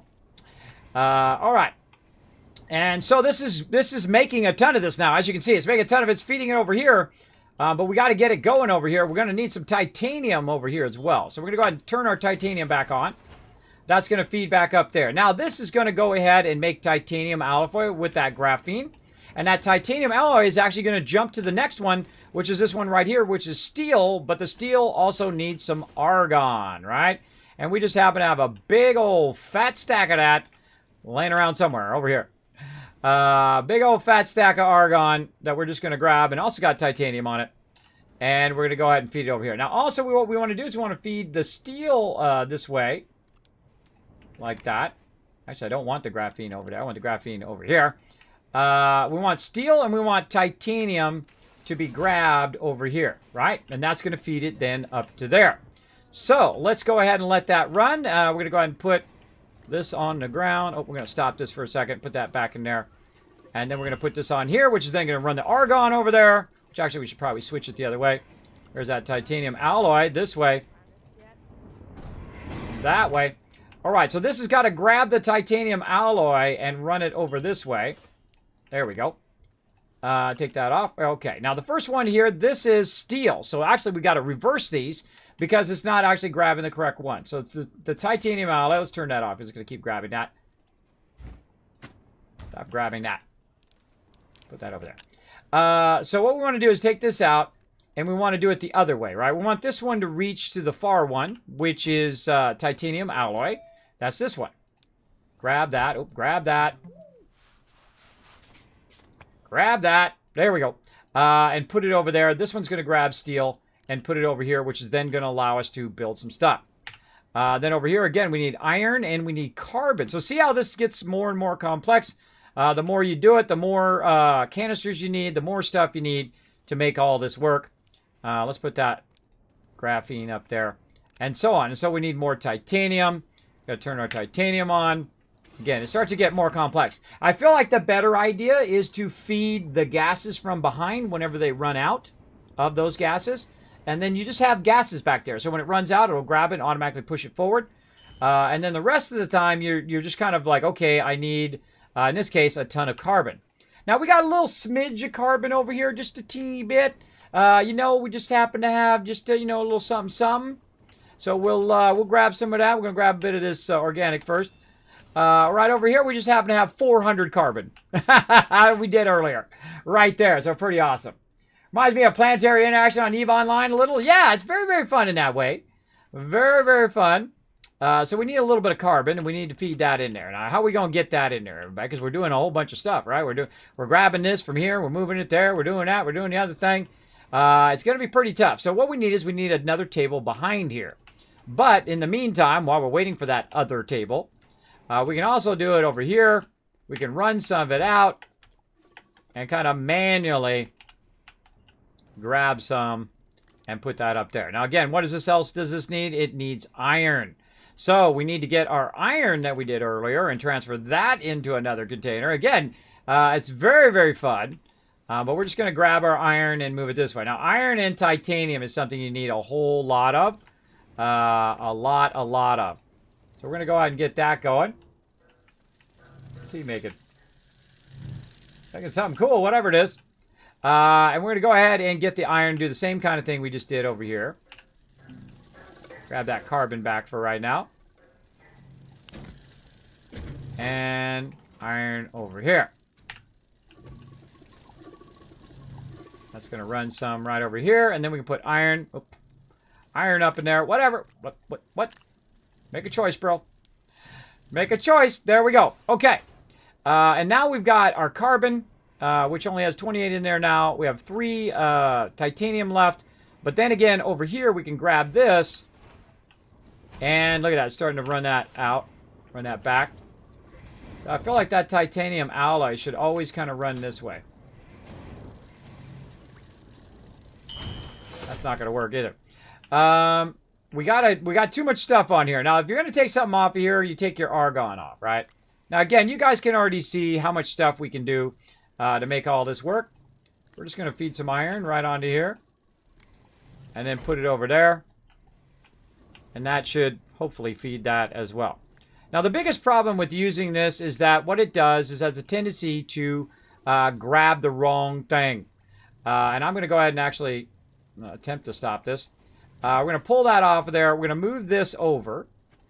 We're going to move this over. We're going to move this in. And we're going to try to bridge it a little bit more. We're going to try to take this and run it like this, right? So it's a little bit over. And you can see that it's too far. It's not gonna get our thing way over there. So we don't want our titanium alloy to go on that side because then it won't grab the titanium alloy and move it to the next edge. Right? But we want it to be enough to where the titanium alloy could be seen by the thing that's grabbing it right there and then feed it on. So that's another way of doing it as well. And this will then feed it on over here if it runs out. Put that back over there. And then we go ahead and turn that on.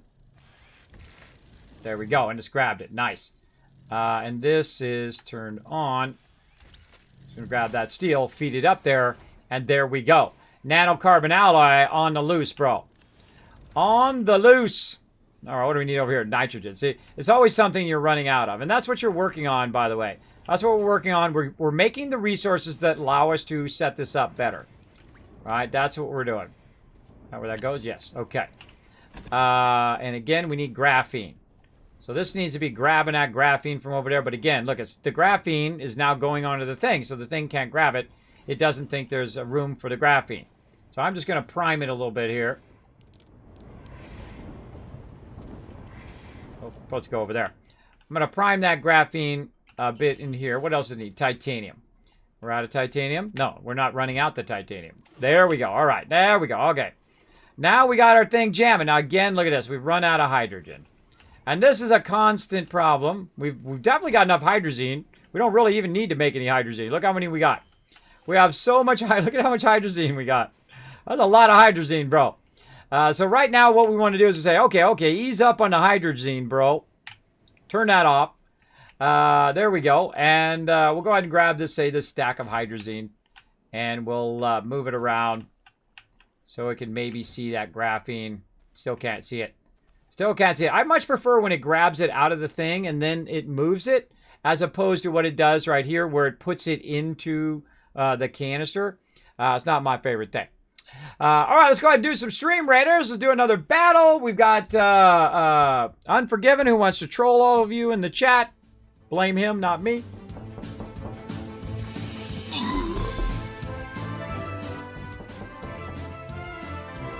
Somebody at the door?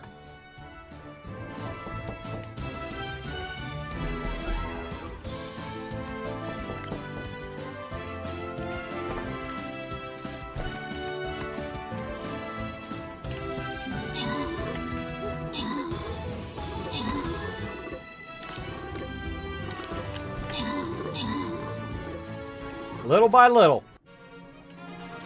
Little by little, getting that loot. Little by little. Working on this factory. Alright, open the capture chest. Slide that over there. Grant some rewards. Kanaku, I think that is. The squirrel. Also getting some love. And Kagal, also coming in overall MVP. Alright, we got enough time. We got enough time. One more.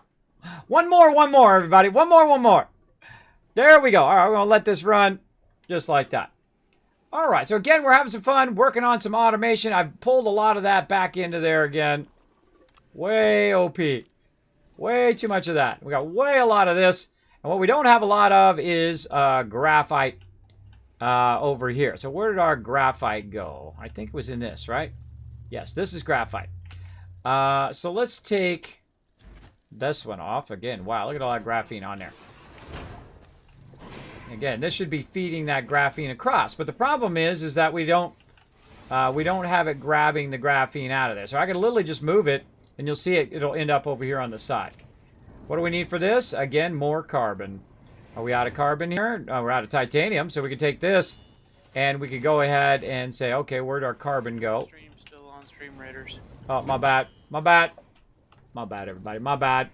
See, when I screw up, guess what? You guys always benefit. Oop, wrong button again. My bad. I got distracted by that knocking.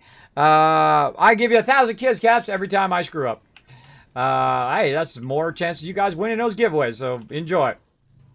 Okay, so again, I feel like the large canisters should be in the back, and they should be feeding forward. And there's that nanocarbon alloy. I like it. We got an empty one here? Yeah, empty. Ooh, let's just have this being draining up. That nanocarbon alloy right there. Yeah. I like it. Okay, our biggest problem right now is steel. We need some carbon. We got some carbon here. And we can't put carbon up on this thing because it doesn't fit. We need another table is what we need. We need another table that we can utilize to transfer stuff right here that we need to transfer. And he's making himself a vehicle there, so I don't want to disturb that. That I don't really want to take off of there. What do we got over here? This is the nanocarbon alloy. Oh, we got some, we got ceramic there. Take that out of there. That doesn't need to be there. And this will move here. That will move there. Nanocarbon alloy and ceramic. Why we got ceramic up there? That doesn't need to be there. That'll be there. This will be here. So it can continuously feed the steel and all of that over there. We need to make another one of these. And again, there's 100 different ways of doing this very thing I'm doing, everybody. So you can figure out your own way. And again, the thing is that you got to have the nanocarbon alloy so you can make the big containers, or you need to make a bunch of small containers as well. And that's kind of what I'm doing right now, making these so this can continue to make tons and tons of titanium alloy. And that can be stacked over here. See, is that hitting that? You know what? Let's move this to the back. Let's do a little bit of this. All right. That one's trying to grab that one way over there. Trying to grab this one is the titanium alloy. Yep. So we'll rotate this around a little bit. Put it right there so it hits both of those things. So it grabs that and runs and puts that onto that thing. There we go. And that's what we want. And this one's going to grab the steel, if we can get that going, and we need carbon for that. And this is two things of ceramic that have like half ceramic. What do we got over here? We got more glass. Let's put these up here. This is carbon. That's what we want. But we want carbon in the lesser amount. Didn't we run out of carbon? I think we did. That's what we're using our nanocarbon alloy. This is iron. Put that over there. Oh, we got another one of these. What do we got here? Another one of those. All right, get those going. Put the stuff on the ground there. Iron over there. Okay. This hydrazine we'll just put here in the back. Okay, and this graphite, it needs to grab. So just put that right there, and it'll grab it off of the thing so we don't have to move it. There we go. Hopefully we can avoid it from doing that in the future. Yeah, it's just not close enough to grab it from that second one. Maybe if I move that a little bit closer. Let's try it. So we're not really feeding on the other side. Oh, we're feeding in the back here too. Hold on. Got to disconnect all the cables when you move it. So let's really get this up. Really, really close. And just in case it goes over there, this one will still be able to grab it. That one there. Oh. All right. Okay. Now, I think that'll still be able to potentially hit that. Seems to be a little bit far. What do we got here in the back? Graphite. All right. Put that in the front. And we're all out of graphite. What a surprise there, right? What a surprise, surprise, surprise. Let's get over here. Get this going. How we doing on our graphite over here? We got 7, all right? Kids, I'm working on graphite right now for you. Awesome. Yeah, I'm running some in the centrifuge, too. I'm just trying to make some bigger containers to hold all this stuff. Bigger containers for sure. Put that there. We're going to need that later on. Medium resource container. Could use that straight away. All I need to do is take the carbon right here, and I need to transfer it into one of these smaller ones. That's all I really need to do. That's the only thing that's stopping me right now. Hey, keep it under control there, container. And this is graphite there too, so which we'll convert later on. Okay, run that out.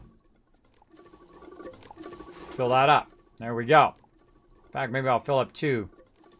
I'll fill up 2 of them. Oh, let's keep this running. I love the fact you can fire 2 of those up at the same time. It's pretty cool. Now that uses up your soil really, really quickly, by the way. It absolutely does. Uses up tremendously. How we doing? We're still at 6 retweets. Oh my gosh, come on everybody. Go up there, hit that retweet button. Use that second link right there. Hit that like button. It does help stream tremendously. The more retweets we get, every 5 retweets will give you 1,000 kiss caps. All right, let's fill this baby up. And there it is.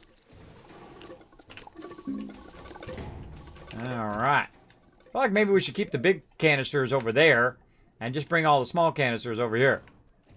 Maybe that'll work for now, too. All right, what do we need? Right here is where we need this carbon, so we'll put that back there. We'll fire that up.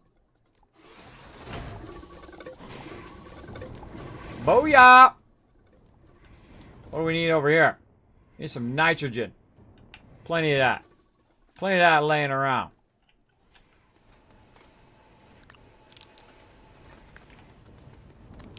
Booyah. All right, we're going to need more titanium. Yeah, we need a transfer thing that transfers it from behind forward. I feel like that's the better option. Wait, that's carbon. Wrong thing. Where'd that titanium go? That's carbon. We need graphite there. Oh, right here. Titanium there. So we got graphite there. I think it's back behind there. Yeah, we got carbon. Yeah, look, we already have carbon. There's carbon sitting right back there. And that's carbon. Get that off of there. And then that should go titanium. There we go. And now I got these in the way. Put those over there. That's going to run that out. Turn that off. Turn this off. Put that back in there. There we go. Put that one over there. Put this back over here. This is not grabbing this graphite. Not grabbing that graphite fast enough.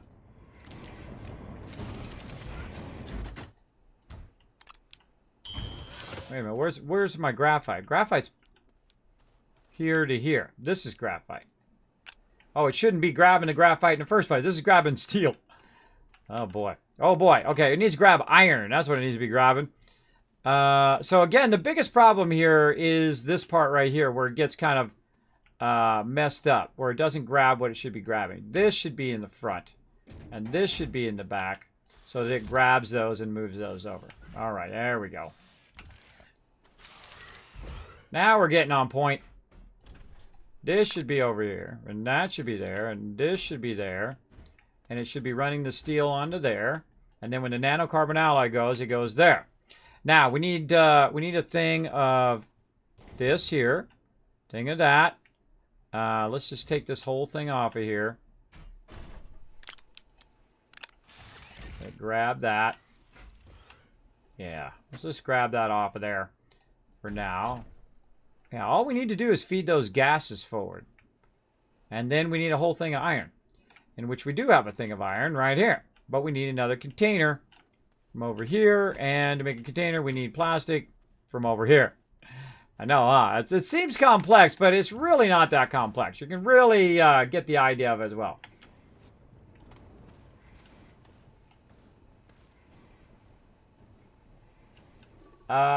Yeah, no self-promotion in my chat. Watch out for that. Make sure to read the chat rules. That's something you want to whisper me there. You don't want to put that in my chat. You want to whisper me that kind of stuff. And I will see. Alright. There's another... Oh, that was a soil container. That's the wrong thing. You changed it to something else.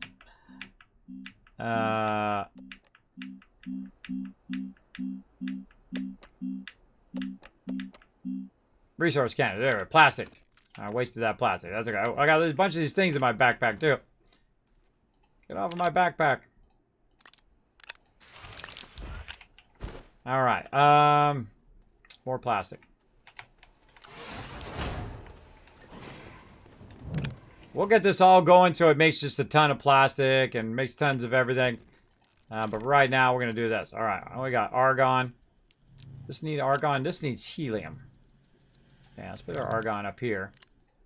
That's a good question. We might have to go back and get some helium as well. Oh, why did that stop?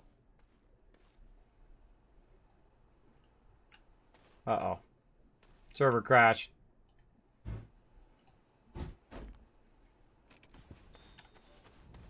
Server crash?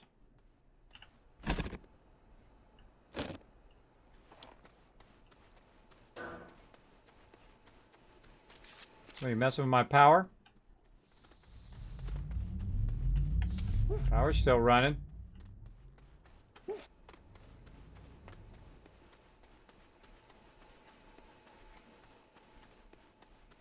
All right, something went funky there. Got messed up. It got messed up. All right, it's stuck.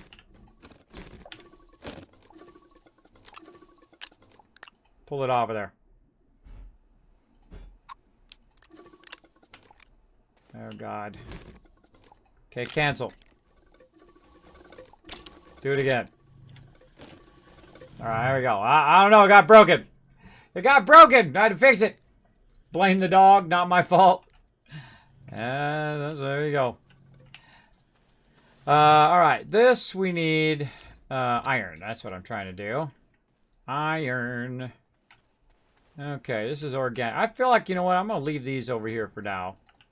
These big ones. And when I need them, I can go ahead and just feed them into the small ones. And this is the iron. And then I need my medium resource. Deal with all this later on. Yeah, see, I need to put a table over there so I can do that over there. I don't have to run all the way over here every single time. But such is the way it goes. Let's take that off of there. This actually has nothing into it. Enable output. Put this in here. And we'll fill it full of iron.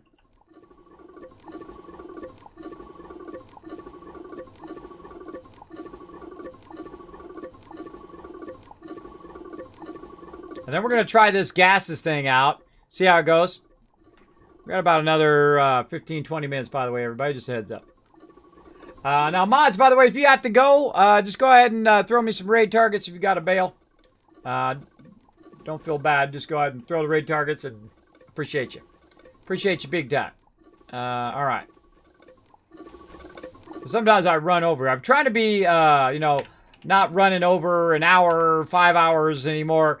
I'm trying to stay on track. Otherwise, I don't get all the other stuff I need to get done, like videos and all that stuff behind the scenes. But also, it makes it tough on my mods as well. So, trying to be very, very strict on my thing. All right, we'll run that out. And that should really start firing up that steel now. Because all it needs is carbon and iron. And now it's just going to keep feeding that carbon and iron, carbon and iron, carbon and iron into there. And this one over here needs titanium. And that looks like it's not running out. There we go. And so that's going to feed that other one over there too. And then this should go ahead and start running. But we need some helium. What do we got up here? Methane. Here's a great way to check, by the way. If you don't want to look at every single thing in here, here's a great way to check. You take it, and you put it... Oh, you fail to put it. You put it right there, and see if it grabs it. Right? See if it ends up with something up there. And then you take it, you put it back. Take the next one. That's a lazy way of doing that. But it works, and that's what's important, right? All right, carbon, running out of carbon, and now our iron is up and running, doing our steel. All right, now this is going to just do its thing. I don't have to do nothing now. It's going to take care of business over here. I still got the problem of it not grabbing this, though. I still got this problem of it not grabbing that right there. You know what? Let's just move that over a little bit more. I feel like that might solve that problem. Let's stop these from running. Pull those out. Move this over. Ah, there we go. Now it's grabbing it. Let's put that back in there. This back on. This on. That on. Should be grabbing that graphene from over here. It can't grab the graphene. You know why? Because I got no more graphite. I got to keep this running over here. And again, we did try to make a circle on this, but it actually caused our server to crash.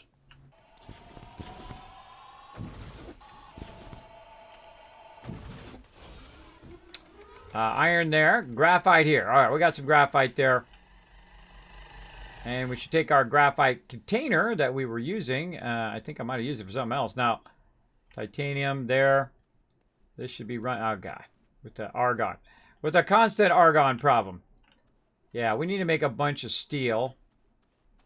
We need to take this off for a second. We need to take this off so we can make steel, so we can make more tables. Where's our tables at over here? There we go. Tables. What do we need for our tables? I can't remember if it's steel or iron. I think it's iron. Yeah, it's iron. Okay. So iron we got. A bunch of that. So let's go ahead. Yeah, steel is the large silos. So we need iron and resin. Tons of iron. I got to make this.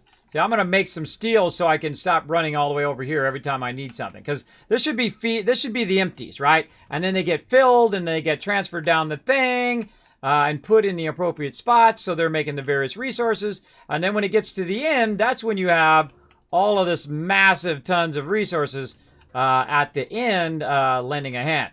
I'm going to go ahead and take this off of here. And I'm going to run a bunch of this iron out right into there.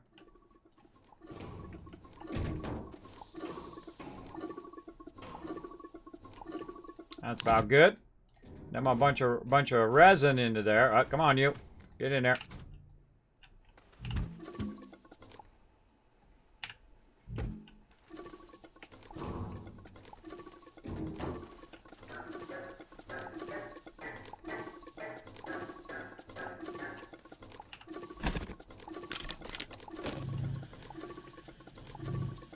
Now, you can also do this, by the way, by using big stacks like this. This is how I used to do it. I used to do it like this, right, before you had your automation. But it should be to the point where you don't have to do that anymore. Nope. Don't take that back in. All right, put another one of these on here. Like that. Oh, by the way, I could probably drain some of that titanium off of there, too. Let's take this off. Stop that from running. Drain some of this titanium off here. We got a little bit too much titanium. So it's actually going to grab all the titanium off of there and put it in this canister.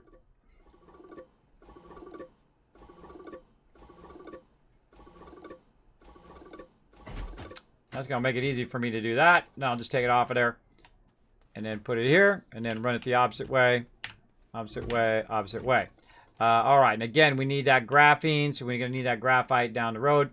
But right now, we need some more tables. All right. Now we can fire this up. Let it run. Now we can actually do multiple of the full-size ones on the same thing. We could probably do 3 of them on the same one and let them run while we have one of the big stackers like that. You can do a lot of that kind of fun stuff. A lot. So we're going to do that. So we can go ahead and get our nanocarbon alloy back up and running. There we go. And again, see, this keeps running out of argon. It keeps running out of this stuff. We got to get that back fed that way. So we don't have to keep feeding that in. What's this? This is nitrogen. Have to keep back feeding that all the time. All right. I feel like we're going to go ahead and just take this too. And we're going to go ahead and feed.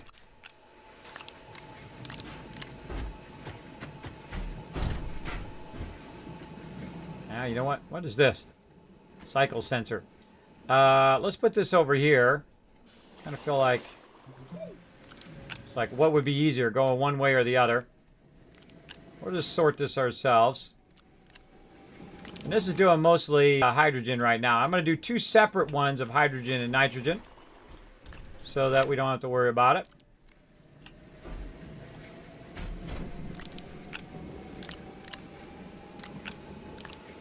Plenty of nitrogen, that's for sure. There we go, looking good. Any more nitrogen on there? Nope.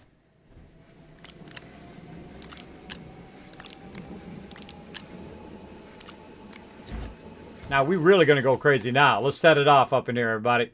Let's set it off. Let's do it. 8 more minutes on that. Burn up some of this titanium. We got tons more collecting right now. Let's do it. Let's set it off. Make ourselves some silos. All right. And again, what are we waiting on? Graphene. Waiting on that graphite. Waiting on another small container. You know what? Let's run this carbon. Let's run this carbon out of here. All right. This is our carbon here. That's our organic. Isn't it organic? I don't know why that keeps popping in my head every time. Well, we'll get our table done here, and then we can fix all of this in the appropriate thing. Soil canister. Now, again, you can also set up a sorter, which will put all of that stuff in there.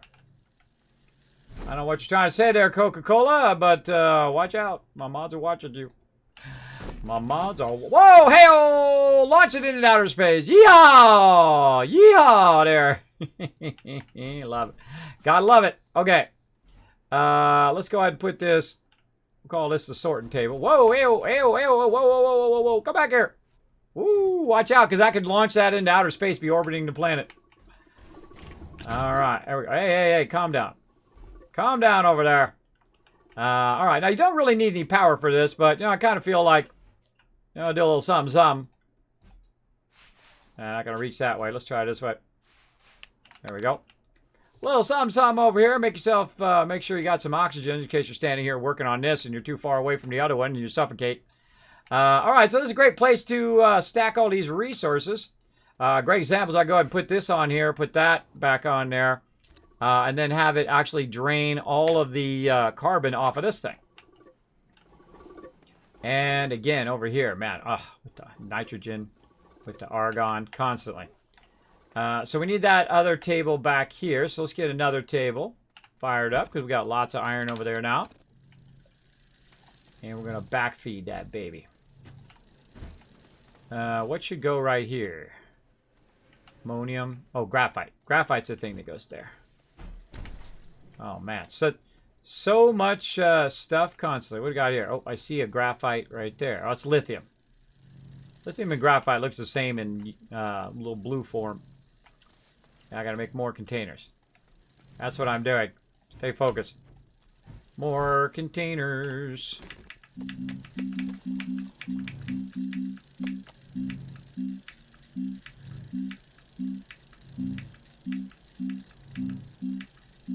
Just look at it.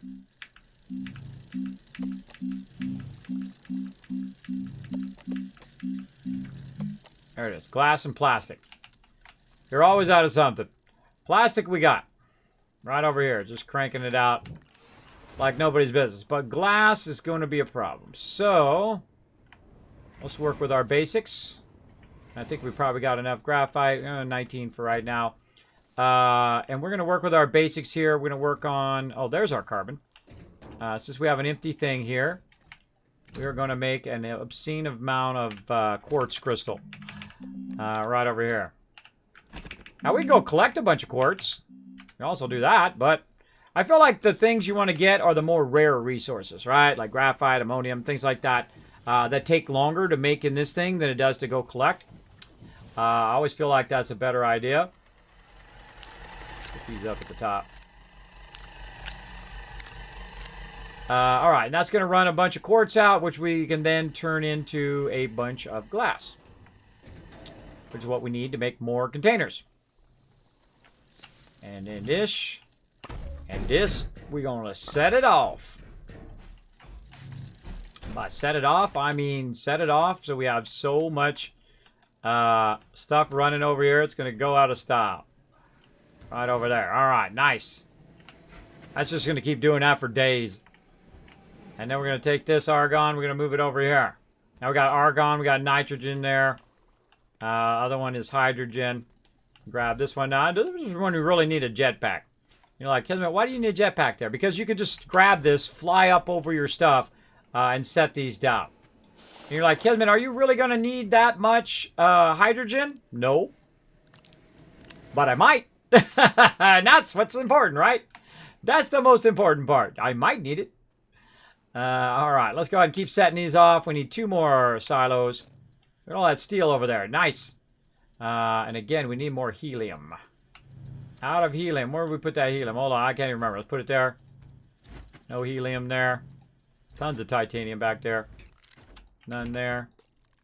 Again, I'm just being lazy. I have a feeling we got to go get a stack of that. Oh, yeah, we got to go get some of that. We got to get some of that.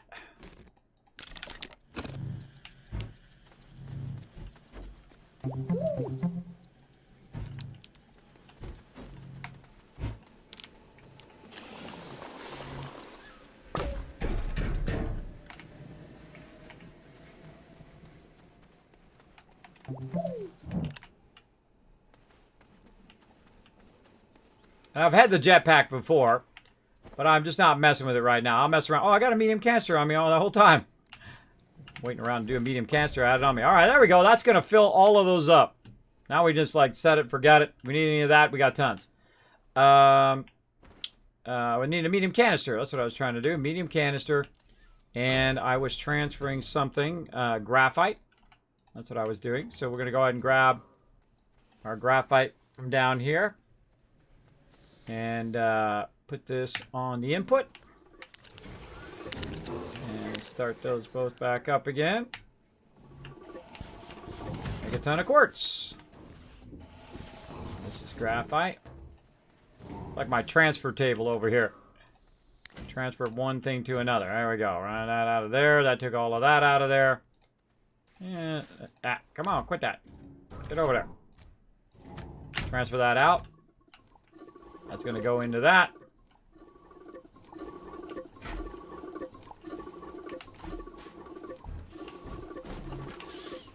One minute. All right, now we're going to get our thingies back here, all of our argon and stuff to feed forward. So we're going to put one there. And then we're going to put this into there. Get in there. And we'll zoom in a little bit. And this will run to there. All right, there we go. So that's still working. And so we want to front feed that. So we're going to need some arms to do that. Let's make some of those.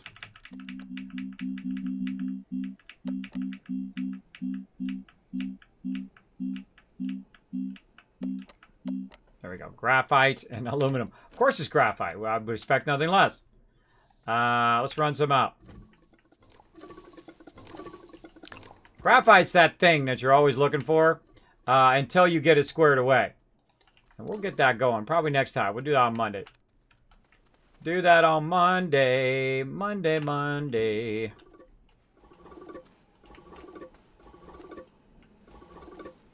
There we go. And then this back over here. Run that baby out. Graphene is aplenty. Alright, that's going to do that. We got our table back here. We're doing our auto arm over here. That's what we were working on. We need aluminum. We got some of that over here. Let's go check ourselves before we wreck ourselves. Right over here. Alright, this is aluminum. We're going to take that off. Cancel that, cancel that, cancel that. Come here, aluminum. How much we got there? Oh, we got 2 left. Definitely going to need some more aluminum, that's for sure. Run that out of there. There we go. Now that's empty. Alright, next thing we need is aluminum. Now, see, this is actually a great way to... can't wait for gas storage? Yeah, me too. This is a great way to know when you're out of something, right? Like if I put it here and I just leave it like that and say, look, you know, need some aluminum, then they go grab the aluminum, they put it on the other side and they run it, and then that will just go ahead and automatically run the aluminum into there. It'd be nice to have signs where you just say, I need this, I need that, and I need that. Right now, we need some aluminum. There you go. And that's pretty easy to do. You just go down in there and grab a ton of it and bring it back. You can even take one of these gigantic canisters, and we could even put a mine down there, mining up this stuff if we wanted to. But first, we got to do first things first here. Let's go ahead and try to get our gases and see if our gases will work here. I kind of feel like you need an in-between table on a lot of this stuff, right? Let's actually see if we can put a gas in there. I think we can, right? Argon? Yeah. Okay, and this is the one that needs argon, the front one. That's argon, and this is nitrogen. Okay. So, again, see, I like these little tables like this because then you could redirect in what direction it's going. Another thing that I can do too... Oh, let's do that. Hold on, let's take all this out. Is I can shape this out a little bit further. Hold down Control. And I could turn the table so it's directly feeding it into that particular thing, right? So say I turn it like this. There we go. And then I turn it like that. Like that. Put the argon in there and say only feed argon. Turn it on, and in theory, once I give it some power here, it should work. Now it's going to that auto arm there. All right. This is tough. This is tough. All right, let's think of something else. Let's take this auto arm and put that there. Let's take this out. Let's put this closer. Let's run the power this way. Nope, can't do it. Run it the other way then. Whatever we got to do. There we go. And so that's definitely not close enough. You get that right up in the grill. All right, so that in theory is looking at this. I'm going to say it needs to be angled. Maybe a little something like this. Yeah, a little something. A little something, so it's touching that thing. Yeah, there we go. All right, there we go. Now this should grab this and feed that into there. I'm going to be working on research. All right, enjoy. I've already got a base at Atrox if you want to hit that up or wherever. There you go. I made a hermit home on Glacial.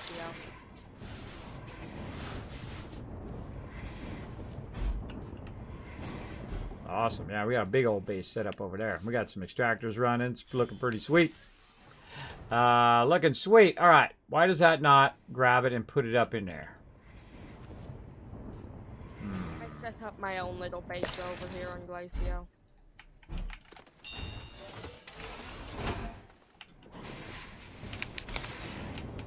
I hope I'm not going to have that conversation, everybody. Please don't make me have that conversation about doing your own thing on a teamwork server. Don't make me have that conversation. All right. Let's see. So, yeah, it's not feeding it. Maybe it's not on.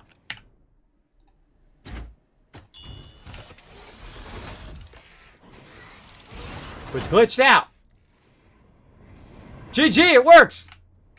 All right, awesome. All right, that's awesome. All right, let's make another one. All right, time's almost up, by the way. Just a heads up. Everybody's going to need to log out here in a minute. I'm going to do a battle, though. You got a couple minutes to square yourself away. I'm going to be turning the server off. All right. Battle time!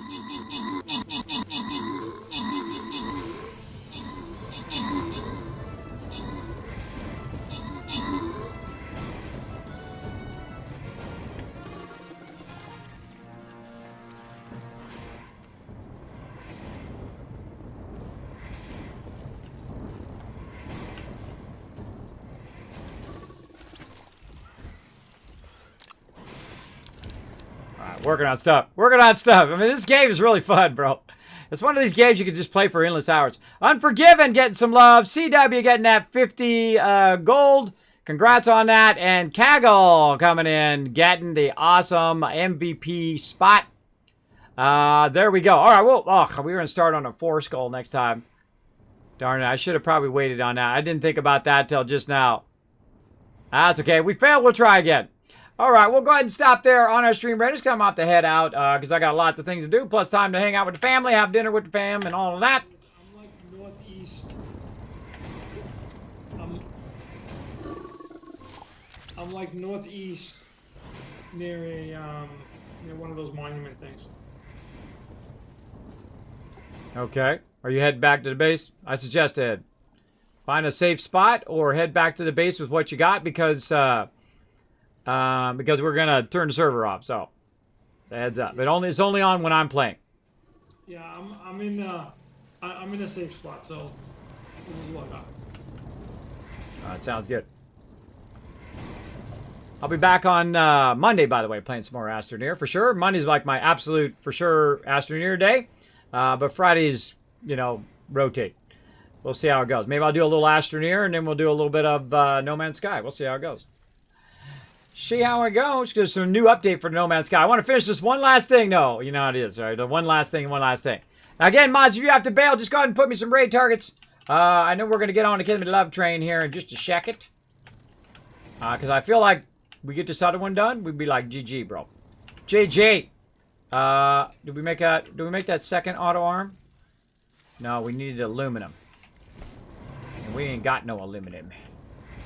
We ain't got no satisfaction. Yeah. Can't get me no aluminum action. Aluminum action. All right. What can I say? Hey, you don't have to be good to sing. You just have to enjoy it. We're working out. All right, I was talking to chat. What? I said I'm a little lost northeast of wherever the base is. Because I ended up getting turned around in the mountains, but, we're working on Monday. That sounds good, yeah. What I do is I create what I call a sky beacon. I make a big ramp that goes almost up to the atmosphere, and then I'll put a beacon way up there. Also, I typically will make a road. I haven't done it yet, but typically I'll start going north, and I'll keep going north all the way around the entire planet. So no matter which direction you go, you'll eventually run into that kind of road that's kind of down a bit into the ground. And you'll be like, oh, okay, there's the road. And then you go one way or another, or I'll tag the road that says, hey, that's how you get back to the base, right? I'll put a little, like a shape a thing in that puts an arrow in. Maybe we'll work on that on Monday. Yeah, because I'm right next to a monument, but it's northeast. Look how many of those it's made, everybody. Look how much steel it's made over there. Beastly, bro. Beastly firing out that steel. All right. Oh my gosh, mission accomplished, man. You see this massive stack of steel over here. Check the stream. Look at that steel, baby. That's what we've been working on all day. We got that done. That's a GG. GG. All right, we need some aluminum. Now, I'll show you a little trick. If you run low on something, I got tons of graphene on the back of my character. If you run low on something, here's what you do. You run over here. if you're lazy, like me. You run over here and you say, hey, I need the thing. And of course, I can't remember what the heck it's called. It's called something, something, something. But I've got a spreadsheet over here. Don't worry, I'm going to look it up. You don't need to tell me. Part of the fun is me looking it up. Now, I don't look it up on a wiki. I don't go and, walk on video or whatever. I actually play like if I was really there, I would write down the names of the things, right? If you're really there, like, okay, this says it's this, but it's really this, right? And so I do that in a spreadsheet, and you can see that spreadsheet in my overseer here. Is that what it is? Yeah, all right, I remembered that one. I'm trying to remember a lot more of my chat commands. You can go ahead and check it out right there, and you can go ahead and utilize it if you so wish. But if you don't wish, then make your own list, which is pretty fun too.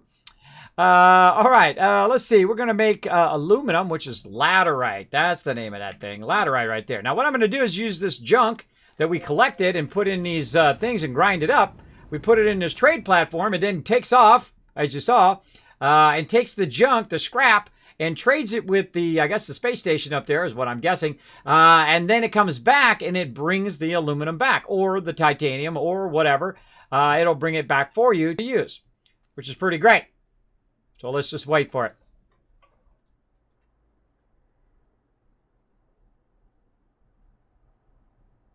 Awkward silence. Let's do it.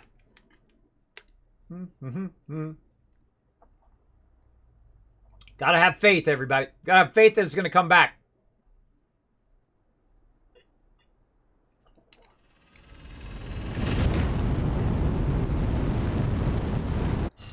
There you go. All right, we'll grab some of this. My backpack, always full. Always full of something. Just gonna throw it over there. Throw it over there. Any on the other side? No. All right. All I need is one more aluminum. That's all I need to make this GG for the day. GG for the day. And then we just gotta backfeed all that. That's not what I wanted to do. Thank you very much. Get that out of there. Put that back in there. And we're definitely going to need to work on more aluminum. We're going to keep working on our basics right here. We have a bunch of quartz going here, right? Yeah, let's go and fire that up some more. Working on our quartz, working on our graphite, working on our stuff. Until we not only have the small containers, or the medium containers, actually, they're called. All of these medium containers all filled all the way down the road. But then behind them, we're going to have the big, big containers, which are then going to front feed when they are needed, right? And actually, I just thought of a tricky way of doing that. Is you could fill one of them up with resin, like the silos. You can fill one of the silos up with resin. You can fill up the other one with organic back here. And then when it takes one, it'll automatically put one back. And when it takes another one of the other one, it'll automatically put that one back, right? And you can put them on opposite ends so that when it takes one, it adds one. It takes one, it adds one. It takes one, it adds one. And then it's constantly feeding it into the thing. And then you could have it where the one in the front's feeding it forward and feeding forward and feeding forward. And you could have a line of resources that you could literally make thousands of these if you wanted to, nonstop, all day, every day. And then it would take the ones that it's the final product, like the rubber, and then feed that into a separate container as well. So you can just imagine the levels at which you can automate this stuff. It's very, very fun. We're only scratching the surface, everybody. Thanks so much for the invite. I really appreciate it, and it was fun. Oh, no problem. I had lots of fun. Appreciate you coming and helping.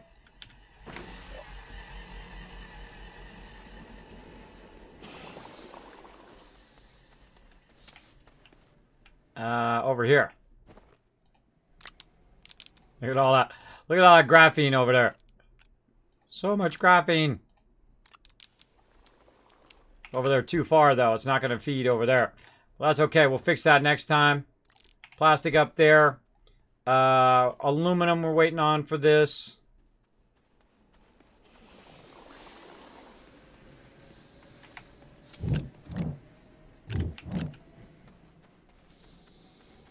Kids, I also think a better vehicle for the graphite is the big rover with the drill on it.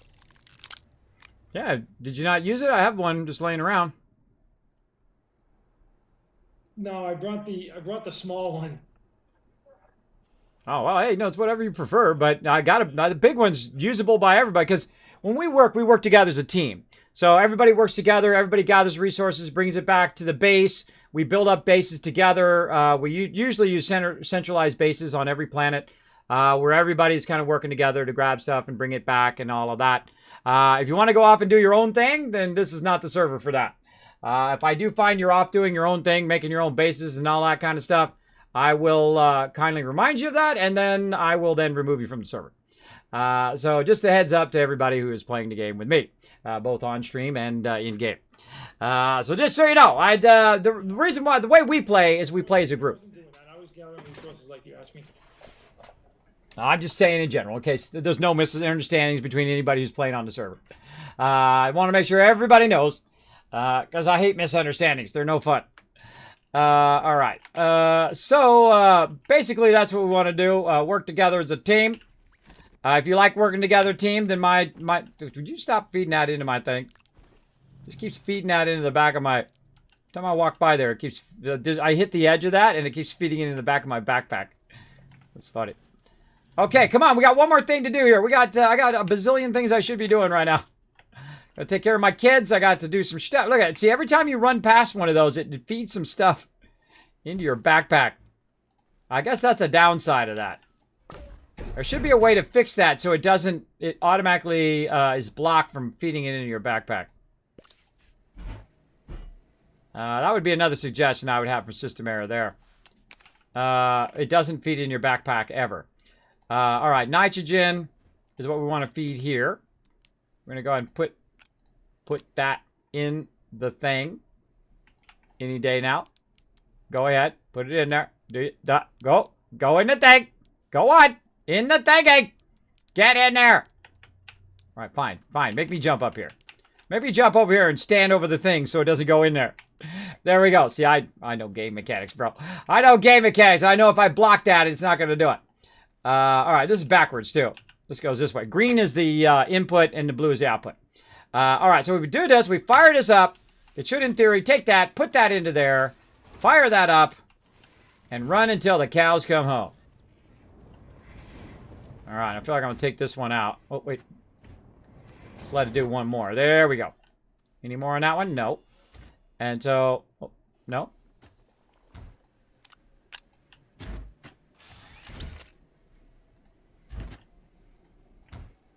Yeah, it's got to be turned that way for it to get it. And then this one is not grabbing. So that was the other thing I was going to work on. Keeps putting everything in my backpack. This one's not grabbing anymore. Oh, boy. Oh, boy. This is getting crazy now. Crazy, crazy. And I got to be close enough to hit that. I feel like we could move this back. Back where it was. Do a little bit of this. Right here. Put this back where it was.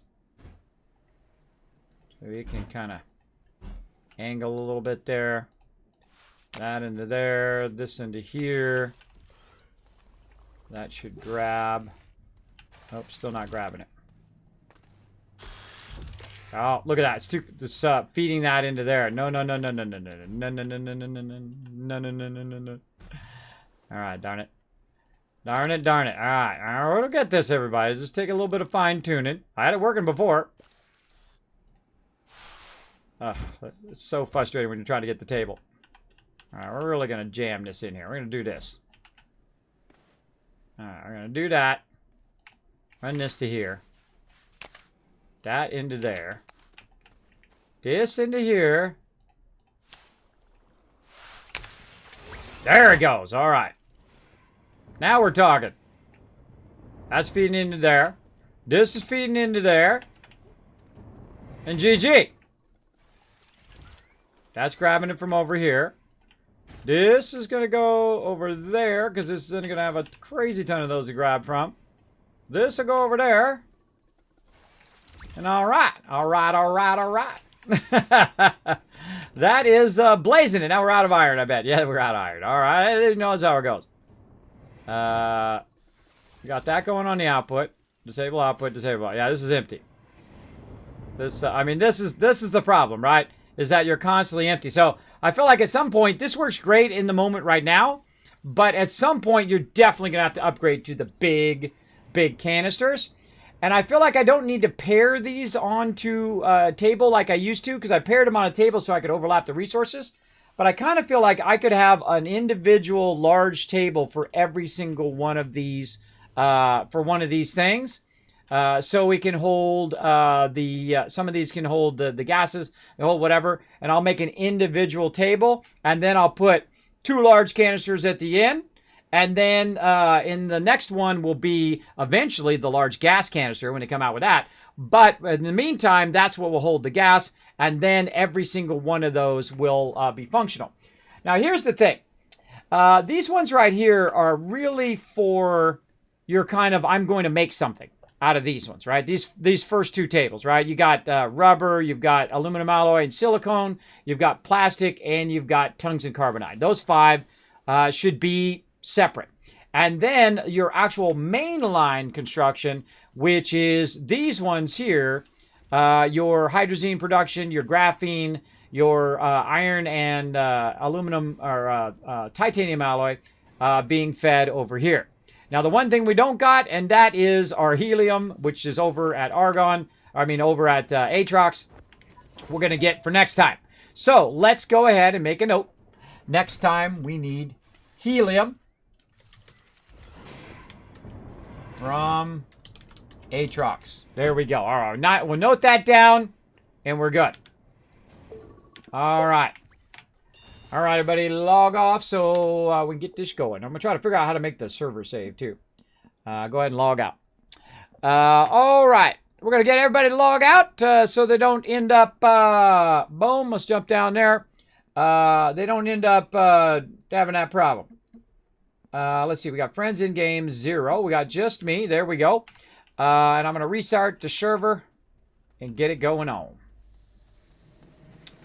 Or wait, I should probably wait for it to go for a few minutes first before I restart the server again. I'm going to actually try to figure out how to save it first before I restart. That's what I was going to do. Let me make a note of that. Look at that. That's some work I have to do after stream. Talk with Nitrado about why it is rolling back. I already noted that somewhere else. Server, but I'm going to write it up here again. So that's going to remind me when I'm doing my videos and all of that stuff after the stream. Okay, that's it, everybody. Thank you for being here, Mezef. Thanks for coming in. Thanks for the follow. Thanks for everybody for the follows. CJ coming in with a follow. Sergeant Hugo. We got Fearless. We got Gamer Zool earlier with the host. Thank you so much for that. Captain Manly Pink. Allison, the Dark Lord Sith. And Skyfall, enter the name. Who else we got? We got Smoshki coming in earlier. Warforge coming in with the sub-love. Eugenus, we got Item Critter. I'm just going to list you all off. Thank you so much for coming in, dropping that Dragon Hammer, crushing that follow button, becoming part of the Wasteland Tycoons. Thanks to all my supporters here in the stream. Let's go to my office. Let's get on the Kismet Love Train. Let's do it.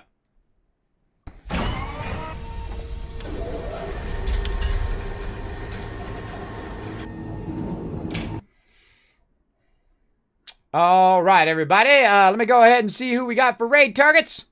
And we're going to fire it off up in there. Who we got? Who we got? I got to watch some ads. Watch some ads right there. Oh, man, we got a ton of peeps. We got a ton of peeps there. All right, we'll fire them all up. All right, let's get on the Kismet Love Train. Right over here. Ba-bing, ba-bing.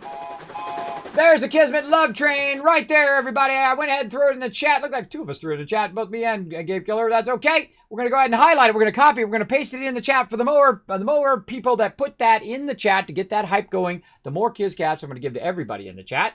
Kind of a fun thing to do. Work together as a team in the chat to earn yourself more chance to win those giveaways. Now, of course, if you are on mobile, throw any emote in the chat. Doesn't matter which one it is. From any channel, even global emotes, we'll count those. And we're going to give you some Kiz Caps for that as well, because that's pretty fun. Meanwhile, I'm going to go ahead and look through a lot of ads over here while I am getting ready to raid somebody. Raid somebody tonight. I think I'm closing some of these. All right, now I gotta redo them because I just accidentally closed one. My bad. God, I gotta watch all these ads again. Let's hope not. Please no with the ads. Okay, that person was offline. Okay, we can take them out. And oh, good. I don't have to watch the ads again. Cool. Let's see who we got. Oh, playing some Astroneer. They're playing some Satisfact. Oh, these are all really fantastic games. Fantastic games. What are we doing here? I like his title. I'm digging it. I'm digging the title. That's a better title. That's a better title. See, that's how you win me over, by the way. I don't care what you look like. I don't care where you come from. I don't care if you're male, female, whatever. You make a funny title, I'm going to come raid you. That's it. If my mods pick you. My mods pick usually about 3 raid targets, and I pull them up, and then I, kind of pick between the different ones. And she's got the best title, which I really like. Because it really applies to me as well. And you'll find out here in just a second. Let's go ahead and queue up this raid. I got to press a whole lot of buttons every time I try to do a raid up in this channel. Let's do it over here. All right. Bam, right there. There we go. Okay, so the person we're going to raid today, I'm going to totally butcher her name. Tawamasu? I don't know. I'm so bad with names. It's part of my charm. So yeah, we're going to go see her channel. Right now, she's playing Astroneer. It looks like she's doing a good job. She looks like she's playing with some other peeps as well. She's working on some power right now. I can see she's got 7 people on her channel. She's about to have a whole lot more. We're going to bring that Kismet Love Train. Now, what I'm going to need you to do, take that Kismet Love Train, throw it into the chat. Hit that follow button, hang out in her stream, push her up to the higher up in the Twitch hierarchy there. Maybe some other awesome people will come in and discover her channel as well. If we make her smile, mission accomplished, right? So let's get it going. Let me get my Kismet Love Train over here. Right here. Let me highlight it and throw it in there. Right there. In the thing. There we go. And that's it for me, everybody. I'll be back Saturday night, 9 p.m. Eastern Standard Time, playing some 7 Days to Die. See you all. Bye-bye. I got to press the button over here. Bye, everybody.